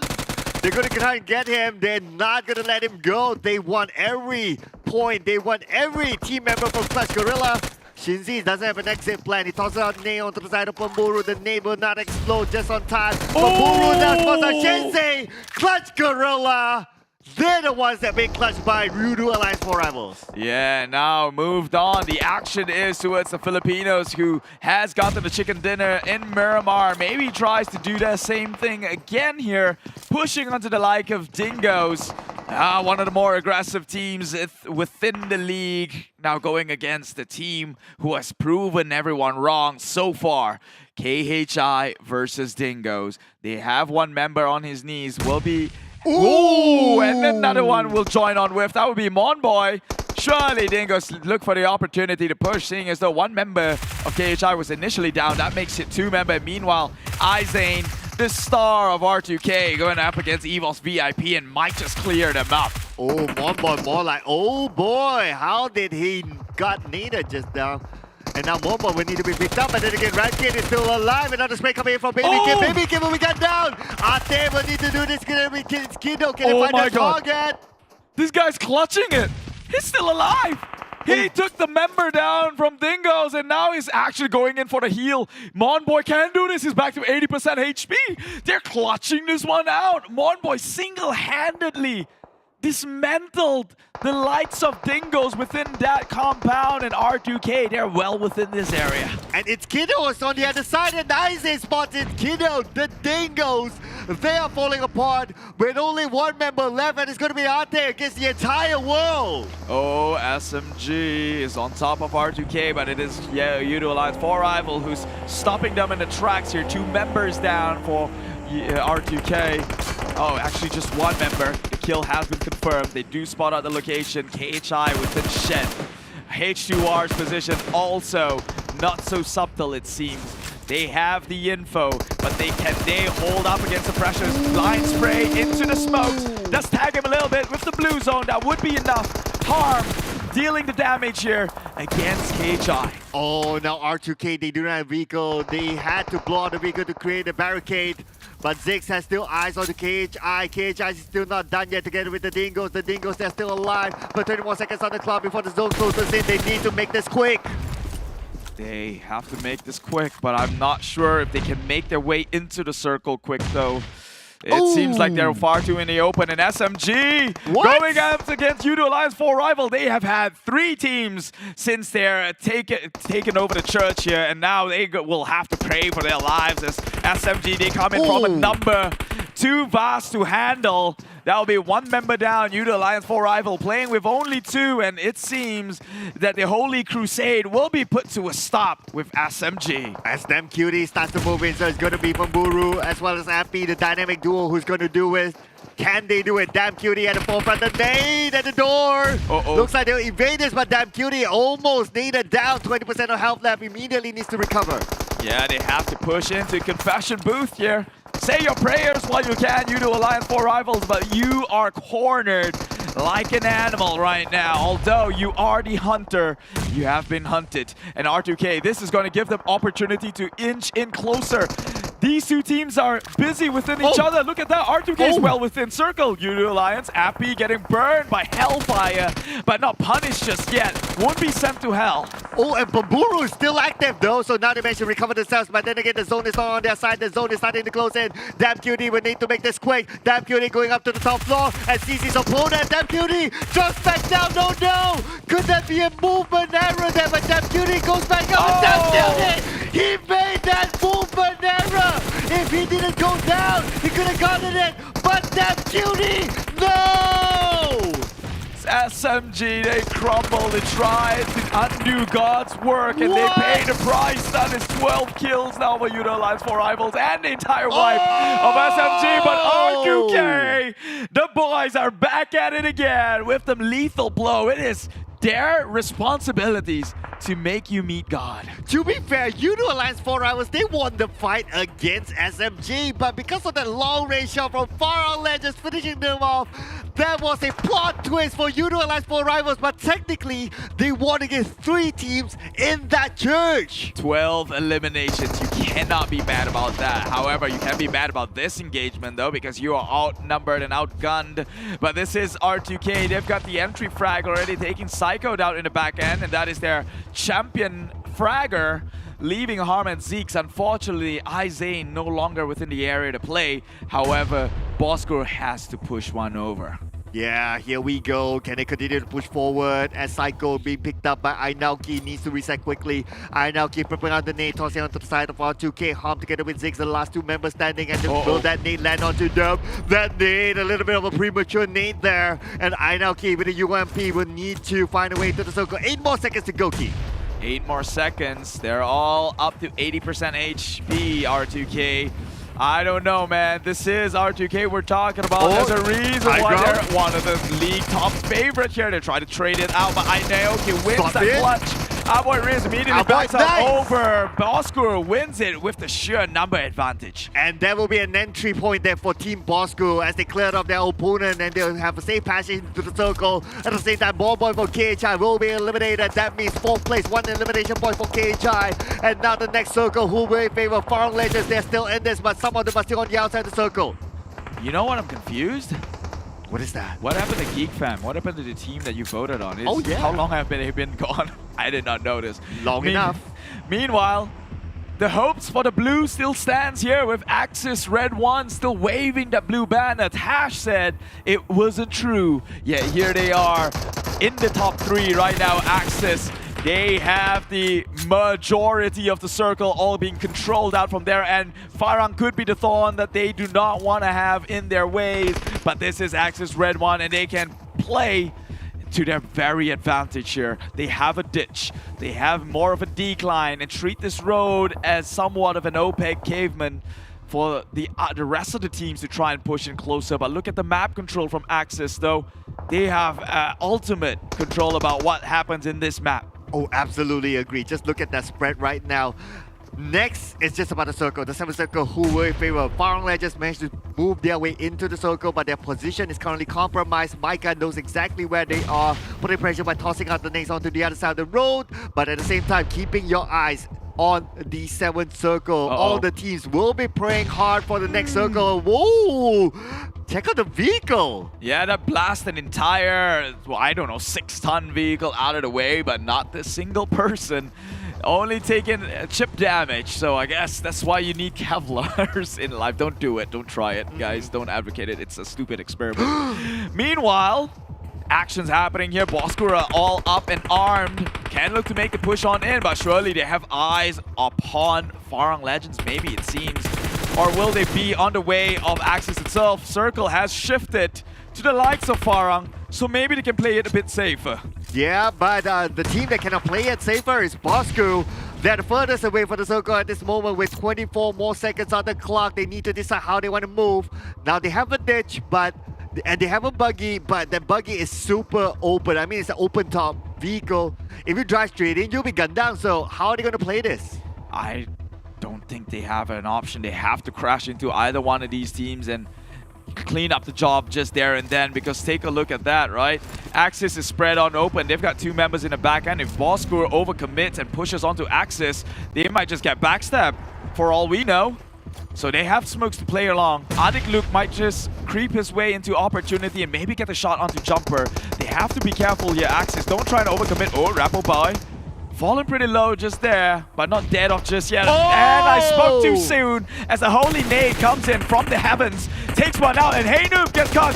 ALMGHTY down in the ground. The snake! Gets one, gets 2! Yes, he's taking the rest of Axis down. The advantage they had nullified. Only 2 members left remaining. Oh, but ALMGHTY's getting shot by Bosskur from the other side. Now ALMGHTY will need to pick up Helton. If not, he'll be the last man standing as Hey Noob recovers himself. So now Axis Red 1 down to the last 3 members. Will there be enough time for Helton? Not too sure about that, but Jumper putting pressure onto Bosskur. At the same time, Bosskur, they are the team that still has 4 team members. 4 team members and, well, 4 guns up and ready. Primed up, ready to fire here. Jumper blows up the vehicle, ensuring that that is not going to be a lethal threat later on. It's going to be just the cover they can play around with, but the way Farang is positioned, I don't think Axis can be too comfortable being behind the vehicle. As I said it, ALMGHTY just comes in and cleaned it from the flank side. Farang, they are securing points into their bag here, although it looked like well, it could have gone 3 ways. It made it. That made sure that they will fall in 2nd place at the very least. Well, I mean, ALMGHTY's position is very, very strong. It's hard to compromise his position. And with that, he took advantage. He got 1, but now he's getting 1 onto Bosskur as Psycho goes down. So now Bosskur now down to the last 3 members, unless they can pick up Psycho. And now ALMGHTY together with Helton, the dynamic duo. Do they still have the circle? Not really. The circle moved further forward. So both of these teams still need to move. Surely with the numbers advantage, Team Bosskur, surely you do not want to let this one slip out. You are going to be kicking yourself when this happens. You have all the numbers advantage. Although they're behind the ditch, Psycho. Oh, actually forced Bosskur to overcommit. There's 2 members down. It's doable. ALMGHTY, Farang Legends up against Team Bosskur. I know he tries to jiggle things out against Helton. They do trade it against Helton, and ALMGHTY will fall. Team Bosskur, they come out victorious, waving 1 for the Reds. That is it. The Reds actually bringing home this chicken dinner. And you know what that means, Keith? Tash has to dance the KHI dance. Exactly. That's all that matters. It doesn't matter against the chicken dinner, although I'm not going to take credits away from them. Congratulations, Bosskur. You did amazing. That was all that you played it out pretty patiently, pretty tactically.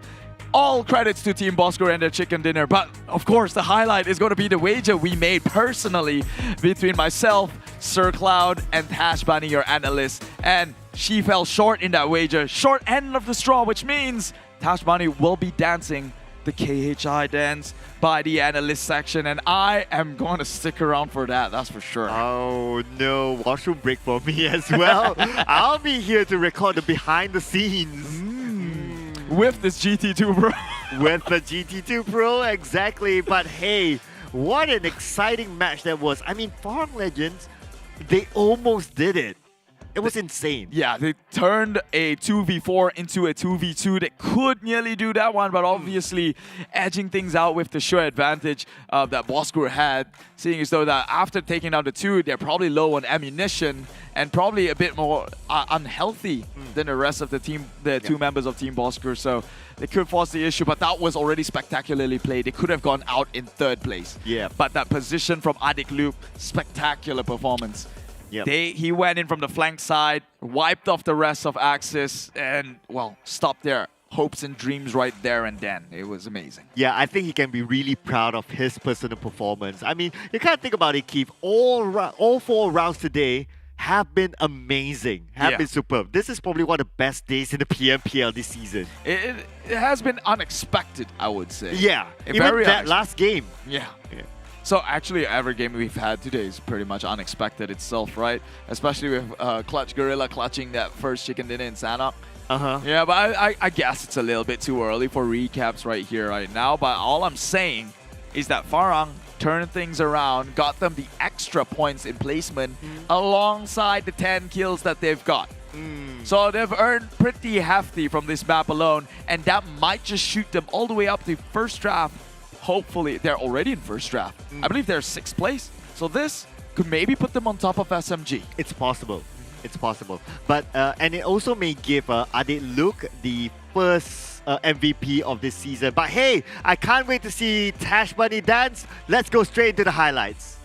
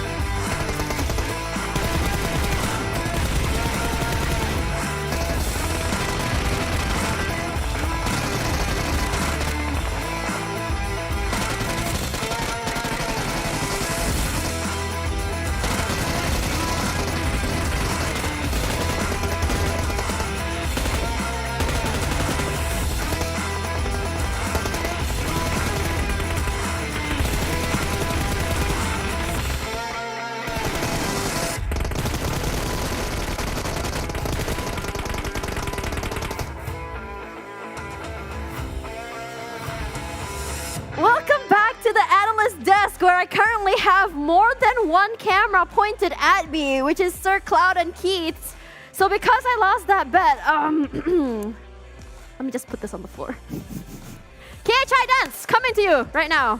I think it was something like this. And then KHI, this is for you! Okay, that's done. You guys can stop recording me now. Okay, so coming back. Let's talk a little bit about that match first, because I am in shock. My predictions have been absolutely wrong. And on top of that, what? How? Okay, not really an how, but it's more of like, I wouldn't say it was just like a total flop altogether. But before we get into that, let's talk a little bit about something that's a little bit more, less how, but more into a pink set that you can get for free, guys. So this is the Golden Moon event happening right now, all the way till the 30th of April. So how can you get this? Go to Game Lobby, Event Center, and then say Open Sesame. Don't say it, just press on it. So this is what you do, and when you do that, you get yourself a permanent legendary outfit for completely free, and it's permanent forever. It's not time gated, guys. So do that, guys, because this is one free outfit that looks absolutely cute, and it's pink, which is great for those who like pink like me. So speaking of that as well, if you also like pink, but you want a little tutu to dance for, don't forget, guys, you guys can get from now until the 8th of May, you get a Golden Moon login and redeem, where if you log in cumulatively during the event period, and you will receive a Golden Moon avatar, an avatar frame, and a permanent Ruby Fairy dress for free. So how can you do this? You go to Game Lobby, Event Center, press on Hot, and then Total Logins. Make sure to log in every day to make sure that you can get yourself the pink tutu, as well as everything else in between. And because the Golden Moon month is a month where we have so many things to give you guys, it's very, very fun. There's tons of events with exclusive rewards that can be expected. So go check out the events calendar, where you can actually see when exactly each gun skin, each outfit, each charm will be coming out, as well as when to get it. Because trust me, guys, this is a month that you don't want to miss out on. Because if you look at the calendar right now, there's pretty much something every day, and there's more than one event happening at the same time. So if there's something in particular that you really, really want, especially the golden colored one, Guys, don't forget to log in as well because there's so many things that you can get right now. So for now, let's talk a little bit about that match. And it's really interesting because the flight path was very interesting when you think about it. It's actually from Impala all the way up to Ladrilla. But let's look at the match ranking first to get you into the story. Now, right now, number one, the one team that didn't get the chicken dinner is Farang Legends. And why is that happening? Because they got 10 eliminations in their pocket. They were absolutely on fire. And this was the Farang Legends that I saw during the MYSG qualifiers last season, my very first time on PMPL. They were absolutely crazy, and I have to say, seeing them back like this just brings back so many memories, and this is what we like to see. Adit Look did absolutely such a great job just flanking from behind and getting those backstabs onto Axis redONE, which really gave so much breathing space, not only for them, but also for Team Bosskur. That got second place. Unfortunately though, in terms of their eliminations, they only managed to get 5. They were more of playing the survivability game, and they were only behind by 2 points, giving them 20 points at second place. Yoodo Alliance 4 Rivals, I have to give it to them. For today, I think that in terms of their consistency, they are absolutely back. They have 13 eliminations in their pocket. And what's really interesting is because the area they held just now, Church, was just attacked by so many different teams over and over again. It was like all these players or eliminations were just coming to them. They didn't even have to go anywhere, and they had 17 points total. So for now, we want to look at Adit Look right now, where he has 6 eliminations. But look at his elimination distance, 320 meters. I don't believe it when Keith said that it's so hard to see a speck all the way out there in Miramar, because he managed to get a 320 meter elimination. And on top of that, he almost did a little bit less than half of the team's contribution. In terms of damage, him alone dealt 1,312 damage, and his MVP points is close to 5, which is the highest I've seen so far in week number 2, at least the end of week number 2 all the way till now. You really gotta give it to this guy. So young, yet very, very high potential player with some crazy firepower as well as strategies. You really gotta give it to him. And while I thought Mika was absolutely crazy in terms of his backstab as well as repositioning, you gotta give it to Adit Look as well, because just now was some really clutch moments. And I believe if Farang had more people on their team, it would have been a different story altogether in terms of who exactly got that chicken dinner. But for now, in terms of rankings, SMG gonna be moved down, getting 3rd place now because Yoodo Alliance 4 Rivals said move on over. I'm here to catch up now with 82 points, and RSG still at number 1 right now, so comfortably ahead at 122. Looking at SMG though, 76 points, and 3 points behind them is both KHI and GENEXUS. KHI climbing up to 4th place, meanwhile GENEXUS dropping. For now, let's have a look at the bottom ladder here. ALMGHTY, very surprising in terms of this team because they're a team that would absolutely crash into any team. But the thing is, they're not showing any results for it. They're still all the way down there at 20th place. Geek Fam and CLC, 29 points each, dropping down. And this goes for Team Secret, THQ, Dingoz, as well as Homebois, as we see players from Bosskur and Art2Clay climb their way up, and TABAH NC as well, dropping to the 2nd page with 46 points. And honestly, I think it's because of how inconsistent or how a bit strange the flight path as well as how the circle was today as well. I would say that this is one of the toughest Miramar matches as well, because the area is not only quite open but is quite terraneous on the side. So like it or not, if you were to go inside of the circle, you might be caught out or shot at from so many different areas. But let's have a look at the recap first while I kind of walk you through that. So right now, in terms of the flight path, as I mentioned before, from Impala all the way to Ladrilla. And this is very, very interesting because it's kind of skewed toward the bottom side. Now, in terms of Impala, that's exactly where Bosskur usually goes, and they did a very long rotation. And I remember that 2 teams did that in terms of rotating outside in the blue zone. And that was, I believe it was Bosskur and I think it was KHI. So now, when you look about that, they actually came up all the way through Minas Del Mar before, Minas Del Valle before finally they stopped at Chumacera. So in terms of where they were, when you saw them kind of move all the way from the bottom side through the blue zone, it really gives you an idea that how they wanted to play was trying to play it real safe, and the aim, or at least their objective, is to get a chicken dinner, or at least close to it without getting all those unnecessary skirmishes as well as fights.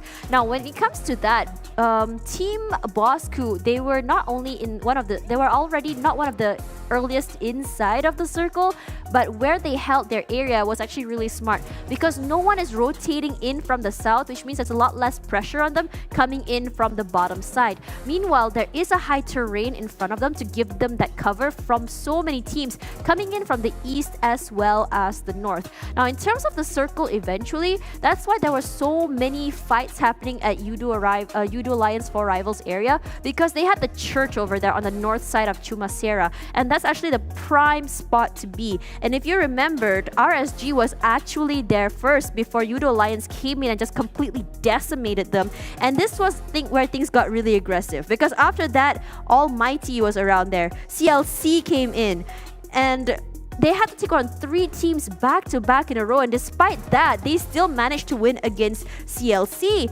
And after that, SMG came in as well before finally they decimated SMG, but yet Bosskur managed that long-range elimination to them, and that was the only reason they dropped down. So now, when you came up to phase number 5, this is where things got really interesting, because compared to last game, we only started things to get heated up around I think it was 15 minutes in when we saw our first team eliminated, and nothing really happened until phase number 6. But this time, it was a little bit more fast-paced, because at phase 5, we only had 5 teams left, which shows how fast and how aggressive the rotations are and how many teams are coming in that resulted in so many of these fights. And these are no longer skirmishes or even pickoffs. These are just straight-up civil wars when you think about it. So when you see in terms of where they are, Bosskur, they had such a great area. It was kind of like a high ground, a terrain, if you may, from that side. But Oxys, they were a little bit more smart, because they had like a little kind of terrain to play underneath to give them that cover, because it was a very steep terrain.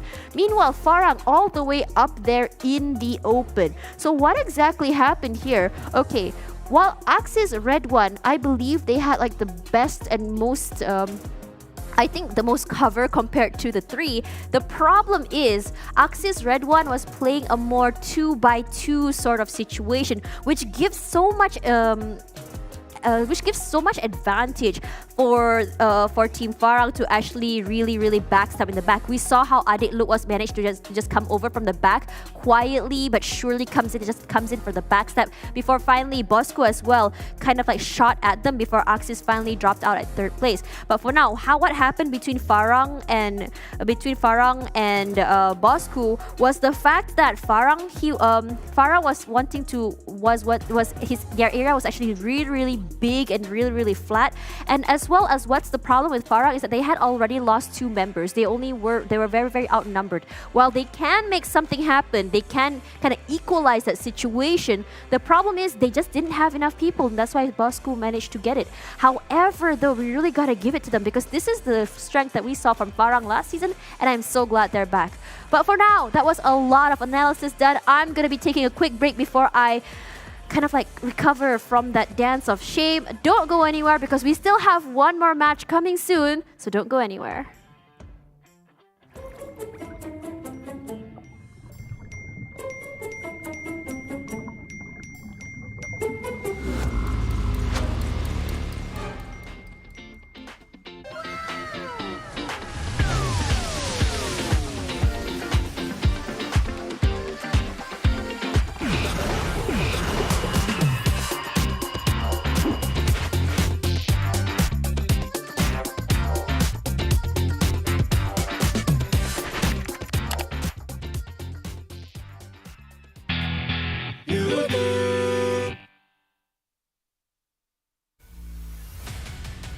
To be a champion, you must fail first.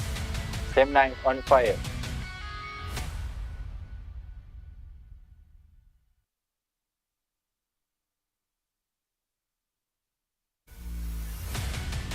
There will always be setbacks, but you just have to bounce back harder. GENEXUS, be resilient.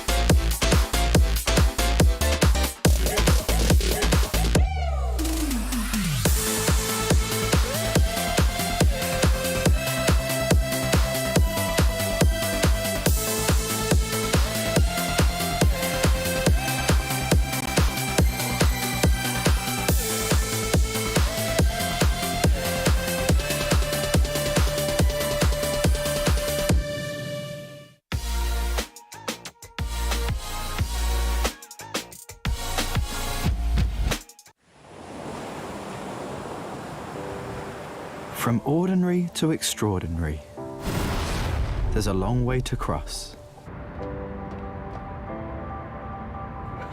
Whenever we lose our way, there's always a light that keeps us going. The light sparks from every young heart. It leads us to capture inspiration in ordinary days. It encourages us to seize the colors of sunrises after the darkest hours and create something amazing with it. We brought the magical color-changing effect to life thanks to a dual-layer chromic bonding process. Place the back cover under the light for just a moment and you'll see it go from a calming blue to a passionate red, just like the color changing of the sky during sunrise. Presented by RealMe Design Studio. A tribute to those who dare to capture the light. Realme 9 Pro Series. Hello everyone, welcome back to the PMPL MYSGPH Spring 2022. I'm Tash Bani, your analyst as well as your host tonight, as well as someone who did the dance of shame just now. For now guys, we are going to be heading to a match number 5, and this is going to be really interesting because right now we can't really pinpoint which team is actually doing well on top. For now though, let's have a look at the infography, which is the team with, or actually the player with the highest damage right now. And for now, in that last match on match number 4, Ade Look with a whopping 1,312 damage. And honestly, are you surprised? This guy managed to fight off a whole army of players coming in from the back, backstabbing as well. But we can't really look away from Yoodo Alliance 4 rivals as well, because 920 damage goes to Api and 809 goes to Pemburu. Because when you think about Yoodo Alliance 4 rivals, how they managed to get this much damage is because they had so many teams fighting them for the area of the church right now, where Keith has said a lot of things about about the church area. But coming back to this though, they had, I think, around 3 teams were just crashing at them so many times. And on top of that, they took the area from RSG as well. And when you think about it, even though they had lost 2, by the time SMG came in, they still managed to just decimate SMG before finally going down to Team Bosskur, I believe, with that long range fight. So either way though, you really can't look away from Yoodo Alliance 4 rivals as well in terms of their damage performance and firepower. But let's talk a little bit about what happened just now. This is a team summary where Bosskur, let's have a look at a head-to-head between this team with Farang. So right now, in terms of eliminations, Farang has always been, since last season, a more aggressive team. And seeing this in terms of eliminations proves that they have double in terms of eliminations from both teams, and in terms of damage as well. When you think about it, 1,106 damage from the whole of Bosskur to 2,190 from Team Farang. And time in blue, if you think about it, Bosskur spent the most time in there, 7 minutes and 33 seconds compared to Farang, which only did out 2 seconds. And the reason why is because Bosskur did a very, very long rotation all the way from the southern side. And honestly, because they really wanted to avoid as many teams as possible. This comes back to what they want, what we want to talk about in terms of, like, are you looking for eliminations? Are you looking to survive? However, though, after this last match of the night, we'll be going back to the classic map of Erangel, where groups A, B, C, and E will be playing. D will be having an early night. So right now, Geek Fam, R2K, Farang, Lejund, CLC, Team Secret, SEM9, GENEXUS, Homebois, Axis, redONE, EVOS, Dingoz, Bosskur, Yoodo Alliance 4 rivals, THQ, TABAH NC, as well as KHI will be playing. And in Group D, the team that isn't playing or will be having an early night will be Team SMG, RSG, MAB Esports, as well as ALMGHTY. So rest be assured, no one's going to be crashing into your drop spot in this game, because ALMGHTY isn't there. And when you think about it again, RSG, definitely a team that I think they're no longer in that momentum or that heat. So I think it's good that they're having an early night. So now, my prediction right now for this one, GENEXUS, but I'm starting to feel a little bit shaky on that prediction though, based on the current run of GENEXUS in general, because for today it seems that they're very, very shaky. They're getting picked off quite early, so I don't know if the GENEXUS we saw at the end of last week will be back, where we saw very, very aggressive play from Long as well as Loyu. Really hoping that they'll be able to bounce back at least for the last game of the night, because this is day number 2, and while there are still a few days coming soon, it is always good to kind of maintain that situation. And right now, while we saw a very, very, dominating performance for them last week, now I'm just kind of like wondering what's happening. Did the teams finally figure out how to deal with them? That's also something that we really, really want to talk about as well. However, casters, I hope you're ready, because right now we're going to be going back to Erangel. Take it away. Well, Tash, if you're feeling shaky about that, how about shaking it out again? No? Okay, I was just pulling a leg. I'll take the KHI dance. I thought nobody was listening, yet there I check in the comments. People noticed, and I dare say that they've seen her live doing the KHI Jumbo Mambo. But before we go on further with the entire league and tournament, GT2 Pro by realme, they're coming in as tech trendsetters, and to be one of the more trendier tech people out there, you gotta get your hands on one, right? They're even going as far as to partnering up with PUBG Mobile for the development of youth and esports here in Malaysia. So if you haven't already, get your hands on one of them. And if you haven't already, make sure you get your hands on official digital telco partner, that is Yoodo. And the moment you get it, the moment you switch over to Yoodo, you will receive 5 gigabytes of high-speed data plus 20 gigabytes of PUBG Mobile data. So you can watch as many of Tasha's KHI dances you would like. Go on to repeat. Just drag it back the slider. You know, clip it if you don't want to waste too many data. Although you do get 5 gig of them free, and then post it up on Warga J. Post it up on any community you know. It's a dance that's on the internet and it's gonna last forever. So let's make it last. Let's have some couple of smiles out from this. Yeah, we definitely enjoy that. Okay, but today seems to be a blue day. Well, not in a negative way, but for Tash, all the predictions seem to be the blue teams. Well, again, I would say that Tash is just playing safe. I mean, are you surprised that all the predictions she has had was all the top 2 teams currently? True. It's like, who would you pick? GENEXUS, RG. Duh.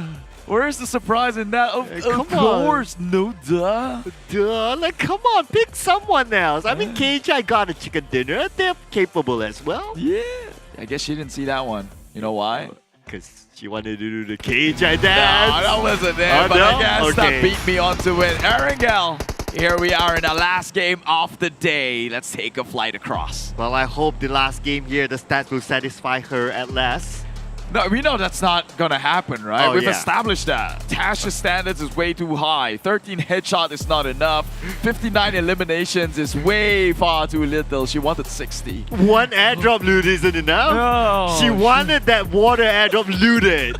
Like, leave no stone unturned. Yeah, that is Tash for you. So perhaps it's a good thing. Perhaps it's a good thing that she revealed that she's got a boyfriend already, because my God, would everyone break her heart for not meeting her expectations, you know? Oh man. Oh man. She's having a lot of fun on the side. Yeah, she blamed the circle for her RSG prediction going wrong. Man, now it's the circle's fault. Yep, it didn't meet her expectations. She said it was a hard shift to the right. So right now, I guess we get to see if that would, satisfy her satisfaction as well. I mean, GENEXUS is now playing. It's another team in the blues. It could be a blue sad day, like you mentioned, if that expectations was not met. Yeah, okay. So, to be fair, when they lost against Yoodo last 4 hours, they were still within the circle. To be fair to the circle. In case the circle goes like, why are you blaming me? You guys had the circle still. You lost the fight. It's okay. We've established that. It's a possible standard. Yeah. So it's just Tash. Yeah. Yeah, it's just Tash. We will move on though. We will miss her as well if although we say a lot of stuff about her. And hey, your dreams coming true. You said Zarky, that's a possibility. Although it's a small possibility, but I'll take that. You never know, right? I mean, the RNG gods, they might like to fool around. I mean, I believe this is the first time it went on northern west side.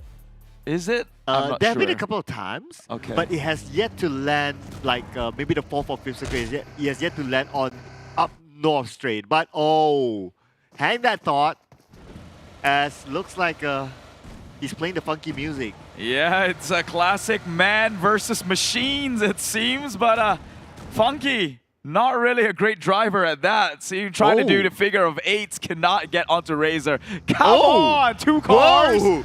Really? What? Come on. He had to ruin the fun. We were just getting started. That was a bumper car at best.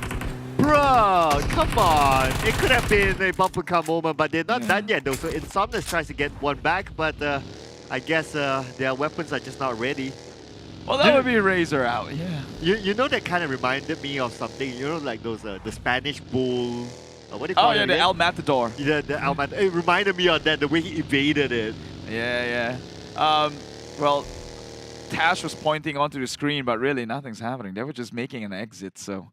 No, the fight didn't satisfy her. No, she was expecting EVOS to commit through, but they didn't. And that was an expectations not met as well. Shame on you, boys. Shame on you. Oh, we just cannot get enough of Tash, huh? Yeah, not at all. Because we can't take a L, you see? When she's not satisfied, we're somehow like, we got to dig deeper. We got to find how to give her that satisfaction, it seems. We're simping at this point. Wait, what? What? Wait, what? What? I mean, she has revealed her relationship status. What are you talking about, man? Yeah. But, I mean, simping's... Yeah. It doesn't matter. It doesn't matter. Yeah. Right. Anyway, GENEXUS, this is the team she voted for. Let's see if they can perhaps satisfy Tash and her very high expectations towards these players. Biu, obviously, one of the star players. She's mentioned about Loyu, she's mentioned about Long, all of which did not really have quite the good game ever since this new week arrived. And that's kind of the problem, right? Because you asked me last week, do you think this is GENEXUS going to be #1 in the league? And I told you, no, I'm not sure. Because their week 1 performance was a night and day different. And then week 2, they were in the heavens. And then week 3, right now, still decent, top 3. But then they're still trying to find their groove. It's as if they haven't gotten that nail in the coffin just yet. I wonder what's the factor. What do you think? Is it because of like they were like super hype and everyone starts to give them a lot of attention? I don't know. I feel like in week 2 they play a bit more ruthless. Like they would just drive towards the center of the circle and hold point and somehow come out on top in defending their spots. And then came towards the end of last week, they were just getting wiped. ALMGHTY wiped them in a single close quarter combat. So maybe a damaged confidence, I would say. Oh, but look who's playing though. So Boyka's playing, but he's been tossing. He tossed out a couple of nades. I'm not too sure why. I guess he wants to come in with a bang. You would say that, but maybe it's a dummy grenade. Oh, right. I don't know why I was going with that. It's a dummy grenade most likely. I think he's just throwing one up there. Fair enough. But hey, shout out to. So he's not satisfied with the grenade. Yeah, it just doesn't pop. Yeah, it doesn't pop. Yeah, she don't like if it doesn't pop, you know. Yeah, I would just disregard that. And well, our theme now is like regarding satisfaction, it seems. No, I think it's more on disappointment. One way to look at it, the theme is disappointment, it seems.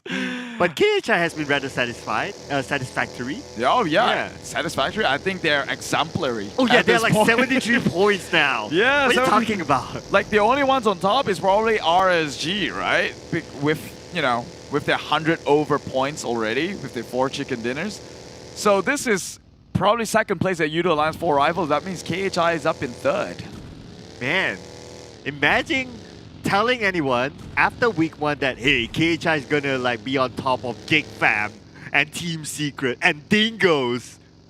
They'll bite your head off. Yeah, nobody would have ever believed you. I saw the community comments. They would have never believed you if you were to come up with such a claim.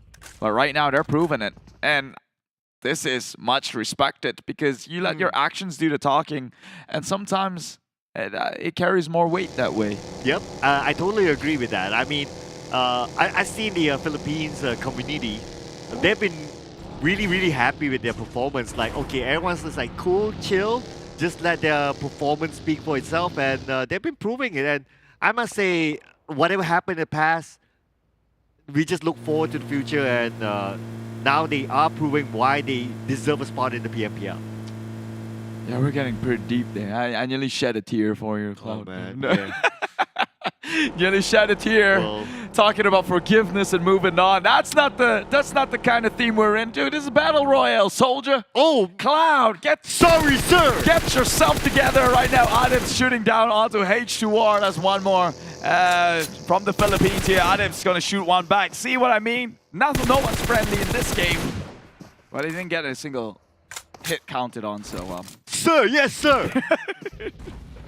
I'm getting the vibes back. But okay, they managed to get away with that. Kind of lucky if you ask me as well. But hey, I mean, as long as you survive, that's fine. But which team will survive? These two. Team Secret versus Geek Fam, the two champions going up against each other. Yeah, and just when the action was about to come in close, we are now looking at a long-distance travel in the very relaxing SEM9 ASMR vehicle revs. Do you like the sound of that V8? I assume it's a V8. I don't know. I'm not a car guy. I'm not a car guy as well. But hey, your car's pretty good. Pretty nice. It's no Lamborghini, but if you want a Lamborghini, go sign up to PUBG Mobile's brand new offering. They've got Lamborghini skins for you to play. And why do I feel like it's about to pull on upwards here? Cloud, although we have theories that it probably will never hit the waters anymore. But look at the drop. Hey, if you were 90% right, The airdrop's now on top. Yeah, I'll take that 90% right now and put it in and say that the circle will go up north. At least the next one. Northern western side? Northwestern side. Let's do it. So you said that would be the first, right? Oh, okay, fine. Yeah, this is familiar. I am showing myself out the door. The circle is not satisfying me. Unfortunately, not everyone has the liberty to feel satisfied about themselves. True right? enough. But Geek fam though, they can be happy about themselves. It closes on to Georgia, which is pretty much a familiar home ground for them. No need to worry about it. Not at all.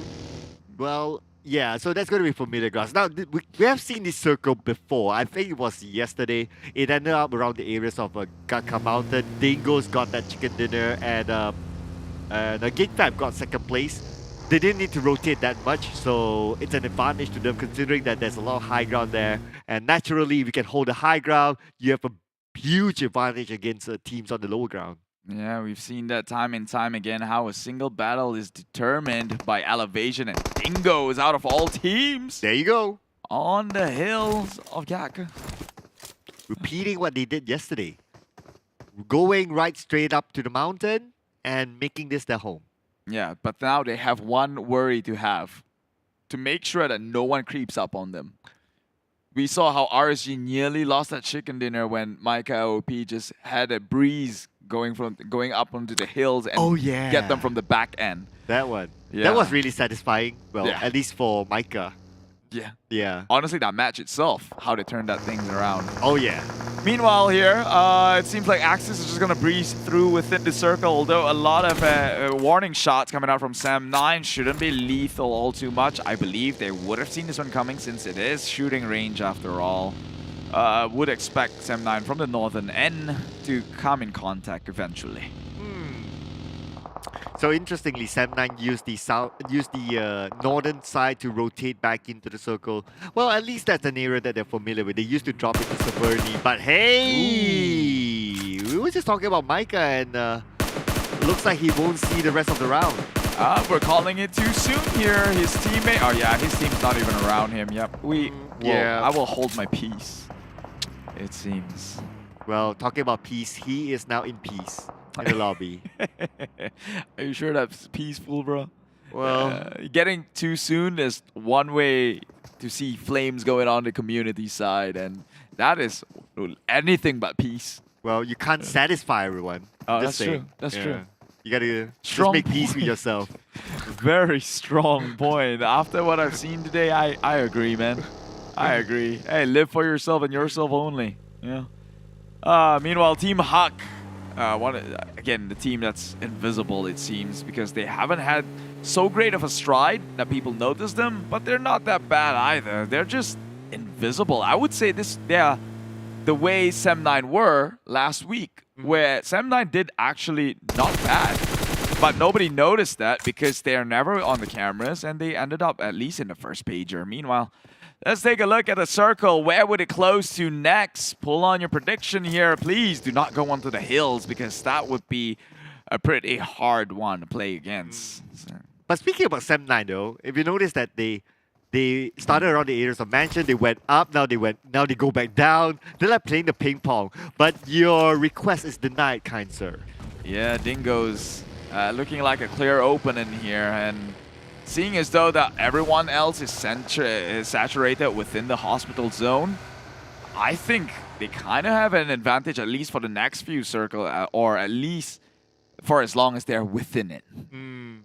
Yeah, but talking about advantages, of course, now the circle definitely a big advantage to Dingoz.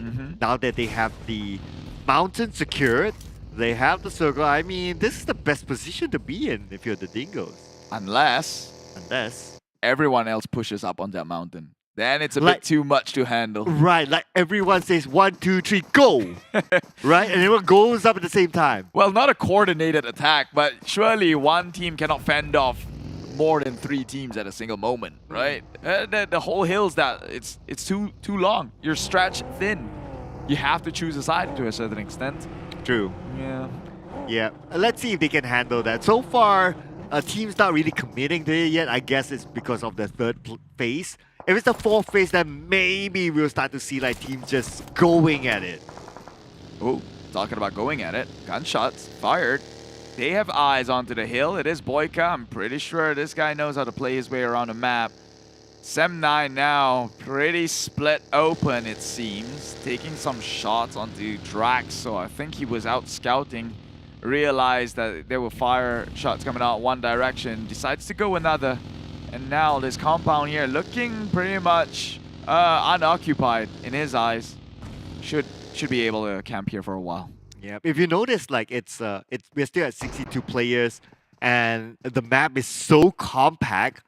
One reason is because of that mountain, and of course everyone can't take that whole mountain. And we have a lot of rotations happening, but still we don't see many eliminations. It's like everyone's a master at rotating in this round. Yeah, and talking about their master of rotating, now that Boyka's in, I think Team Huck has got a strong chance. This guy's got a Medal of Honors in PUBG Mobile. He's led teams to many global victories, and it's in the name. Yeah. Boyka Adapt TR, it says. Oh, so he Adapter. So he'll adapt to the map right now, I guess. Well, statistically or historically, every time that whenever his team is like not really performing, he plays. They suddenly like got this like like Jack. Like he just needs to play that few rounds, and the following few rounds they suddenly have that performance. It's something of an X factor that he brings. Well, let's hope that's going to be enough here, because it seems like their only way through is all the way up, and Dingoz is waiting for them, because if Team Hawk wants to go to the left, they have to pick a fight with KHI. On the right, they know that there's clutch in the area, and so the circle does not favor Dingoz, but look at the easy rotation down to the foot of the hills, crashing onto Geek Fam most likely. But talking about crashing, it's going to be SEM9 against Farang Legends. So now with a long range shot, they are still on the outside of the circle, 30 more seconds on the clock. Luke trying to get one for himself, but he's been pressured by the opponent. Yeah, Drax, he's positioned himself. SEM9 has got the field wide open here from all angles. Helton in the back end, all the cover fire has been taken out. Farang, they hit the white flag, they wave it, and it's time to book an exit out of here. Luke with Polayo will drive their way out, but I don't think there's an exit in that end of the tunnel as EVOS, they wait to hunt their prey. They will crash onto the sniper's nest, so that's some sort of cover at least. But no! As I live and breathe, yeah, Micah gets taken out. Mamparang tries to spot out wherever EVOS is currently at. He spots out Micah, but can't get a clear shot. Tries to slug. Managed to land one bullet, but not good enough to take them down just yet. And now Mamparang needs to move. Oh, he's moving though, but surely you don't want to be in the area where EVOS is. That could be not a big mistake. Instead, they will try and come in from the back end and maybe be the gatekeepers to both EVOS and Farang Legends themselves. Ooh, GENEXUS may lose Law, may lose Snappy as well. Not too sure what just happened there. EVOS Snappy needs to move further forward, but they need to be aware that Farang Legends, they have the sniper tower, a vantage point that can gatekeep EVOS VIP, but at the same time, now we look at Team Hawk. They're losing members. They just lost Rensky. And they're about to lose more as now Damroot has got quite the flank side here. Takes out one member from Homebois. Trix is within the area. Surely he's got the idea. Boyka, that would be him out. The adapter man. Seems like he didn't have a charger after all. And was not able to charge the hopes and spirit as you proclaimed he had been doing historically. Well, at least he got one elimination before he went out, so you gotta give it to the old man. But Ripple, wait a second, just look at this. It's like he's surrounded by the bees. Hold up, this is absolute bully here. Oh, they ring around the rosy, and look, more members from SEM9 actually falling down. Clutch, they take out Farang, they take out SEM9. They're just taking out everyone within their eyes here in Homebois. They're the one who's get kicked out with the boot. 16th place. Oh, and there you have it. We have our first team eliminated, and that is Homebois. Then we got what we got down by Damroot. Damroot, what a great position he's at. Just look at this. How are you going to spot him? How are you going to gun him down? This is a good set to play with. Red Key could be the next one to go down. Red Key 50% health still survives. Man, I like how Geek Fam likes to play the map here. It's like they're confident in their teammates. They would go with a 2-2 split because why not? And it's working out beautifully for them. Meanwhile, Clutch now by the foot off the hill will get some sort of a cleanup here before giving the instruction to drive on through. He will clip onto SEM9 Putra. But it seems, there we go, the lucky one will hit. Eventually, third time's the charm. Meanwhile, Magic's pulling up all the tricks under his sleeves here. Tries to help his ally, but it is R2K in the path. Izane tries to spring downwards. He makes it, but he's low. And Frankie's in the area. Where's Magic's? Yeah, not too sure. Okay, but what we're sure is that Izane is the last man standing. So Magic's is on the other side, so he's not going to interrupt. But talking about interruption, we have Heiko, we have KHI, we have Sane in the same compound. Oh, that's this is going to be quite the action-packed matchup we're about to see here. Geek Fam only playing 2 players within the close quarter combat. Can they win without the sheer number? It's just Sane is one man. He's running within smokes. KHI, they smell blood. Meanwhile, Izane takes a flex OP. Surely just to secure the kill, but Frankie and Magic's, he's got him covered. Tosses more smoke down. Can this boy clutch for the side of R2K? We've seen what he can do per se. And now Frankie's got eyes on him. Sprays down one onto Izane, and he will take it. Frankie, easy. Cleans one up, and now Sane OP going up against 3 members of KHI. Takes one down. Has 2 more to worry about. They're going for the revive. Surely Sane just go one on the push. Force them into the hands. He's going for it. The jiggle peek, but unfortunately that will be him. In the attempt will be held back. Well, it's either he went for it or the zone will come in, so he has no choice. He needed to do that. Anyway, now moving over to Jimmy OP. Will be gunned down by Yoodo Alliance 4 rival Sane. Confirmed finish off by HUR from KHI. At the same time, Insomnus will be taken out by our boy from Bosskur. Team Secret playing by the edge of the circle, but look at the amount of teams around them. Oh, look at that. Team Secret has got Dingoz to worry about, and I'm not sure if I'm confident with that one. Although Matoy has got the high ground, his eyes are upon the Filipinos here. KHI is in the way, so if Dingoz were to look to make a push, I don't think they've got the cover fire they will so wish for. But KHI feeds themselves onto the Wild Dogs from Australia. They get one clean. Eliminated is the Philippines. Oh, and just when you thought they managed to get away with it, unfortunately, they will bow down at 12th place. Now the Dingoz, they need to move a little bit further forward. Just checking their backs, just making sure that no one's there. And they are clear to move forward. But then again, the next circle could be in an open area. Oh, we counted out GENEXUS way too soon. They are still in and doing damage. As I say that, Loyu now gets taken to his knees here. Can they look to recover? We've seen how GENEXUS plays it towards the end with only 2 members. However, those were with Loyu and Biu itself. Oh, Bosskur gets one of EVOS VIP. So these big cats, they're still afraid of water and they can't fight on it. Yeah, oh no, so the zone moves towards land. That means everyone on the other side, including EVOS VIP, including Bosskur, including Axis Red One, they need to get out of there. And get out they have to. They get out they must.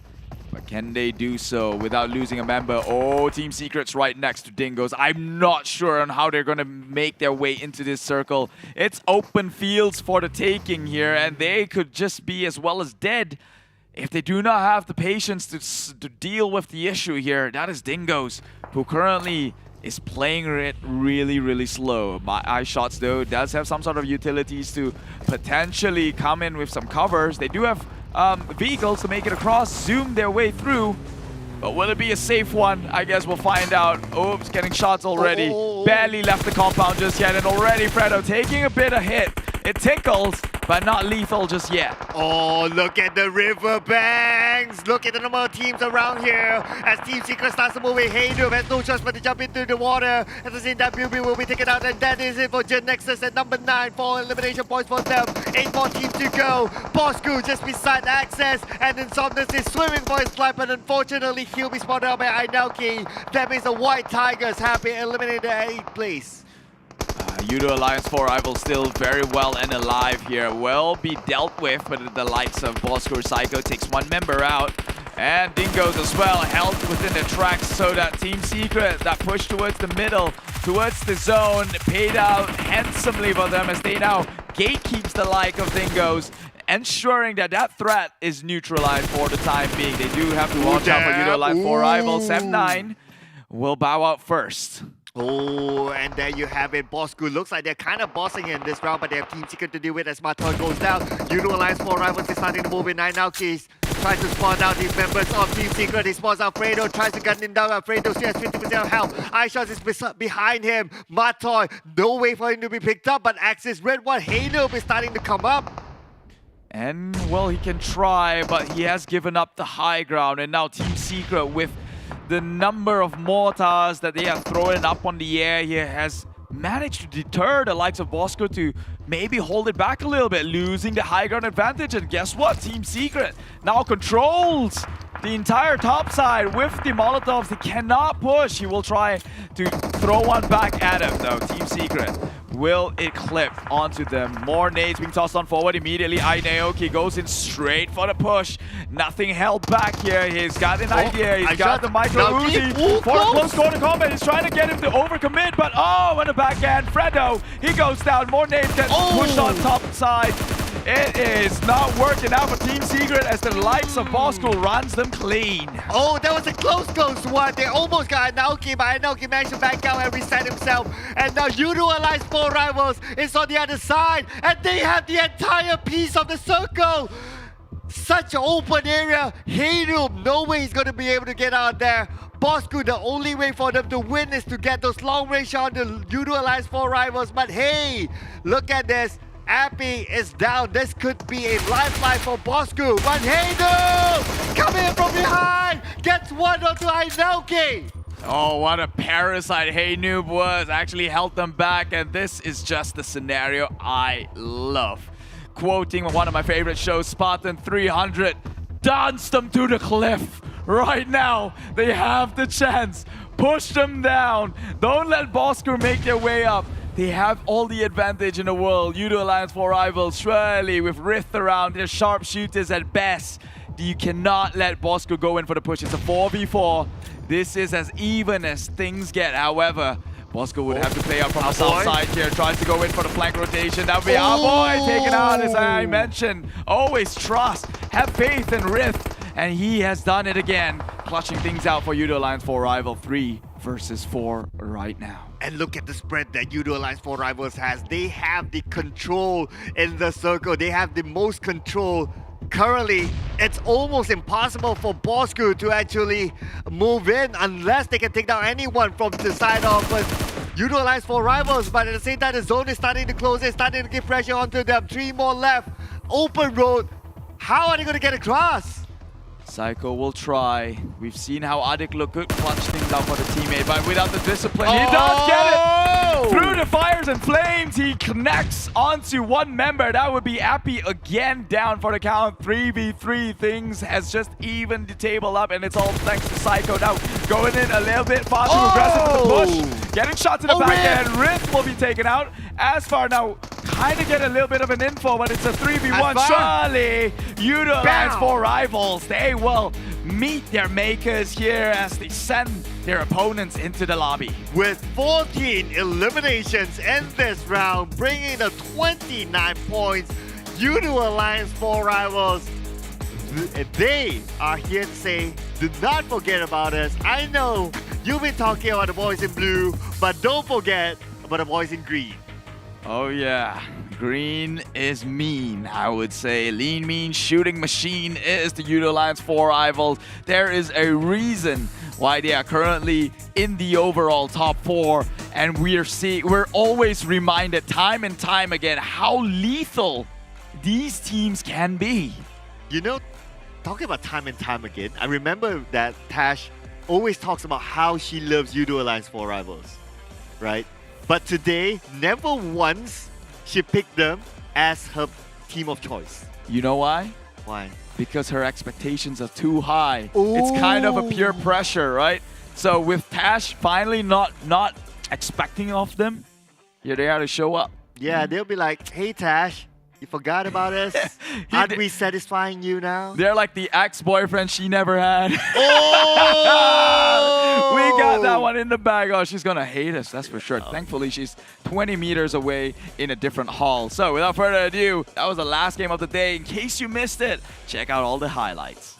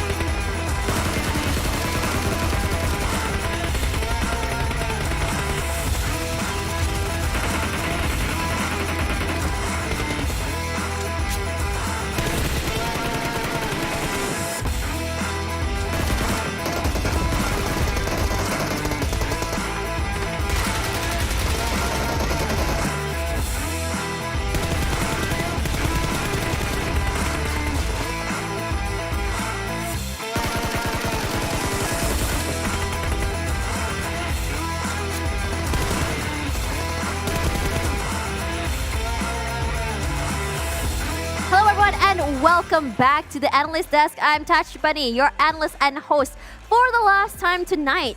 Last game, I wouldn't say it was unexpected, but it was definitely a harder circle than usual.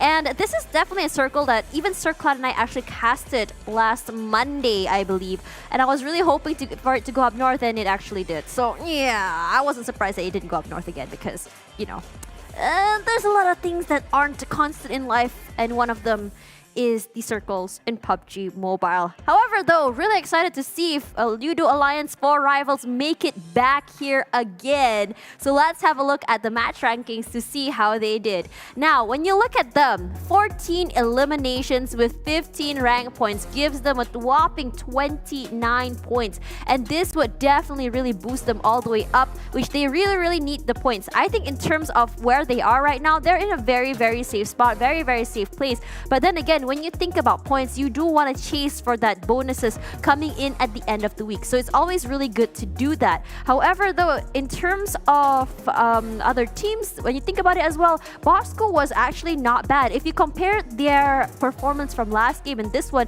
we're starting to see Bosskur kind of go off that momentum as well as that heat they got from last game. And right now, while they didn't get a chicken dinner, this time around, 11 eliminations in the bag for them with 12 points giving them 23. And now this is where the rankings get very big in terms of the gap, because Axis redONE, and this is something that we've seen them do quite a while now, where we talk about Axis is whether when they pop off, they can just totally pop off and get so many eliminations if they want to, and then suddenly when they are put in a position where they're not able to get those elims, I've interviewed them before and they said they have a plan B, which is just to survive for as long as they can. Doesn't matter how many eliminations that they get, so long as they get those placement points, it's basically mission done.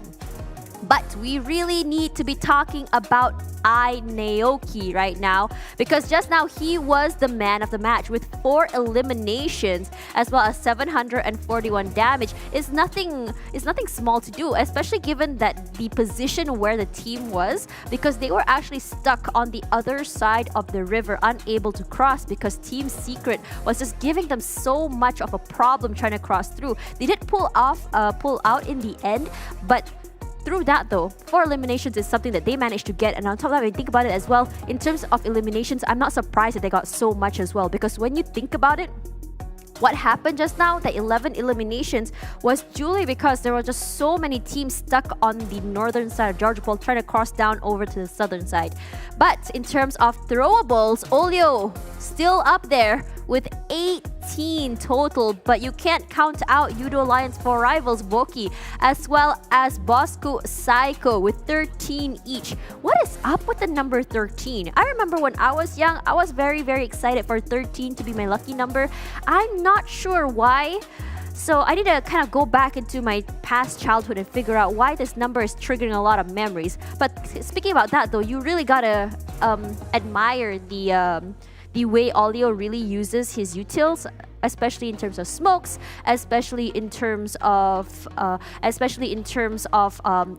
hand grenades, as well as I think there's one more. Oh yeah, Molotovs as well, because he really uses it really well and very situationally done. So now let's compare in terms of elimination and damage between Team Bosskur as well as Yoodo Alliance for Rivals. Now they had 14 eliminations in the bag with a total of 2017 damage, as opposed to Team Bosskur, who did more damage with a total of 2167 with 11 eliminations. Now there is a reason why this happened, because Yoodo Alliance for Rivals, they actually got the circle. They just completely dominated the entire site. They decimated anyone on their southern side, and by the time they were done, they had full control and command of the circle, giving them 14. But for now, in terms of Team Bosskur, the higher damage they are is because they had to deal with so many people just trying to cross that bridge, trying to cross the river area, and which is why they got some easy pickings coming from inside the river as well. But more on that later, because for now, we're going to be talking about the weekly rankings here, where RSG is still very comfortable at 122 points, but because they didn't manage to get any points in the last 3 games and they weren't playing for this one, they are starting to people are starting to chase from the back. And closely right now, Yoodo Alliance for Rivals only 11 points behind with 111. Now, when you look at the bottom side, AMT is still maintaining that bottom side, but THQ dropping quite a bit here with 33, and 1 point just above them is CLC still maintaining that. Geek Fam finally kind of catching up right now, getting 35, and 2 points ahead of them is Homebois that kind of drops down. Dingoz still maintaining, but Team Secret gonna be very happy right now as they go up the rankings. So now, in terms of eliminators, Yoodo Alliance for Rivals, API, 86 total eliminations so far. And API, I gotta say, you are absolutely on fire. And this is the comeback I really wanted to see from Yoodo Alliance for Rivals. Meanwhile, though, you can't, no matter how much you want to say that GENEXUS is not performing this week, Lu Yu still has 75 in the pocket. Meanwhile, Mika as well with 72. And honestly, these numbers don't lie. And honestly, through their performance as well, I am just kind of like not surprised to see them here at all. Lu Yu is definitely one of the highest clutchers for GNX. We've seen his performance, but Lung is not bad as well. So meanwhile, for the MVP race so far for today, Yoodo Alliance for Rivals API is currently leading the pack right now. And look at his total damage. 16,614 puts him with the most firepower so far. And survivability time is 911 hours with MVP points of 1.4. But Damroot this time kind of knocked down to second place after seeing him up there for so long, which is quite surprising. But his MVP points is very similar to Api's at 1.4 as well. Number 3 as well, all the way to number 5 is all going to be 1.3 MVP points. But iZane, R2K iZane, Axis Mika, and GENEXUS Luyu are all definitely players to look out for. We've seen iZane do some insane plays, especially when it comes to backstab as well as firepower. Mika as well, you can't count him out. And Luyu, I gotta say, in terms of firepower, in terms of sprays, he is definitely out there. But in terms of league bonus rankings so far, Yoodo Alliance for Rivals is currently leading on top with 476 points total, because on week 3 they have about 111 points now. Because Axis on 82, look at the disparity of points here, but they do still have 448 because of their great performance on week number 2. GENEXUS on number 3 right now with 447. GENEXUS also did quite well on week 2, so no surprises there. Meanwhile, Dingoz week 1, great performance. As it comes to week 2 and week 3, it seems that there's a decline there. Now when you look at teams like AMT, not so great all around, but SMG as well, they are looking really good on week 1, but now they're kind of trying to find their groove back here. But Team Secret, week 3, not so great yet, but hopefully you can see them kind of climb up. And right now, in terms of SEM9, 68 for week 3, but CLC taking 11th place with 34, and Farang right now with 72. And this is very, very interesting. This is what I was talking about. You can see the middle rankings here is where a lot of the bigger names are. 15, 14, 13, 12, and 11. These are teams that usually pop off.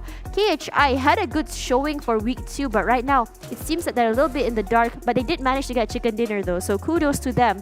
Because when we talk about teams, we see RSG, we see GENEXUS, from their performance, I can only kind of assume are kind of like deduced that these are kind of teams that really have to work on their, what's the word for that, on their heat, on their momentum to kind of push themselves forward. And once a mistake is made, once they couldn't find the way they play, they kind of hesitate. Either they hesitate or they're not too sure what's going on. However, though, let's have a look at the recap for the final match of the night, and this is going to be very, very interesting because this is Erangel, where Yoodo Alliance 4 Rivals coming back online, and this is what I like to see because this is what we saw exactly for last season. And in terms of Yoodo Alliance 4 Rivals, this is exactly where they dropped last season as well. Rozak and School has always been around the area they went, and immediately they went toward the center of the first circle. And look at that, they actually took care of the bridge. They took care of two areas, having a 2-2 sort of strat there, one taking out care of the north side and one to the south side.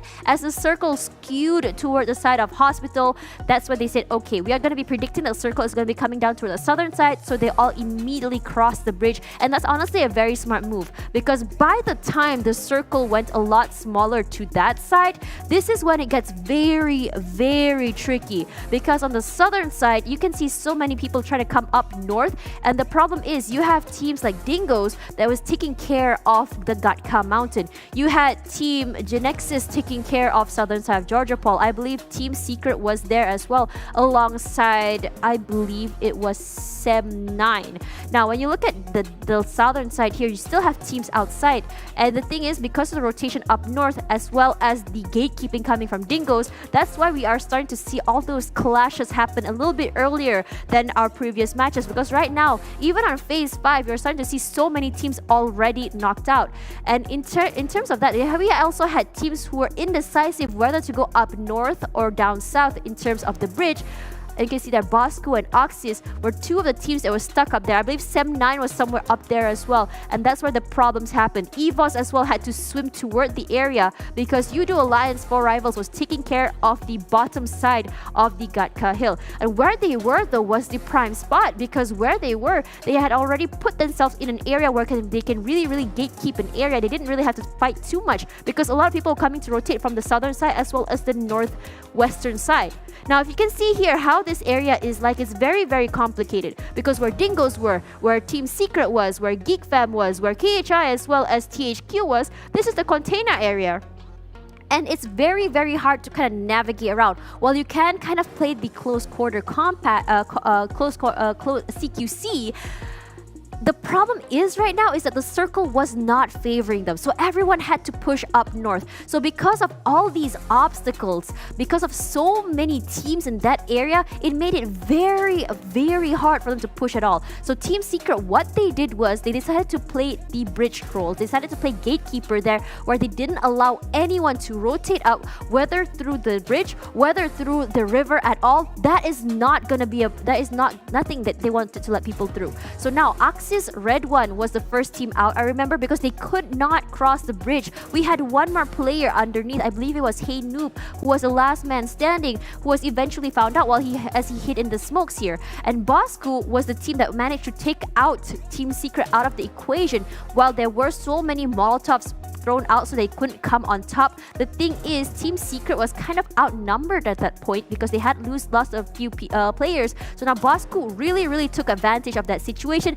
And on top of that, Team Secret really, really overextended there. Meanwhile, Yoodo Alliance 4 Rivals, what they did was toward the bottom side here, the southern side, all the fights, the skirmishes had already happened. All they had to do was pick off the stragglers that were just going up there. By the time all the players tried to go up north into the circle, what's going on is that all the players were already out of resources. Not only were they out of resources, they were also low on life. And this is where Yoodo Alliance 4 Rivals came in. Not only did they clean up, they were also very strong in terms of firepower. They didn't allow any teams to reset before they picked them off one by one by one. And on top of that as well, what's really interesting as well is because of this fact, you could really, really say that it was just so hard for Bosskur to even do anything at all to get into the circle. And Yoodo Alliance 4 Rivals, they set themselves in control of the entire circle. It was hard to even rotate or even backstab at that point because the area was completely flat. Anyways, that concludes my analysis for the night. But for now, we're going to have a really, really fun interview. And right now, it's for a team that I have had a lot of faith for, and it is RSG Small Boy. Hello, small boy. Okay, I'm very surprised because I was expecting someone very, very tiny and small, but you're definitely not a small person. Why the name small boy anyway? The name of small boy is not because of my size. Obviously, it's because when I was young, I was playing this game so much, so I put my name as small boy lah. So. Oh, okay. So it wasn't because when you were younger you were small, maybe. Yeah, I forgot that I will go bigger. So. Okay, fair enough. I think that's a really good thing. Okay, let's talk a little bit about RSG's performance for this week. So if you looked at the trends right now, RSG didn't really have like a good beginning, at least in terms of the PMPL MYSGPH. But suddenly during the end of week 2 and now and as well as yesterday, you guys were just on fire. You guys got back-to-back chicken dinners, and yesterday out of 4 games, you guys managed to get 3 chicken dinners, and today you guys managed to get 1. So after that, it seemed that you guys slowed down a bit. Is it because that you guys are very comfortable because you guys are so ahead, or is it some that people already figured out what you guys were doing in terms of rotations and how you play? Not really. It's because we kind of doing some careless mistake, I guess. So it makes us a bit makes our performance a bit down. So. Yeah, that's it lah. Okay, so is it because you guys were kind of like low on momentum already? What can you guys do to go back to that streak again? I don't know, because yeah, but everyone in this league will obviously know that our leagues are getting stronger and stronger. Everyone is getting even better in their strategy. So yeah, this is PMPL, MYSG, and of course PH League is the hardest lah, I guess. Yeah, okay. So it's a bit hard. Okay, speaking of hard though, which is the team that you guys find the hardest to deal with?